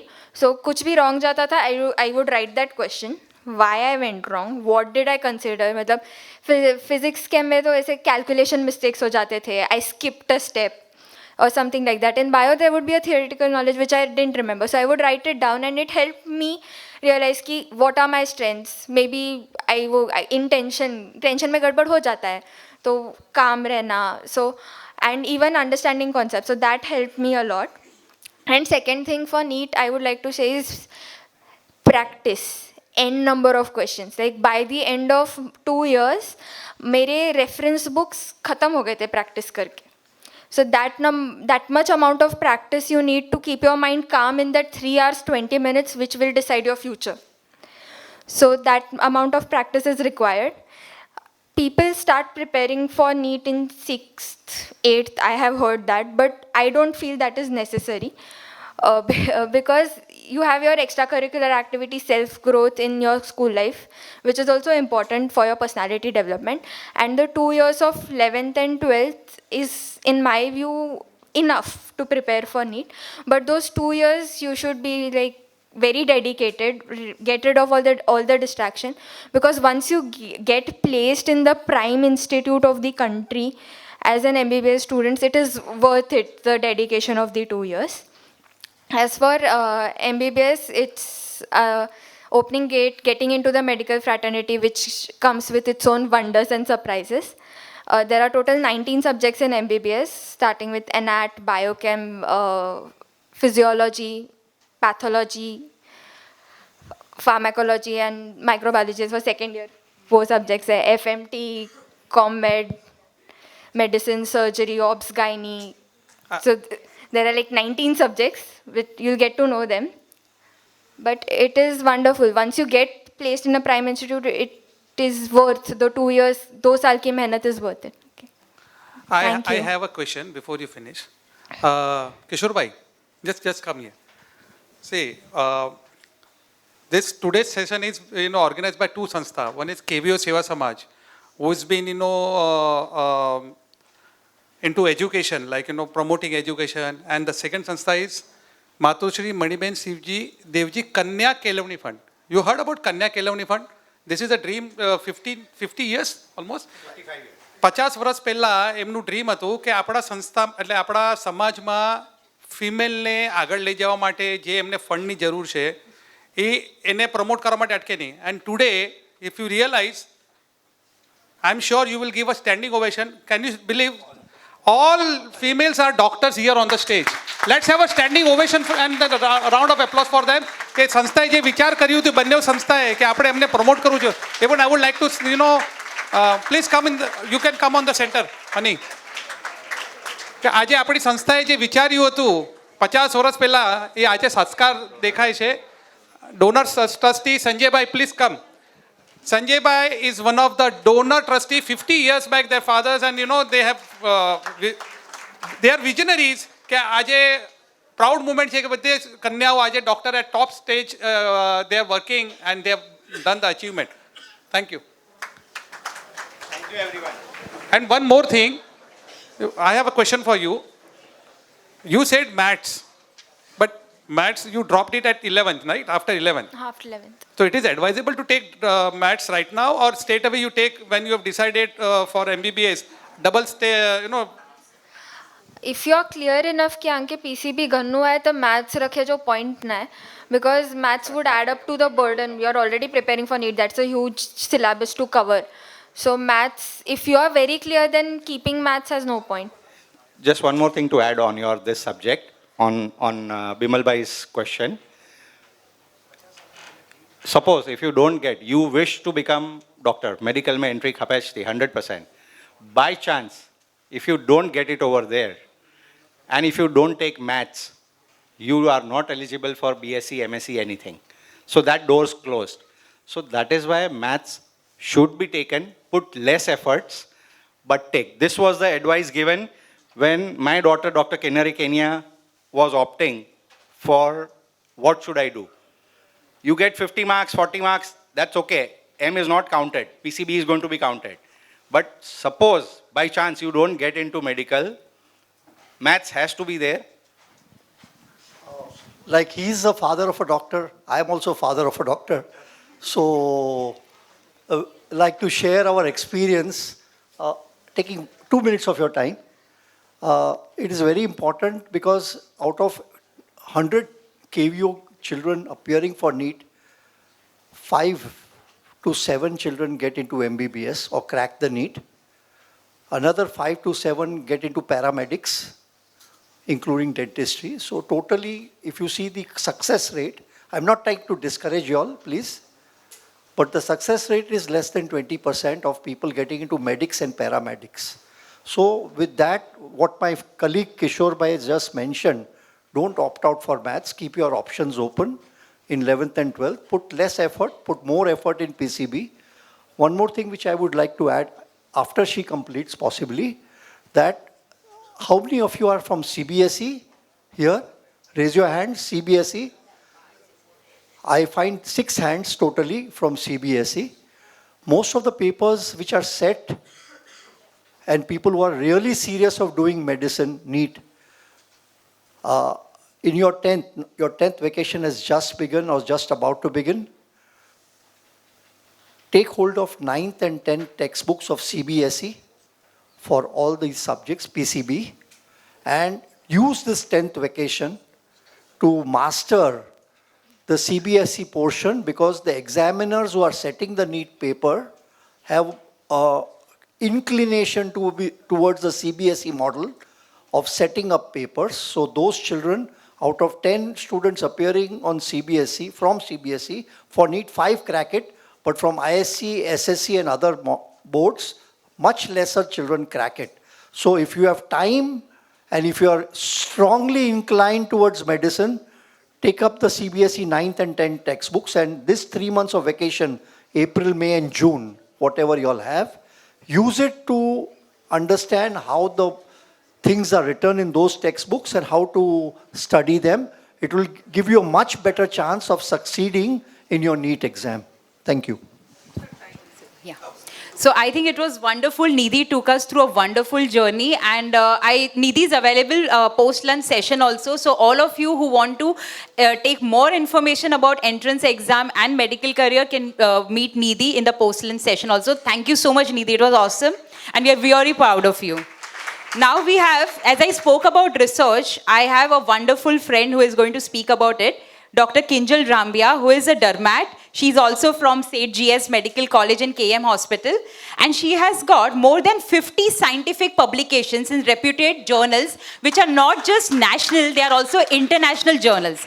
So we have such people in KVO Samaj who have taken the name of Samaj internationally in academics. She is an assistant editor for various dermat journals, Indian as well as national, and a recipient of prestigious Rising Star Award from World Congress of Dermatology in Milan, Italy, 2019.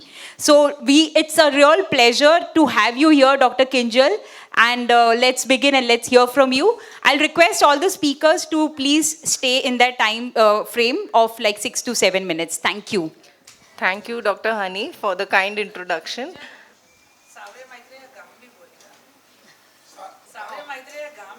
Okay. Maitre jo gaam is Gundala and Savra I am not in KVO. So you have like heard about NEET, and so I'm not going to talk about that. So when we want to choose a career, what do we I think my first slide is not there. Okay, so my first slide was medicine for life. Okay, so when choosing a career, you have to remember that you have to stay with it, stick with it for your entire life, most probably in ideal conditions. It should be like that. So who should choose medicine and why should you choose medicine? So it is a skill-oriented course. Okay, you have lot of goals. Goals are to treat the patient, to provide good health to your family, friends, and other patients. It is highly demanding in terms of education. Like you have to, if you are taking medicine, be prepared to read every day for the rest of your life, because every day something new is coming. So you can't say, I've finished my MBBS, now I'll not read, now I'll not touch the book. No, if you go to a doctor's place or a doctor's clinic, you will see a heap of books on the table or in the home. Okay, so books you cannot get away with. So if you are in love with books, and if you can read books for your lifetime, you should choose medicine. Okay, then career acceleration, by that I mean that you will have a good career if you do MBBS, if you do PG, you will have a good career, you will gain lot of respect, you will do well in life, okay? But you have to remember that you have to work hard each day of your life. You cannot rest, you cannot have your own leisure time. So you have to be then responsible. So that responsibility will come with this course. And also we know that now there is a lot of demand of the healthcare sector. So there is a lot of growth in the healthcare sector. And so now we have patients which are coming from abroad, from other countries to get their treatment in India. So that is also there. So there's a lot of growth in this sector. Also it is like a service to society. So if you're working, if you arrange camps, if you give back to society, you will feel nice. So that feeling of treating the patient, that feeling when the patient says, by just looking at your face, my whole illness goes away. So that feeling is a nice feeling. So the ones who have that passion, you should go for this course. It is great for your personal growth. So when you see people joining MBBS, if you see a person who is in MBBS versus if you see someone who is in another course, you will see that the person who is doing MBBS is more groomed, more presentable, is not very irresponsible. So that responsibility, that personal growth comes. automatically once you do MBBS, once you do PG, you will earn a lot of respect. So those who want this respectful life, yes, MBBS is a good course. And there are a lot of global opportunities. So in other countries also, nowadays people are moving, like in US, in UK, people are going and becoming doctors. So I think Nidhi has already mentioned about how to crack NEET. Now I would just like to highlight that what is the MBBS course. So MBBS course, the current course is slightly has changed from what we had done. So now the first year is for 13 months. So the total duration is 4.5 years of MBBS and 1 year of internship. So the phase one, the first year is of 13 months, where first month is foundation course. So now they play more, so the foundation, in the foundation course, they will teach you attitude, ethics, and counseling, how to communicate with the person, with the patient. So that is EdCom. So it is actually refining your soft skills. That is why I said that a person who is doing MBBS will be more polished than and groomed than any other person, because 1 month they will teach you only attitude, ethics, and communication skills. After that 1 month, your subjects will be anatomy, physiology, biochemistry. The second year will have 11 months where you have PSM. PSM is preventive and social medicine, pathology, pharmacology, and microbiology. Then the third year has 2 parts. In the first part, which is of 12 months, there is PSM, FMT, forensic medicine, ENT, ENT is ear, nose and throat, and ophthalmology. And in the second part, which is of 14 months, there is medicine, pediatrics, psychiatry, dermatology. So these are all medical fields: medicine, pediatrics, psychiatry, dermatology. And surgical fields are surgery, orthopedics, anesthesia, obstetrics, gynecology, and radiology. So Nidhi had mentioned there are 19 subjects. So these are the 19 subjects. Then now what is proposed is there will be a next exam. So it has not come on paper today, but it is, they are saying that for the batch 2022 who joined MBBS. So probably Nidhi's batch, when they pass out, they will get next exam. So next will be in 2 phases. It will have a MCQ based theory exam first, after the completion of the third part 2.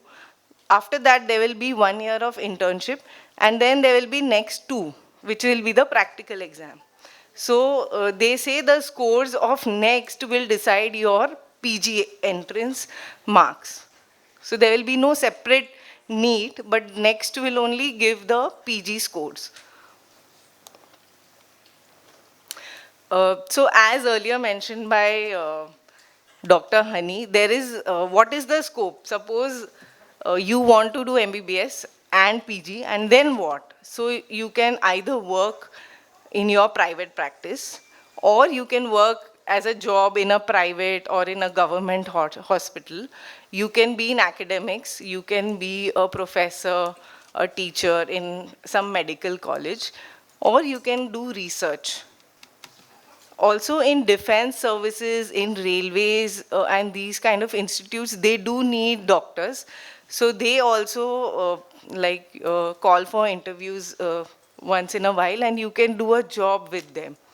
So these defense services, government hospitals, I said railways, these are all mostly these are all private, these institutions offer permanent jobs.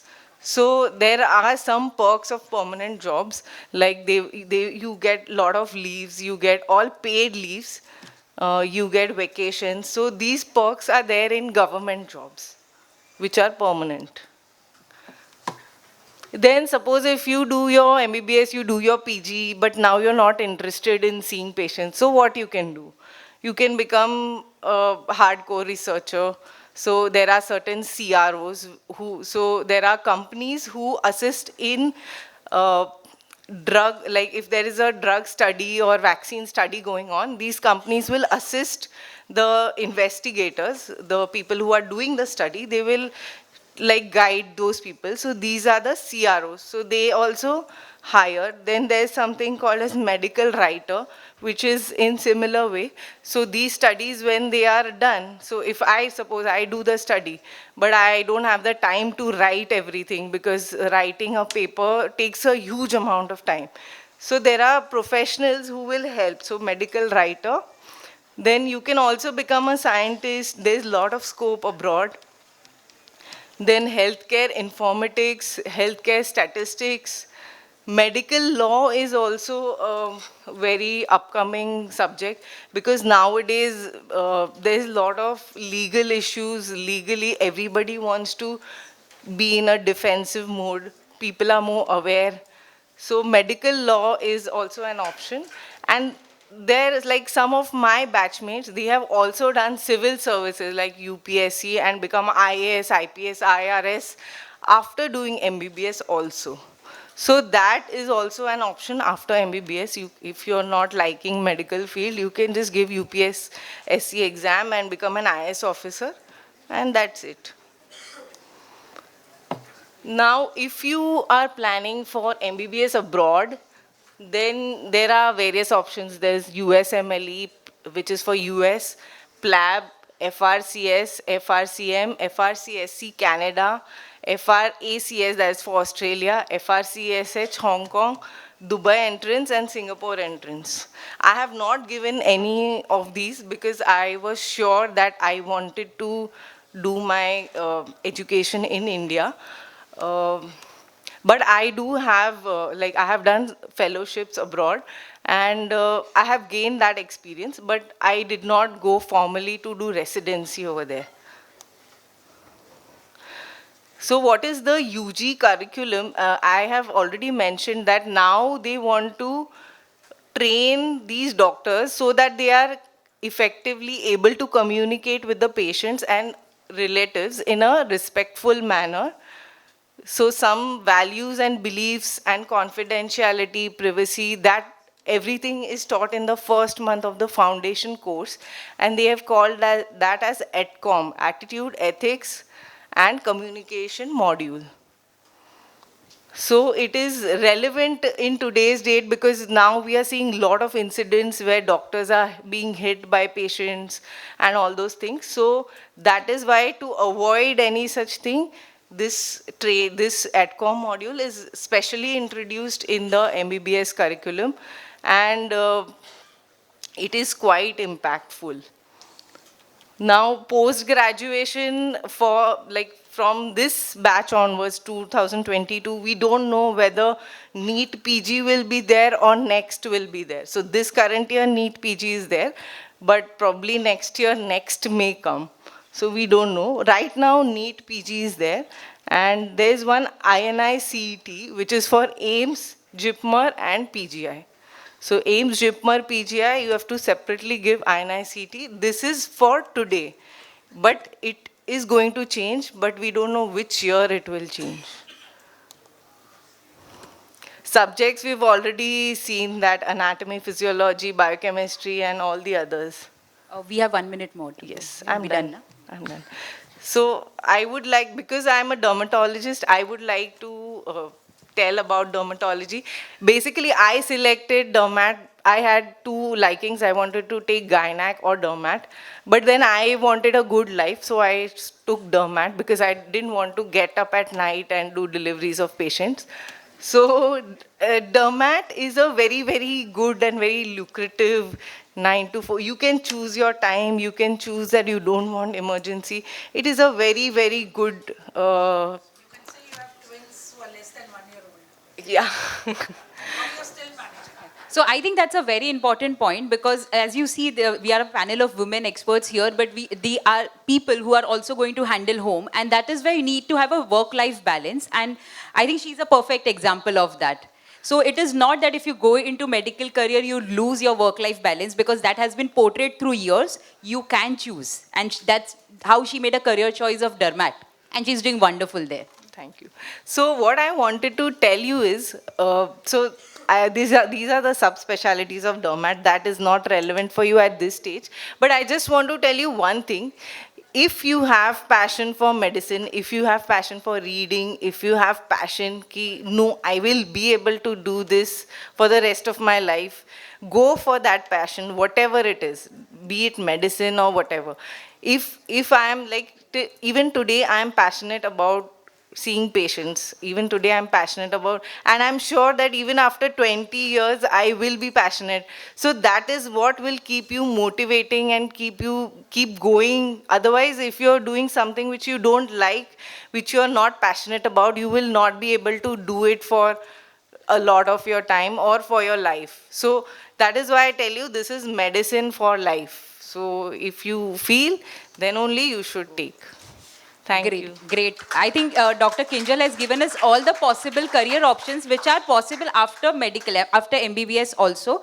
So please don't feel the obstruction or feel the obstacle that, medical field is only about seeing patients. You can choose what you want to go ahead with. Thank you so much, Dr. Kinjal. Thank you. Yeah. So now we go for next speaker, who is Dr. Seema Vora. She's a senior physiotherapist. She has done her bachelor in physiotherapy from KJ Somaya, diploma in rehab from All India Institute of Physical Medicine and Rehabilitation, which is one of the topmost institute in the country. Certified McKenzie therapist having expertise in evaluating and treating spine-related issues. And she's an owner of Samyak Physiotherapy Clinic and has been practicing since last 14 years. So when we did we did a felicitation ceremony from Kutchi Medicos Association, and we have seen more and more students inclined towards physiotherapy. So I think this session will be the most important session. Of course, others are equally important, but yes, as a career option, physiotherapy is picking up in our community, and we'll have Dr. Seema post session also to clear all the doubts. So you can take photos in the meanwhile whenever, because she passes on real, authentic and important information. Over to you. Lovely. Thank you, Dr. Honey, for a lovely introduction. So I'm going to talk about the, as she already mentioned, which is the fastest growing area of medicine, is the physiotherapy. It's the most important, first I would like to say, it's the most important rehabilitative service needed in the community. What is physiotherapy? All must have heard about us during the COVID or the post-COVID time. But let me just tell you, it involves evaluating, diagnosing and treating a range of diseases, disorders and disability using physical means. When I say physical means, it is important that we don't treat pharmacologically, we don't treat surgically. We give a lot of exercises or modalities, a manual therapy which will get the patient out of the discomfort or disability what is happening to him. So, to become a physiotherapist, the job of the physiotherapist is very rewarding. It's not only rewarding in terms of money, which I say, but rewarding when you, a personal satisfaction what you get. When you can cure somebody from pain, it gives a different level of satisfaction. When you can make a person independent, when you can make the person mobile from the bed to the chair and get them back onto their legs, which they were doing it before, the satisfaction which you get is amazing. No word can explain it. So the physiotherapists are basically involved into adding the quality of life to the patient and not only getting them back to the routine.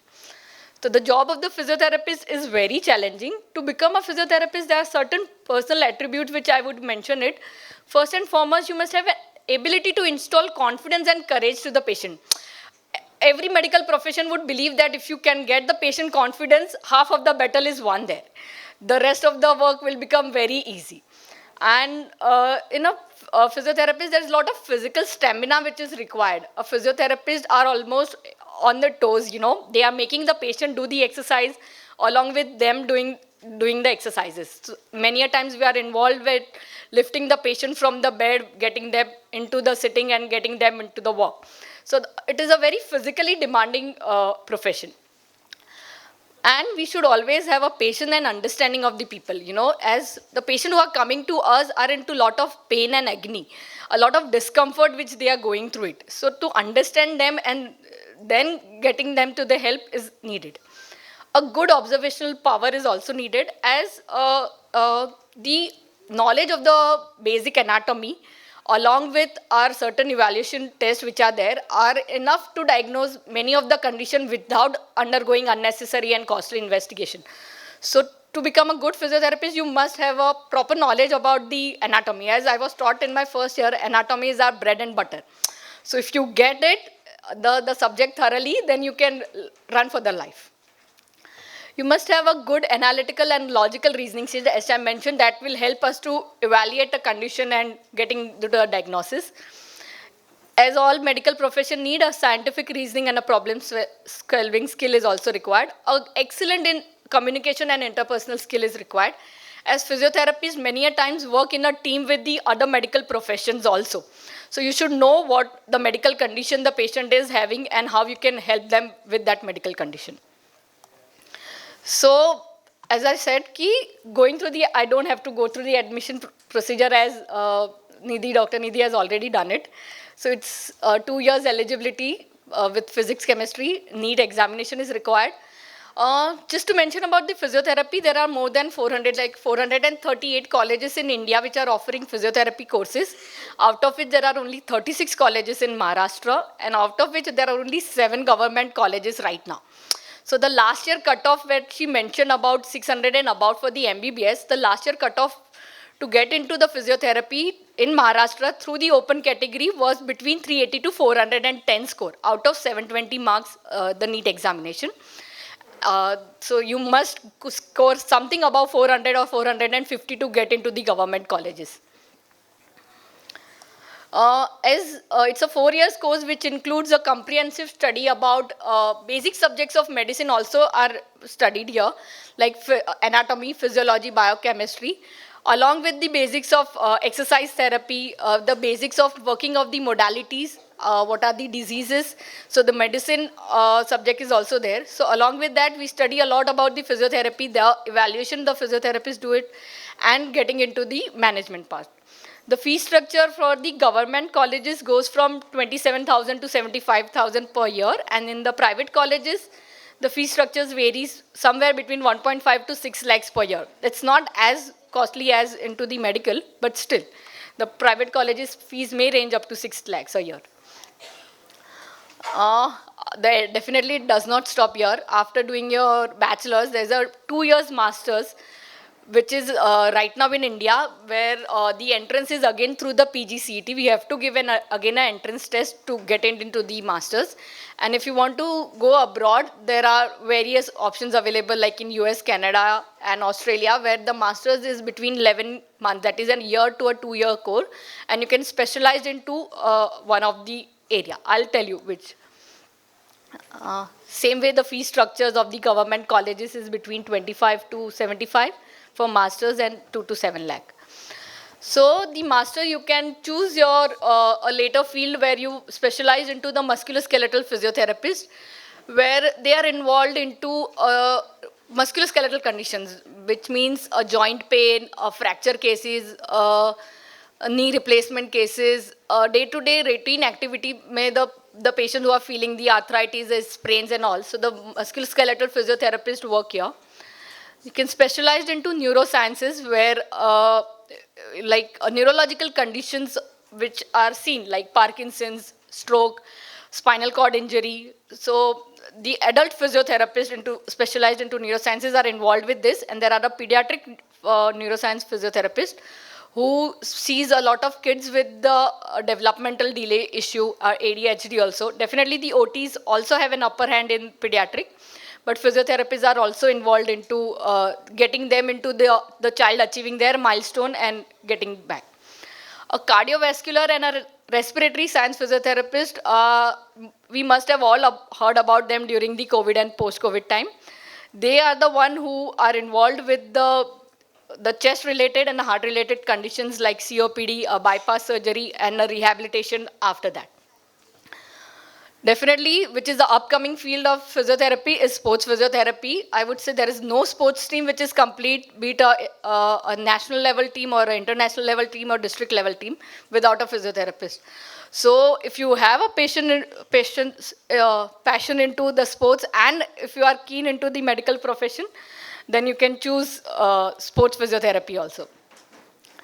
pediatric, and there is a community physiotherapy where the community physiotherapists are again into, after choosing masters into community, there are two sub masters here, a women's health and a geriatric physiotherapist. So the women's health physiotherapists are dealing with the conditions where a woman is facing from pre-pregnancy to the post-pregnancy and the weight loss plan. There are other certification courses which I've mentioned. There are small courses which ranges from a week to 1 month time, where you can specialize into a certified McKinsey therapist, which I am. So we really see a patient related to the back and neck pain and McKinsey. All these are small courses which can be done after you pursue your physiotherapy. I would mention the career opportunity as they've done. We can work in the rehab institute or a government hospital where we are seeing the patients from the post-operative condition. Can even work in a private and a wellness clinic or a private home visit, which I am doing right now, where, as Dr. Honey mentioned, we can have a good work-life balance also. We can work for part-time and manage our house and other responsibility also. Even physiotherapists are placed in schools where they are involved with the child's milestone achievement. Many fitness centers and a sports training institute are also taking a physiotherapist as a part of their team. I would mention the industrial workplaces. Good industrial workplaces also are taking physiotherapists for the ergonomic advices. Just yesterday's Times of India also mentioned that sitting is becoming next to smoking. Many of us are involved with sitting work nowadays, and that has created a lot of issues with the back related, neck related, and other metabolic issues also. So the physiotherapists are the one who will tell you how you're supposed to sit, how much is the chair height should be there, what would be the correct posture of sitting, and how frequently you should get up. So many industrial workplaces are also taking physiotherapists as a part of their team. And finally, definitely you can enter into education and research as any medical profession. Thank you. Wonderful, Dr. Seema. So one thing is fact that it's the most versatile field, physiotherapy and occupational therapy both, and medical field goes hand in hand with that. Like you cannot just discharge a patient without a physiotherapist advice. So it is that important today, and that is why it has opened various career options in today's world.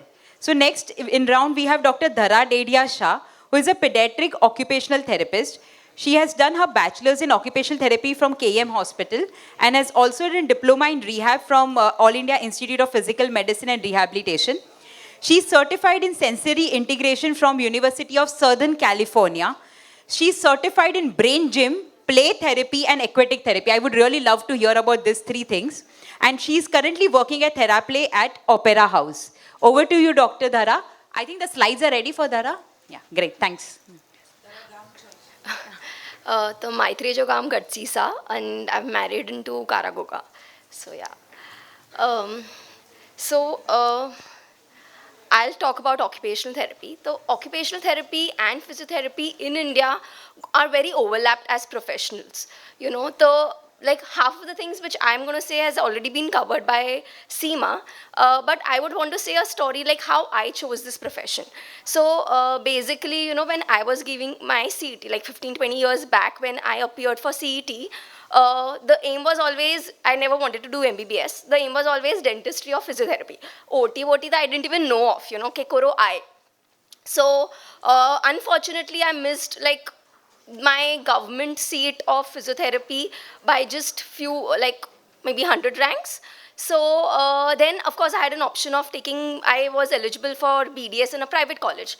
But e-counseling round, 1 month later, the varo, so I opted for occupational therapy. So I had already started college. So we had 1 month of only going to the hospital, doing rounds with the seniors there and helping. Within that 1 month, I realized that, okay, no, this is what I want to do, you know.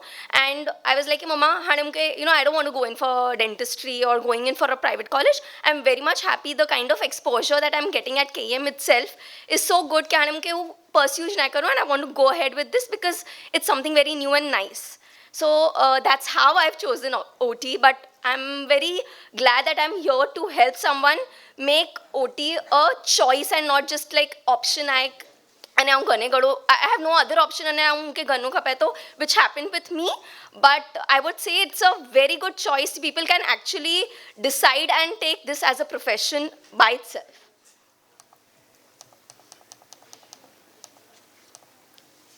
So this is just a quote that I really came across recently and I really enjoyed reading it.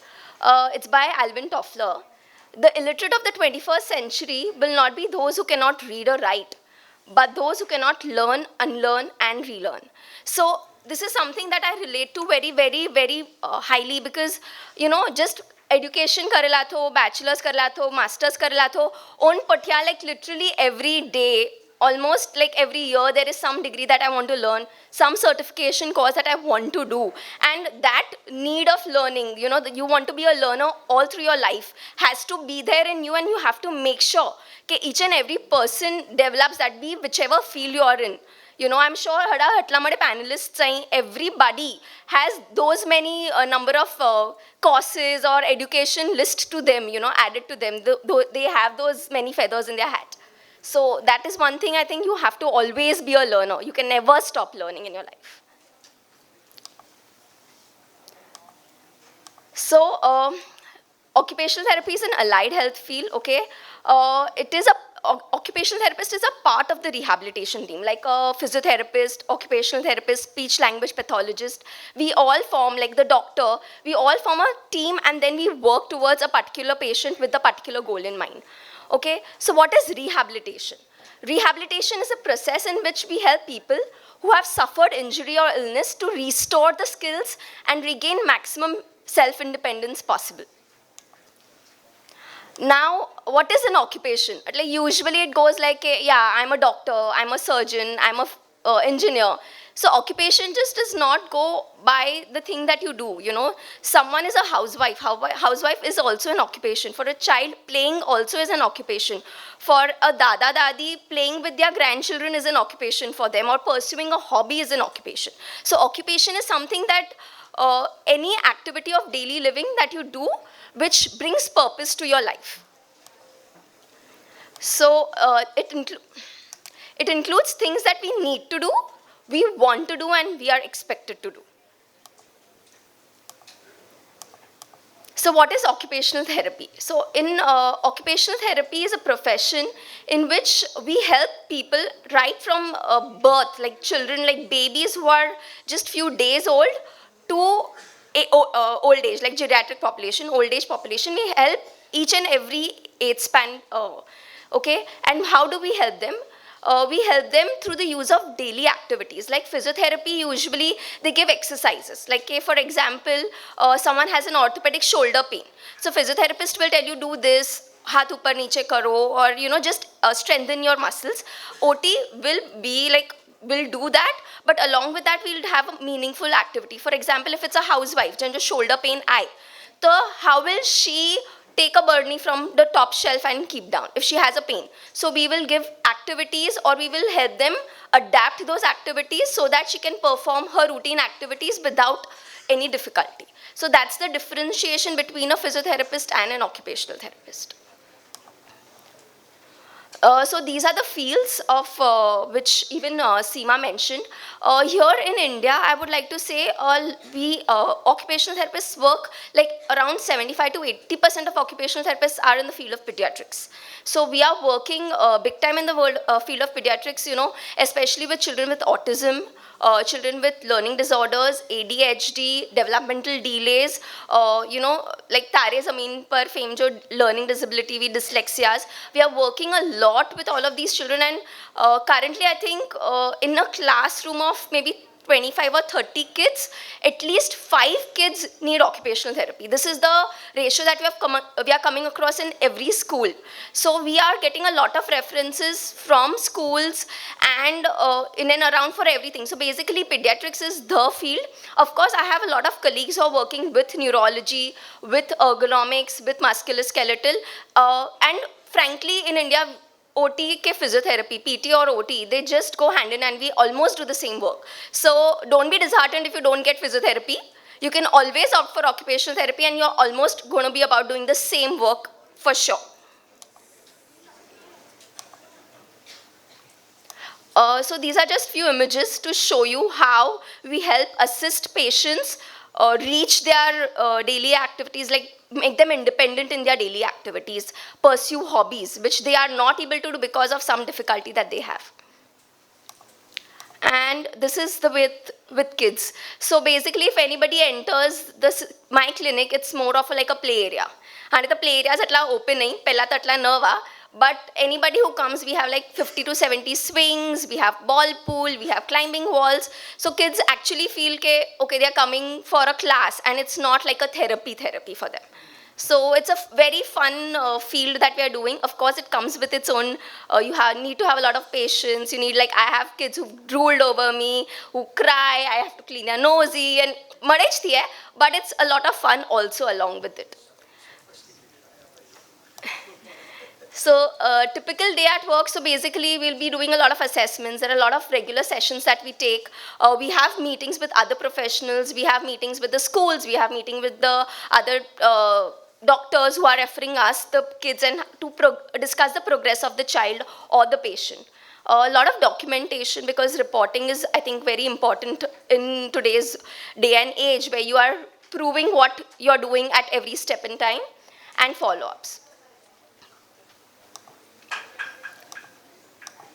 So the educational pathway and the duration, the subjects covered, almost everything is at par with physiotherapy. Like, it's exactly the same. There is no difference. Of course, subjects covered, like we all have all the medical subjects along with specific OT subjects in all 4 years. So 4th year is only OT subjects. First 3 years, we have all the subjects that are covered in the MBBS course. Colleges in Maharashtra, only 4. Okay, so there are other colleges in India, but in Maharashtra currently we only have 4. And why I'm saying it's an upcoming profession, because you can see the number of seats that are available out there. Every OT center is always in search for an occupational therapist, to an extent that some centers even have physiotherapists who are doing OT work for them. So it is a very upcoming, it actually is in India, it's there since 1950. Unfortunately, it's not come up to what it's supposed to be. But, you know, the need of OT in today's day and age is, I think, the topmost, because everybody wants to be independent in their life. It's an upcoming field. It's going to, please choose it as an as a profession, and just don't take it. You are also designated doctors. Yes, you are also.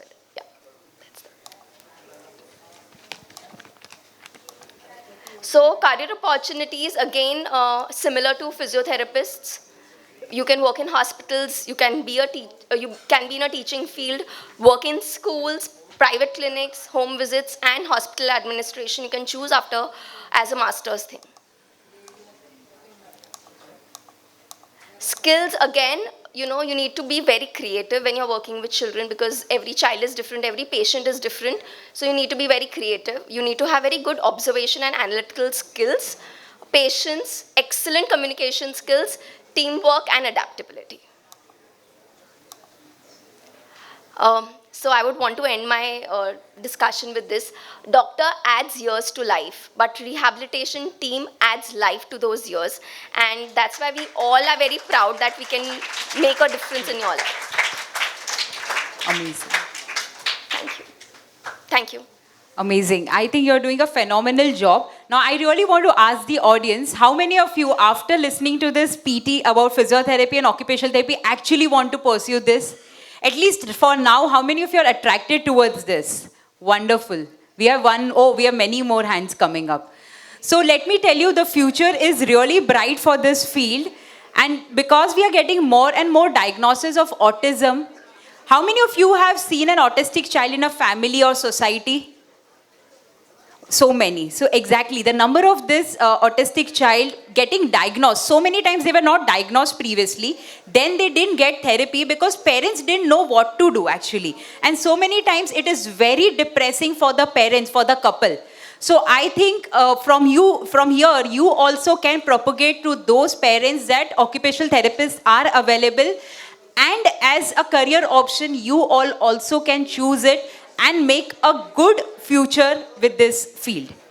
So now, when we have already spoken about two important fields, physiotherapy and occupational therapy, now let me present one more new field to you, which is pharmacology. So we have Pami Gala, who is Master in Clinical Pharmacy. She's a gold medalist. And right now, she's heading Supply Chain Operations and Clinical Pharmacy at Tata 1mg and Tata Trust Small Animal Hospital. She has been associated with various renowned hospitals like Saifi, Wokhad, Hinduja, and HN Reliance. She's an assessor for NABH. And most important thing, she has recently met the philanthropist himself, Ratan Tata. So it is a proud moment for all of us that our KVO community has gone through all lengths and breadths of the country and met the most important people and are sitting with the most important people while they are making important decisions of their companies. So over to you, Parmi, now presenting you one more career option in pharmacy, clinical pharmacology. Thank you, Honey, for the kind introduction. So I currently work with Tata 1mg for their hospital division, which is mainly Tata Hospital, which is at Parel, and a new upcoming hospital of Tata Trust, which is a veterinary hospital. It's a 200-bedded hospital. So what exactly is pharmacy? Okay, it's to do with medication. So when you go to any doctor, they will prescribe you a medication. So whatever goes into making that medication or marketing that medication or anything is, so each word that I mentioned there is a career in pharmacy. So researching new medication, you want to find out new options to treat a disease, manufacture those. Once you have researched, you have come up to a solution, you manufacture those, you package those, you label those. There are quality checks that to ensure that the medicine is safe for use outside. You market it, you tell the patients, you tell, there are research publications to tell the doctors what exactly the medication is, what are the side effects, adverse events, etc., and analyze its effects. So each word that I mentioned there is a big career opportunity in the pharma field. The route is same, 12th plus NEET. And here you have an option to either, you can enter through PCB or PCM. Both ways the entry is open. After 12th, there is an option for diploma in pharmacy, which is 2 years after 12th. There's a 4 years bachelor's course, which is in pharmacy, that is B.Pharm. And there is also a course which has been running for last 10 years, which NMIMS offers, is a pharma tech, which is a pharma plus MBA course, which is of 5 years. After, so if you want to enter from diploma to the bachelor's, you can do your 2 years diploma and then enter in the second year of B.Pharm. After you pursue 4 years of pharmacy, there are several options to pursue a career ahead. You can do your master's in pharmacy, which is of 2 years. You can do an MS, so Masters of Science, which means that you can choose to go abroad, US or UK, for which you'll have to give the GRE TOEFL exam. You can pursue an MBA. Now, each of the pharma companies or the hospitals, they have all these departments: HR, marketing, finance, pharmaceutics. So you could, and even Masters in Health Administration. So all these courses which you can do after a graduation in any of the science fields. So not restricted to pharma, something like a hospital management is something that you can enter through any field, and usually most of these big hospitals now, the entire medical admin team is, with these qualifications, a graduation in any of the medicine fields along with an MHA. Or you could opt to do a 6-month to 1-year course in clinical research or pharmacovigilance. And like Dr. Kinjal mentioned, you can enter a CRO, Clinical Research Organization. Once you have pursued your education, you could branch out into a retail industry, which is like a community pharmacy. You have a lot of e-pharmacy platforms now. That also comes into the retail part of it. You can enter a hospital. So my expertise lies in the hospital, where you can do patient care, you can get into quality, education, etc. I'll come back to this a little later. you can enter a pharma industry. So like I mentioned, you could get into research and development of a new medication, or you could get into manufacturing, packaging aspect of it, the quality aspect of the designing part of it. These are all the different options. Alternatively, you could get into education, like teach in a pharma college, get into research. A lot of insurance companies also recruit medical graduates, MBBS or BDS or pharma. Basically, the claims that need to be kind of passed, there is a scientific person who has to verify that whatever treatment you've gone through is rational and is justified, and whatever claim that you're claiming for is, you're eligible to get it. Medical tourism, India is one of the hub for medical tourism. So you get in patients here, they come here for treatment. At the same time, there are different tourism packages that you can kind of club it with, and of course business development. The subjects are pharmaceutics. It's basically how to make. So, you would make tablets, capsules, you would make cosmetics, injections, etc. Pharmacology is something to know what the medication does to your body and how your body reacts to the medication. Pharmacognosy is medication that you get from the plants. Chemistry, algebra, statistics. So this is something that I always cover each year.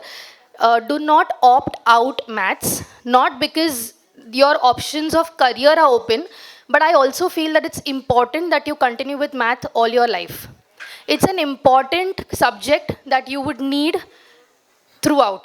At my position also right now, it's like it's a requirement.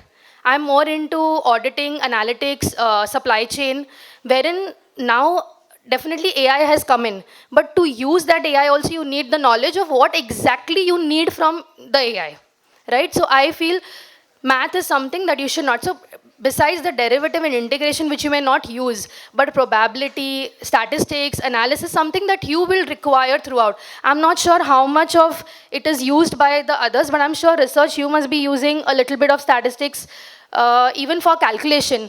Simple dosing calculations, you need to understand how to calculate doses for a patient through, considering the weight, the age, etc.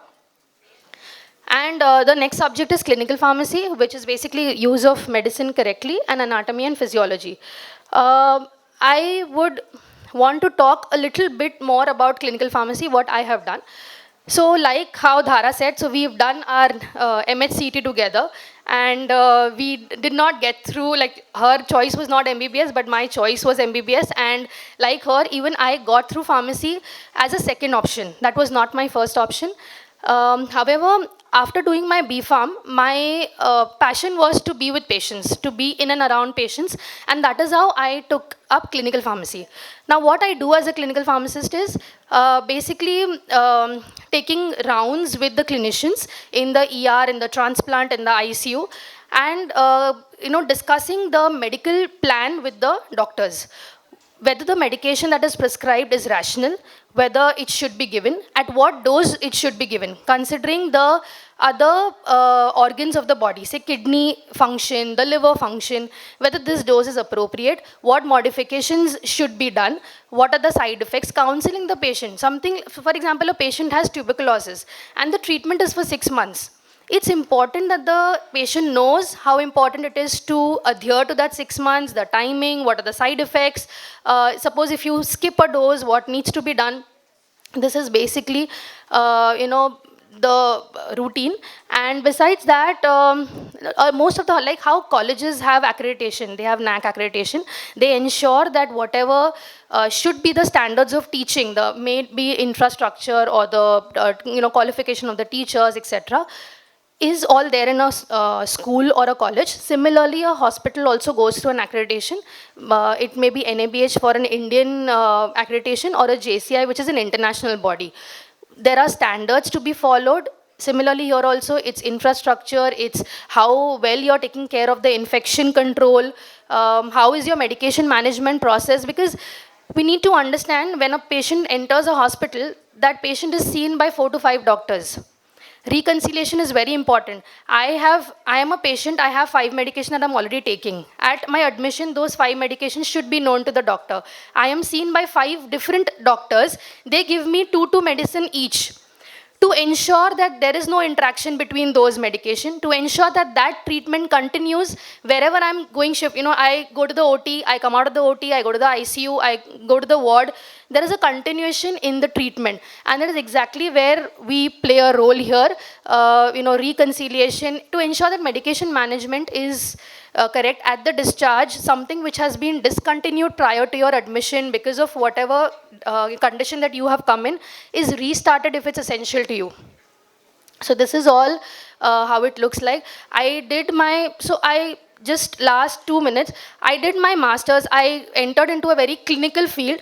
I did my MBA, and later now I have branched out into operations as well. So what I'm trying to say is that you evolve in your career. When you begin, you may begin thinking that I want to become this. But throughout so it's been 14 years and I'm practicing, there are a lot of changes that have come in from the year 1 that I started till now. And the biggest role that played for me here was, like Dhara said, that learning, unlearning is very important. Secondly, for students, I don't know how practical it is in MBBS, but at least in pharma, I was able, so after every year, you have a vacation for 3 months. I took up internships every vacation in a different field of pharmacy, for me to understand after 4 years what I wanted to actually pursue. And that is how I came into this thing, that there is a possibility for me to enter the hospital again, not through MBBS, but through the pharma background. And that is how I took up clinical pharmacy. So math and internship is something, if you all can, take this home as my takeaway message, I think it'll change some decision in your life. Thank you. Wonderful, Pami. So I think this is another one more example where you can make it big and still have a wonderful work-life balance. So medical field, as I told in the beginning also, is not that, you're just learning during your school days. You have to learn throughout your life, and you have to stay updated. And at the same time, the more you're updated, the better career you will get in future. So now next question I'll ask the audience. From the quote, you guess who will come next. Never rush when you are about to brush. So who do you think is going to come next? Dentist. So we have none other than Dr. Priyal Gala, who has completed her BDS from Government Dental College and is currently working at Mahavir Dental Clinic under Lions Club Mulund, Manav Kalyan Kendra Dombivli, and Jeevan Jo Charitable Trust Thane. She has been a part of a new startup for almost a year, Dent at Home, which provides dental treatment for old and bedridden patients at the comfort of their home. Has anyone heard about this before?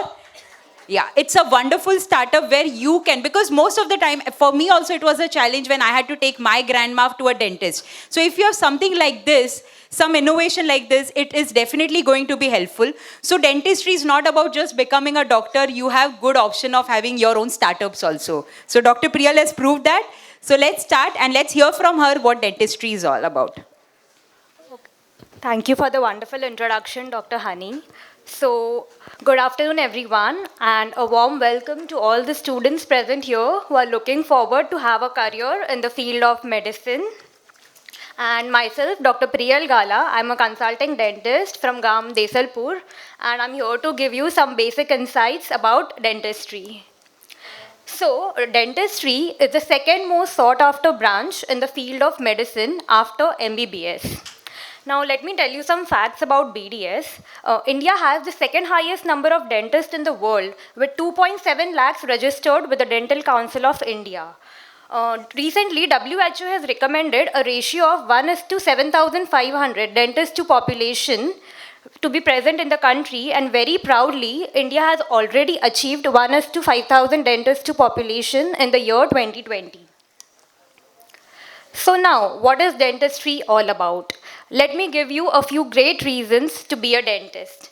So first is the service to the society. Obviously, being a doctor, you are able to serve people, help them maintain their oral health, and design in the most precious curve, the beautiful smile, and also improve their quality of life.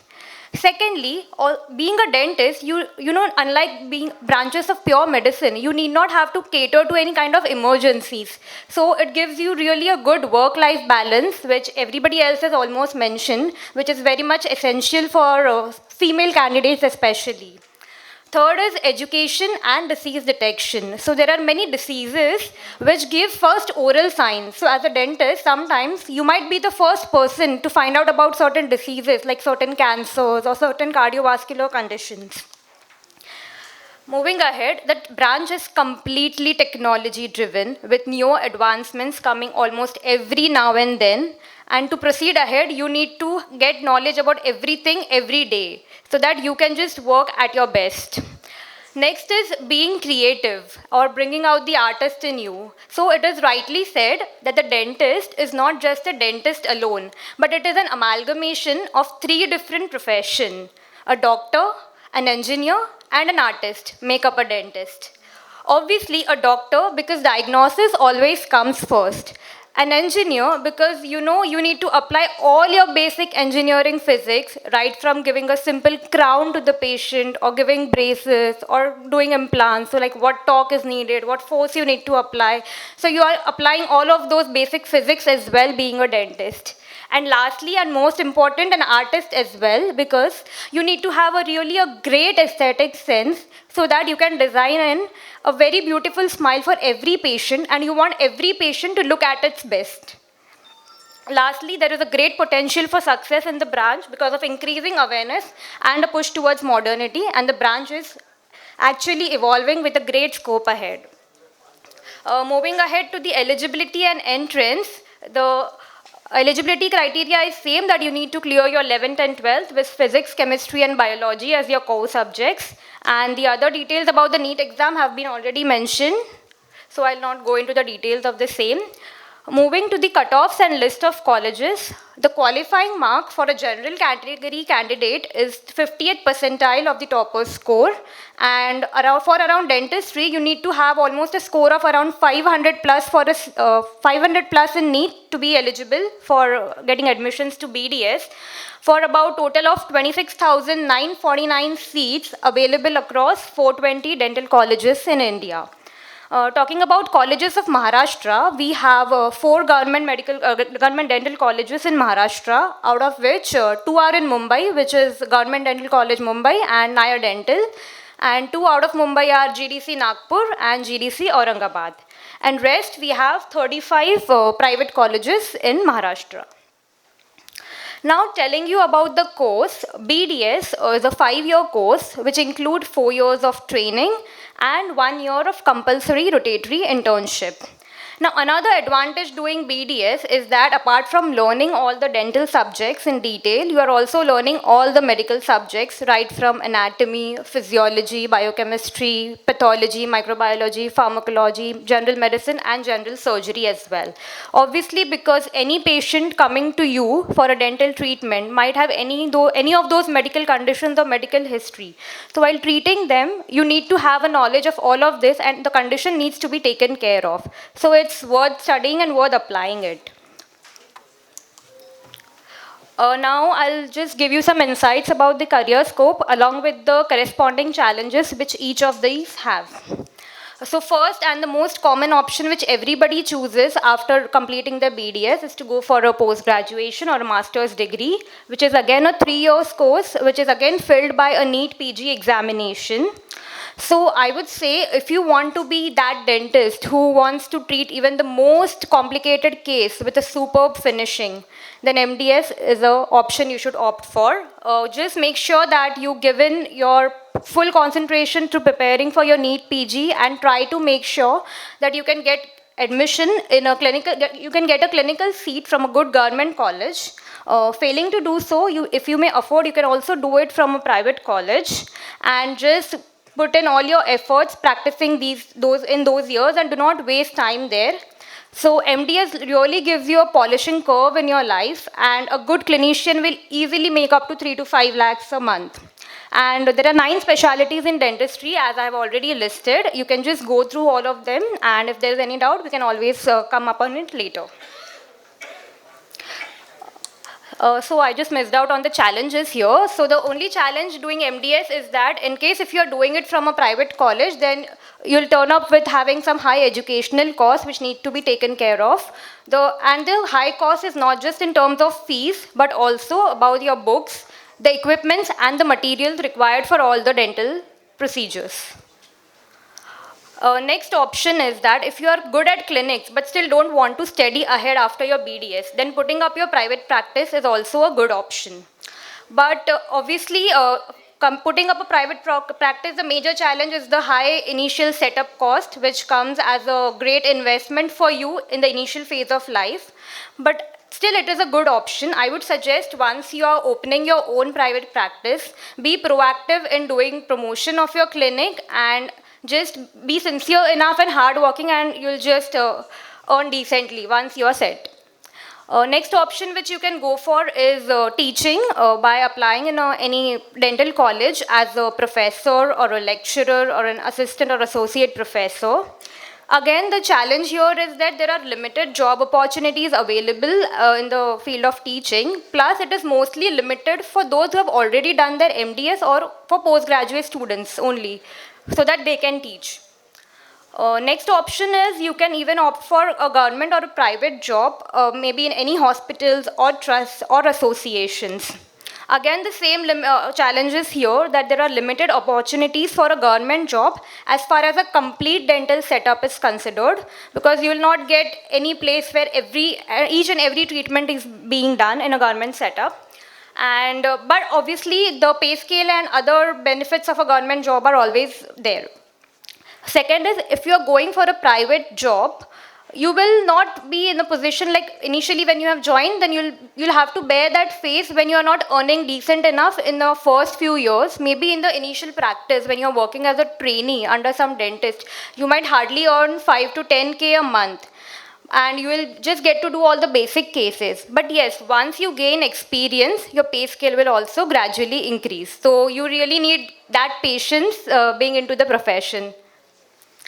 Next option is to go abroad.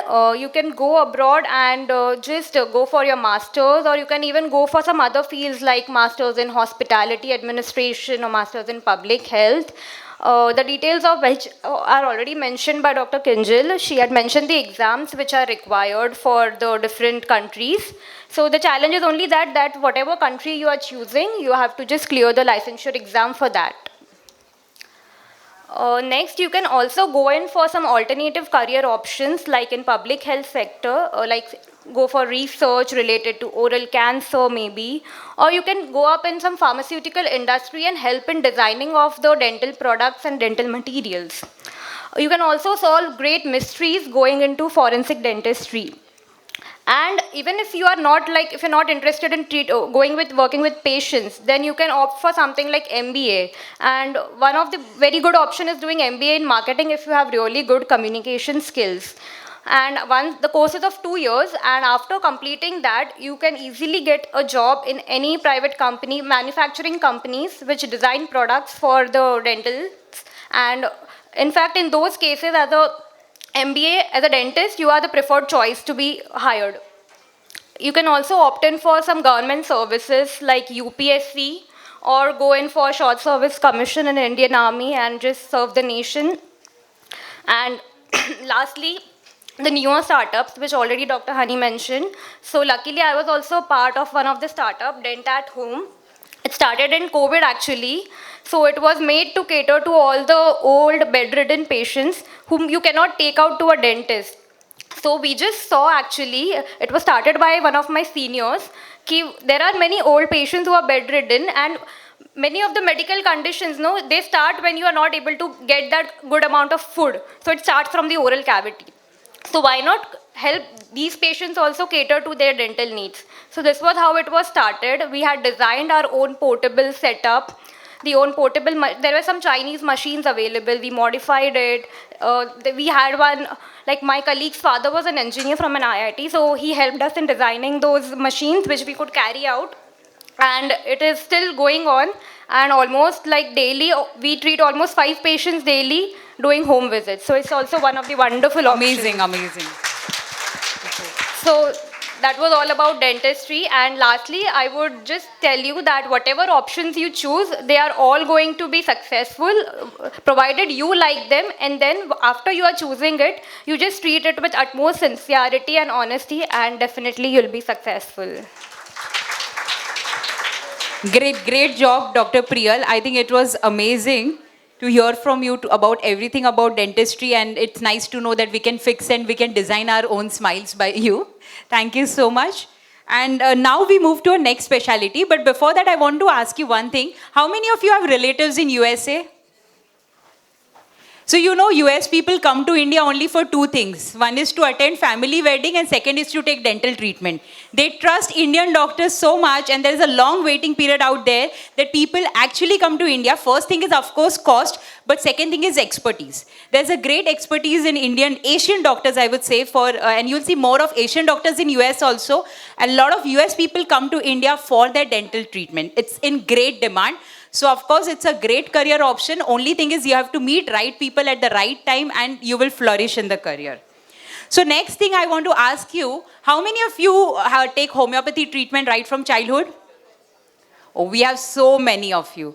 And how many of you aspire to be a homeopathy doctor from day one? Lovely. So we have here Dr. Kinnari Kenya.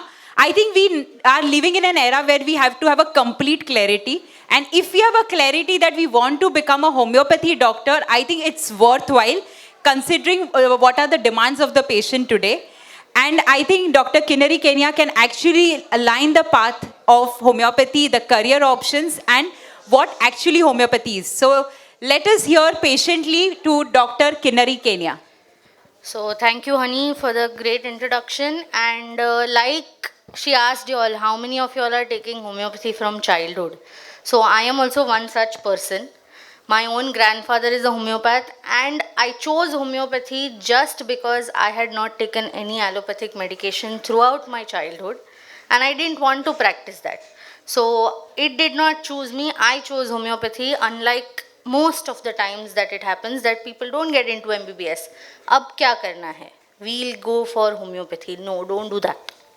Please choose homeopathy by yourself, because now with the Ayush ministry coming up from Mr. Narendra Modi and his colleagues, we are having a lot of opportunities that will come up soon. So let's see. And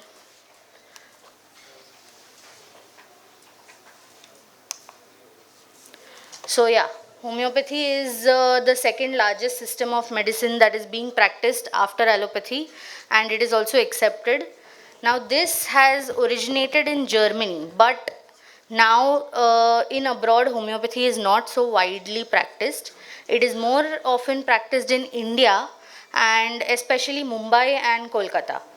The best place for learning homeopathy is definitely Kolkata, but Mumbai has become the hub where more practitioners are seen. And like nowadays we talk about holistic healthcare, which includes both your physical, mental, emotional needs, and therefore homeopathy is one of the biggest system where holistic healthcare is taken care of. Now, many of the people have questions that why homeopathy could not flourish so many years. That's because there were certain misconceptions, and there are some which are still not cleared up. But sooner and gradually we got many changes in that system. And since the last 10 to 15 years, these misconceptions have been cleared. And COVID was one time where arsenic album was widely given and widely people have been taken in rampantly, and that's where homeopathy got the biggest recognition. So now all the people ask me, homeopathy made disease mein halay karo? Yes, homeopathy almost many diseases mein halati, right from your acute cold, cough, fever to all the autoimmune diseases. And with the rise of autoimmune diseases now, homeopathy has opened its greatest scope to everything. But jada scope where ada limitations range, and we must take that in consideration first. Sauthi pella, homeopathy is a non-surgical branch, એટલે surgery is not possible. Along with that, अमुक surgical cases वे जिनमें खाली surgery option आए, Homeopathy cannot help you there. And a stage 4 and a stage 5 diseases along with emergency cases are not the scope of homeopathy. Now, entrance exam. BHMS is the main course and entrance exam is NEET, where we have to study the same things as mentioned by Nidhi, and you need 50 percentile marks in your NEET PG, anything ranging from 360 to as much as you can go are fine for taking admission in BHMS. At present, there is no exit exam for the same. But in future, definitely an exit exam will come, maybe 10 years down the line. Now, BHMS course, that is Bachelor of Homeopathic Medicine and Surgery. Most of you all will have a question that why is it called Bachelor of Homeopathic Medicine and Surgery, even when it's a non-surgical branch. Surgery is definitely taught in the Homeopathic Medical College because we have to take the patient into consideration first, and if the patient requires surgery, please do not keep him on medical treatment. We have to refer at the right time, and that's why surgery is important. Now this course is 4 years and 6 months, that is 4.5 years with 1 year of college internship.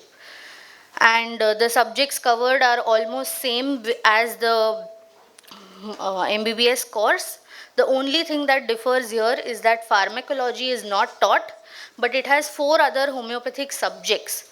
That is, that covers philosophy and the way of using the remedies and many other details. Now fees for this is around 1.5 to 2 lakh per year in a semi-government college. In private colleges, it can go up to 6 to 7 lakhs very easily. Now, after BHMS, there is post-graduation available. Now, post-graduation can be in 3 basic dimensions. First is MD in homeopathy, where we have 7 subjects and there are 3 clinical subjects included, that is medicine, pediatrics and psychiatry. Medicine includes all the different diseases and systems that are available. Pediatrics and psychiatry are limited to that domain. And soon to be added, that is from next year, is dermatology and community medicine. Community medicine will open doors to careers in primary health care and preventive medicine. Now, along with that, there are many people who don't want to do MD because it's a 3-year long course. They can opt for postgraduate diploma and degree courses. Now, diploma and degree courses are available in emergency medicine, psychology, nutrition, cosmetology, MBA in healthcare, and many, many more, as all of them have mentioned that if you don't want to practice homeopathy, you can get into something. And there is even a bridge course for all those who feel that homeopathy is not our capacity, because homeopathy requires a lot of skill set. You can always go for a bridge course or CCMP, but there is no guarantee that this course will last for a longer time. There are talks that this course may shut down soon. Now, why should you do MD? Why is MD important? With BHMS, your career options are very limited. You majorly can get into only practice. Now, if this was 10 years previous, BHMS had a big scope because they used to allow people everywhere. Now, MD has become a criteria for many things, such as academic jobs, research jobs, because research is a subject taught in PG. Specialization in homeopathy after doing clinical subjects. There are many people who practice only homeopathic psychiatry, only homeopathic pediatrics, and there are even people who are doing courses from various institutions and practicing dermatology and rheumatology also. Now, corporate jobs. Corporate jobs are available in most of the bigger companies like Samsung, ABN AMRO, etc., where you have a part-time job and you can practice as a homeopathic physician out there. And government jobs are definitely available. They are even available in the government medical colleges, like KM Hospital has Dr. Farooq Master, who has opened his OPD 3-4 years back, and he is definitely doing great in homeopathy while integrating with the modern medicine. Now, entrance exam for MD, it is APGET, that is an all India test, and the minimum requirement for this is more than 50 percentile and more than 60% marks in the final year of BHMS. MD has 3 years course, and this is divided into 2 parts, where in the first part you are taught things like research methodology and teaching fundamentals along with the subject that you have selected. In part 2, it's only the selected subject, and a thesis or a dissertation with proper research has to be submitted. Only then you get an MD degree. The fees varies from around 2 to 5 lakhs per part in a government and semi-government colleges. In private colleges, much higher. And in government colleges, stipend is also provided around 35 to 40,000. Now, most important, where everybody has their eyes on, is income. With homeopathic practice, there is no limit to how much you can earn. It all depends on your own skill set, your own experience. Now, what is skill set? So skill, most important skill is homeopathy. In homeopathy is history taking. If all of you have taken homeopathic medicine here, if some of you would have, then first time we went to the doctor, it took us 35 to 40 minutes easily. Why? That's because homeopathy requires a lot of history. And this history is not an easy cup of tea for everybody to take. It requires lot of questioning abilities and even perception, and therefore this has no limit, and it takes 3 to 5 years, which is an incubation period to set up a good practice. As in, when you grow, the income source increases. Now, academic job. Academic job is basically a teaching job in a college, in a homeopathic medical college, which varies from 30,000 to 1 lakh rupees a month, depending upon what position you are in. A corporate job. So this is a part-time job. Corporate job means a bank would hire you probably for 2 hours, where you can, practice homeopathy, see the employees of the bank, and that's how they start paying you accordingly. For a research job, it is around 25,000 to 1 lakh, depends on the nature of research you are doing.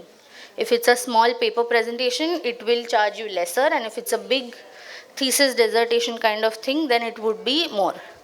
Medical officers. Most of the medical officers in the hospitals here are BHMS graduates, but this is a little different because you will not be practicing homeopathy if you get into this. It will purely be an allopathic practice, and a diploma in emergency medicine is always good to support this. And lastly, Honey told me that we have to talk about work-life balance. With homeopathy, work-life balance is a very, very easy thing to do because it depends on you. What time you want to work is your choice. You don't have to attend to emergencies unless it's from a family and somebody calls you, okay, bhai, edo thyo aya na, you have to come. So definitely work-life balance is very easy to manage, and if you have any questions, we can definitely go ahead later. Thank you. Thank you so much, Kinnari. She is pursuing her MD in homeopathy presently and is also practicing at Arihant Clinic, Sayan Manav Seva Sangh and CVOD Medical Center, Ghatkopar.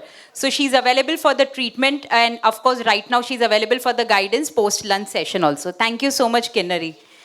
So I want to ask all the students out here, what is one thing you have understood amongst all of us, or amongst all the field? What is one thing that is very commonly a skill that is required? Patience and communication. I think language is a very important thing because you are dealing with a human. And so many times I see that in our Samaj also, people don't speak Kachhi at home. They don't read Patrika. They don't know how to read Gujarati. So I think we have to start doing that. If you want to be successful in medical practice, you should be able to speak Kachhi, Gujarati, Marathi, Hindi, and should be able to pick up new languages also. I was in Mizoram for 3 years. I can speak Mizo fluently like any other Mizo. Today I practice in Wokhad, where I see a lot of patients from Gulf, and I can speak Arabic with them. that helps me to grow very fast in my practice. So I would request all the parents out here to see to it that you can teach how to read Gujarati also, how to speak Gujarati. Please inculcate the habit of reading Patrika and at the same time to speak Kachhi at home. This would help all your students to flourish in whatever career they choose, but 100% in medical field. Second thing is very important that I feel in the post-lunch session, 1:1 session which we have, I think the students should meet these professionals for sure, but the parents should also meet the parents of the doctors. Like Sanjay uncle is there, Vimal uncle is there, Ila ma'am is there.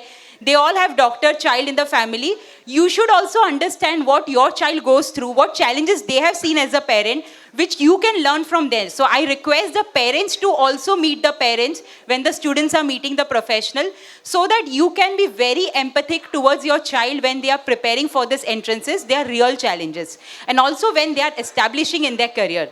So be very supportive to them and you can get very good idea from all these parents who are out here.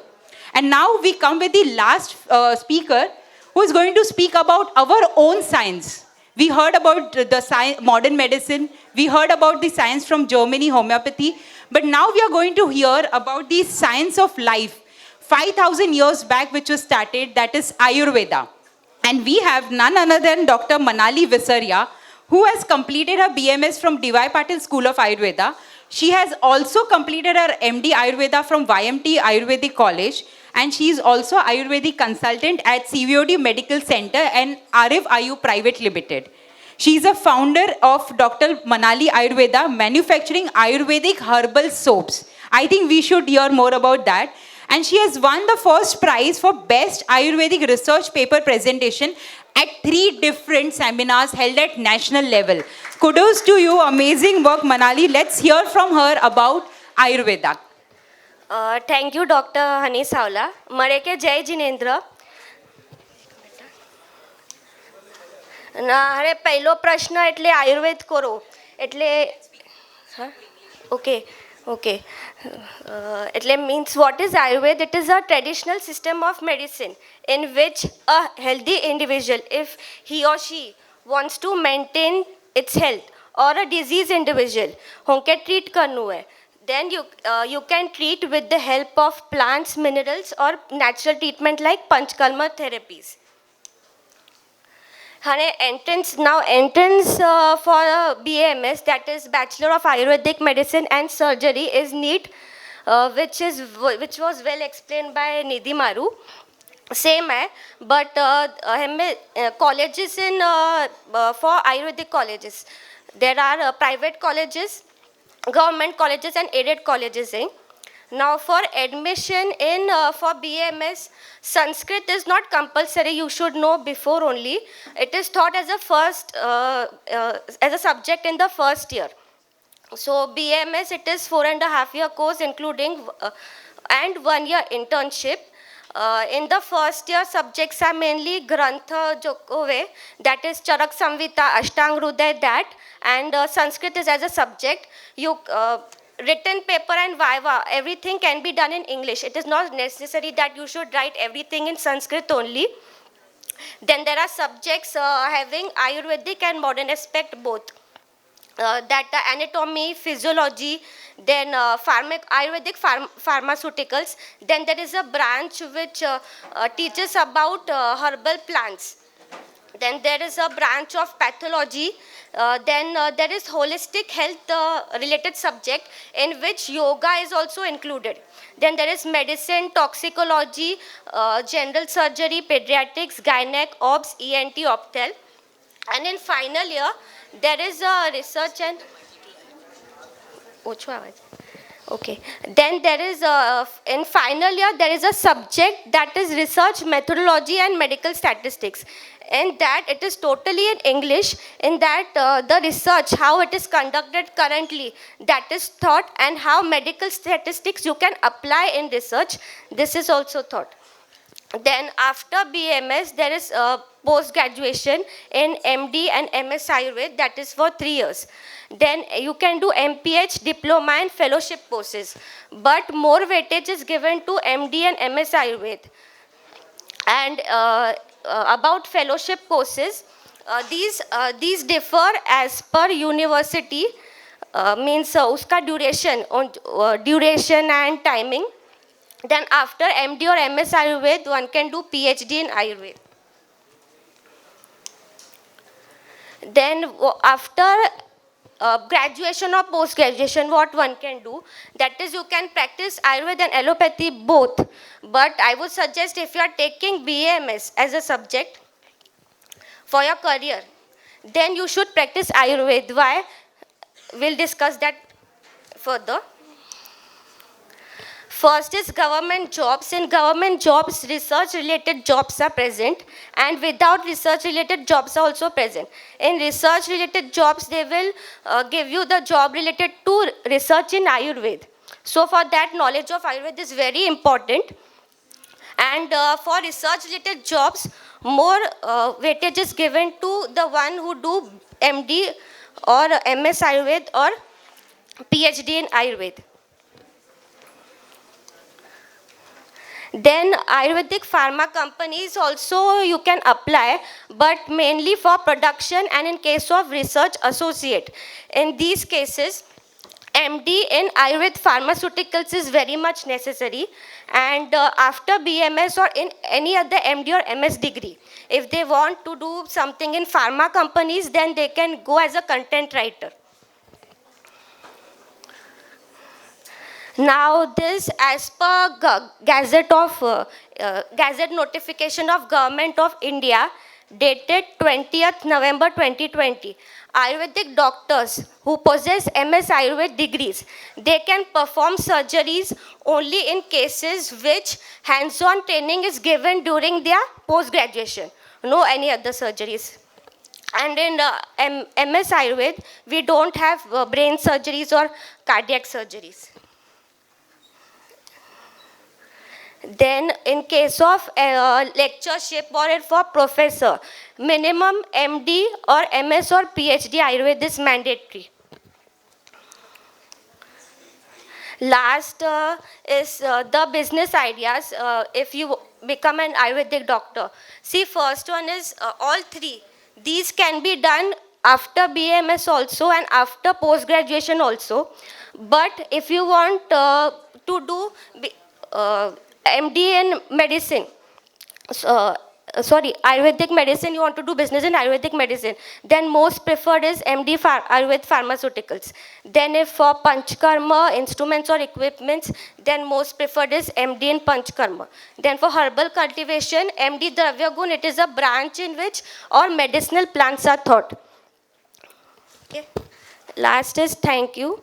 One thing I wanted to say, the Hani Savla said that about manufacturing of herbal soaps. I myself is in MD Ayurveda Pharmaceuticals. I have done MD in Ayurveda Pharmaceuticals.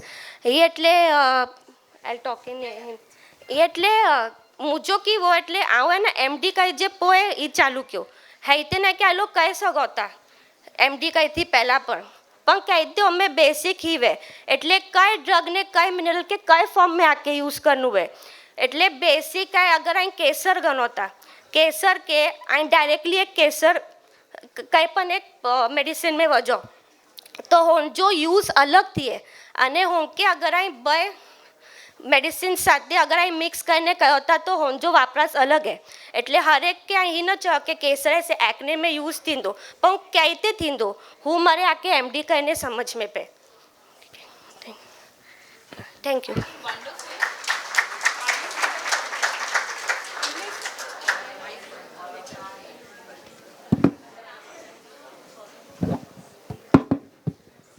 So, Dr. Manali, I think that was wonderful.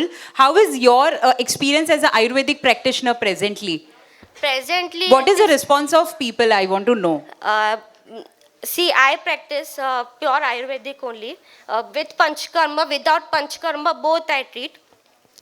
Then basically, towards me, patient come for Ayurvedic treatment only. I think that is picking up in today's world. People want to go for Ayurvedic treatment directly, and that is why there are chances that this field is going to flourish more and we'll have more and more Ayurvedic doctors practicing in near future. Maybe in Mumbai you'll not see so much, but once you go to South India, Kerala, you will see the real difference in practicing. Yeah. Yeah, under Ayush, absolutely. They have opened up many, many more institutes. Sanjay uncle wants to add something. Huh? No, currently there is currently no correlation between them. Ayurveda is different and this is different. એટલે means when I started making herbal soaps from I think 2022.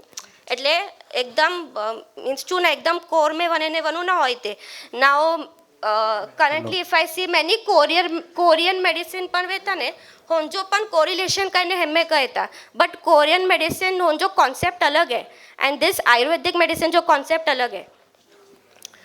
In Ayurvedic medicine you have plants, then you can use minerals also, but minerals they are not used like if you take gold then it is direct gold when you apply kai jo hoite na.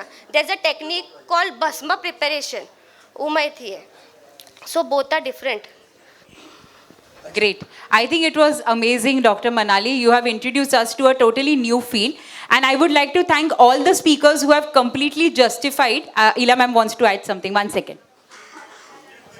In fact, in the NEP 2020, Indian knowledge systems, that is the traditional systems which have been century old, are all being revived.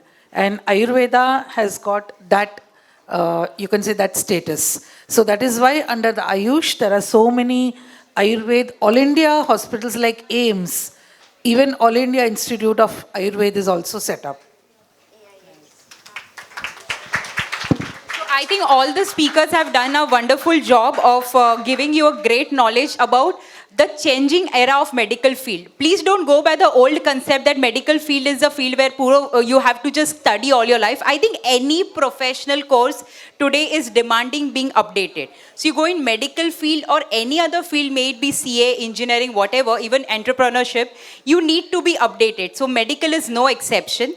So you can have a good work-life balance, you can have a good family life. We all are example of that.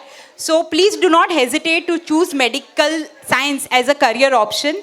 And also being part of Kutchi Medicos Association and the mentorship program which we run, we'll be happy to help you to settle down in the practice, to give you mentorship when you're working actually, and to also provide all the guidance when you want to study abroad.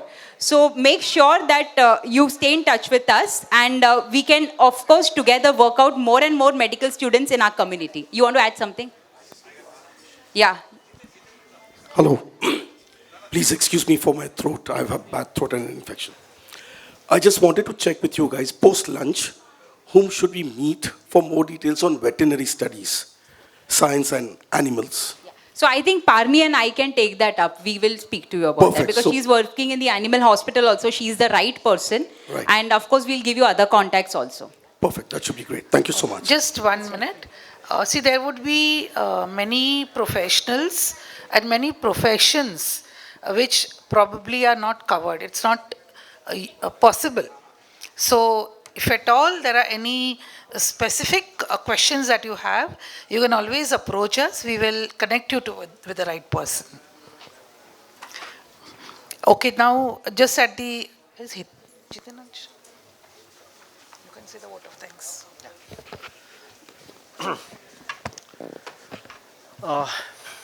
I know everybody will be now very hungry for today's, but I am confident you must have got deepest knowledge of all the sessions we have today.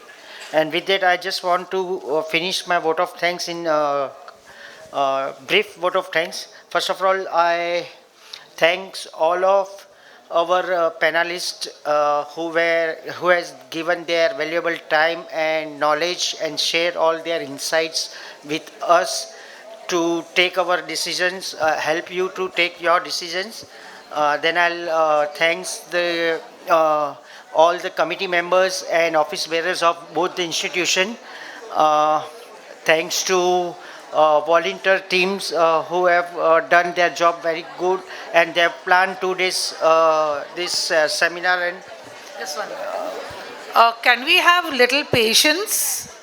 Can we have little patience? I think this feeling of gratitude should be there in all of us. Yes or no?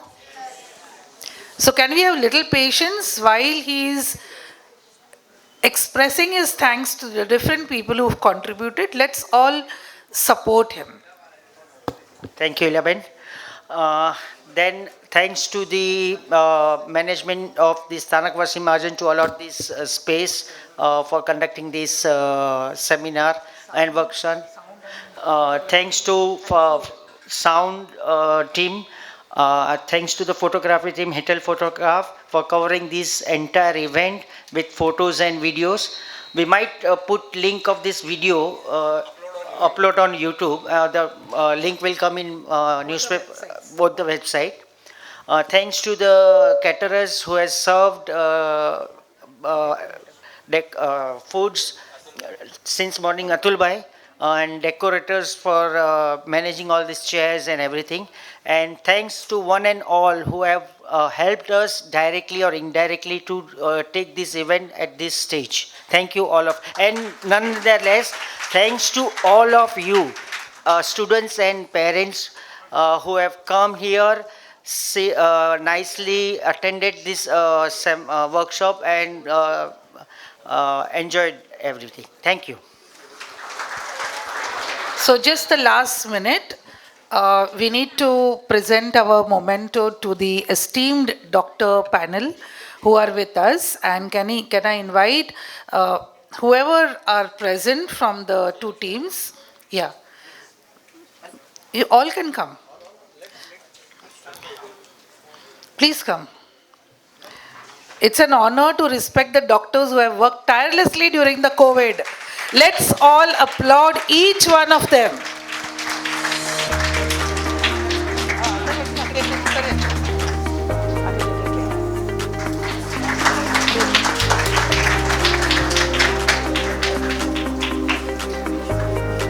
Dr. Lalan, Sanjay Bhai.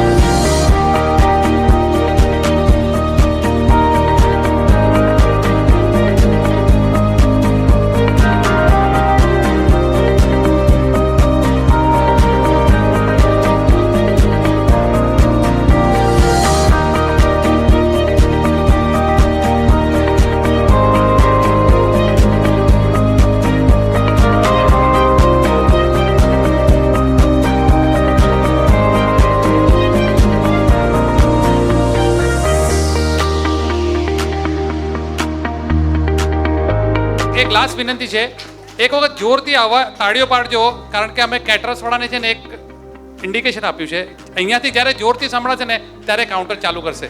Let's have a round of applause for everyone. Yes.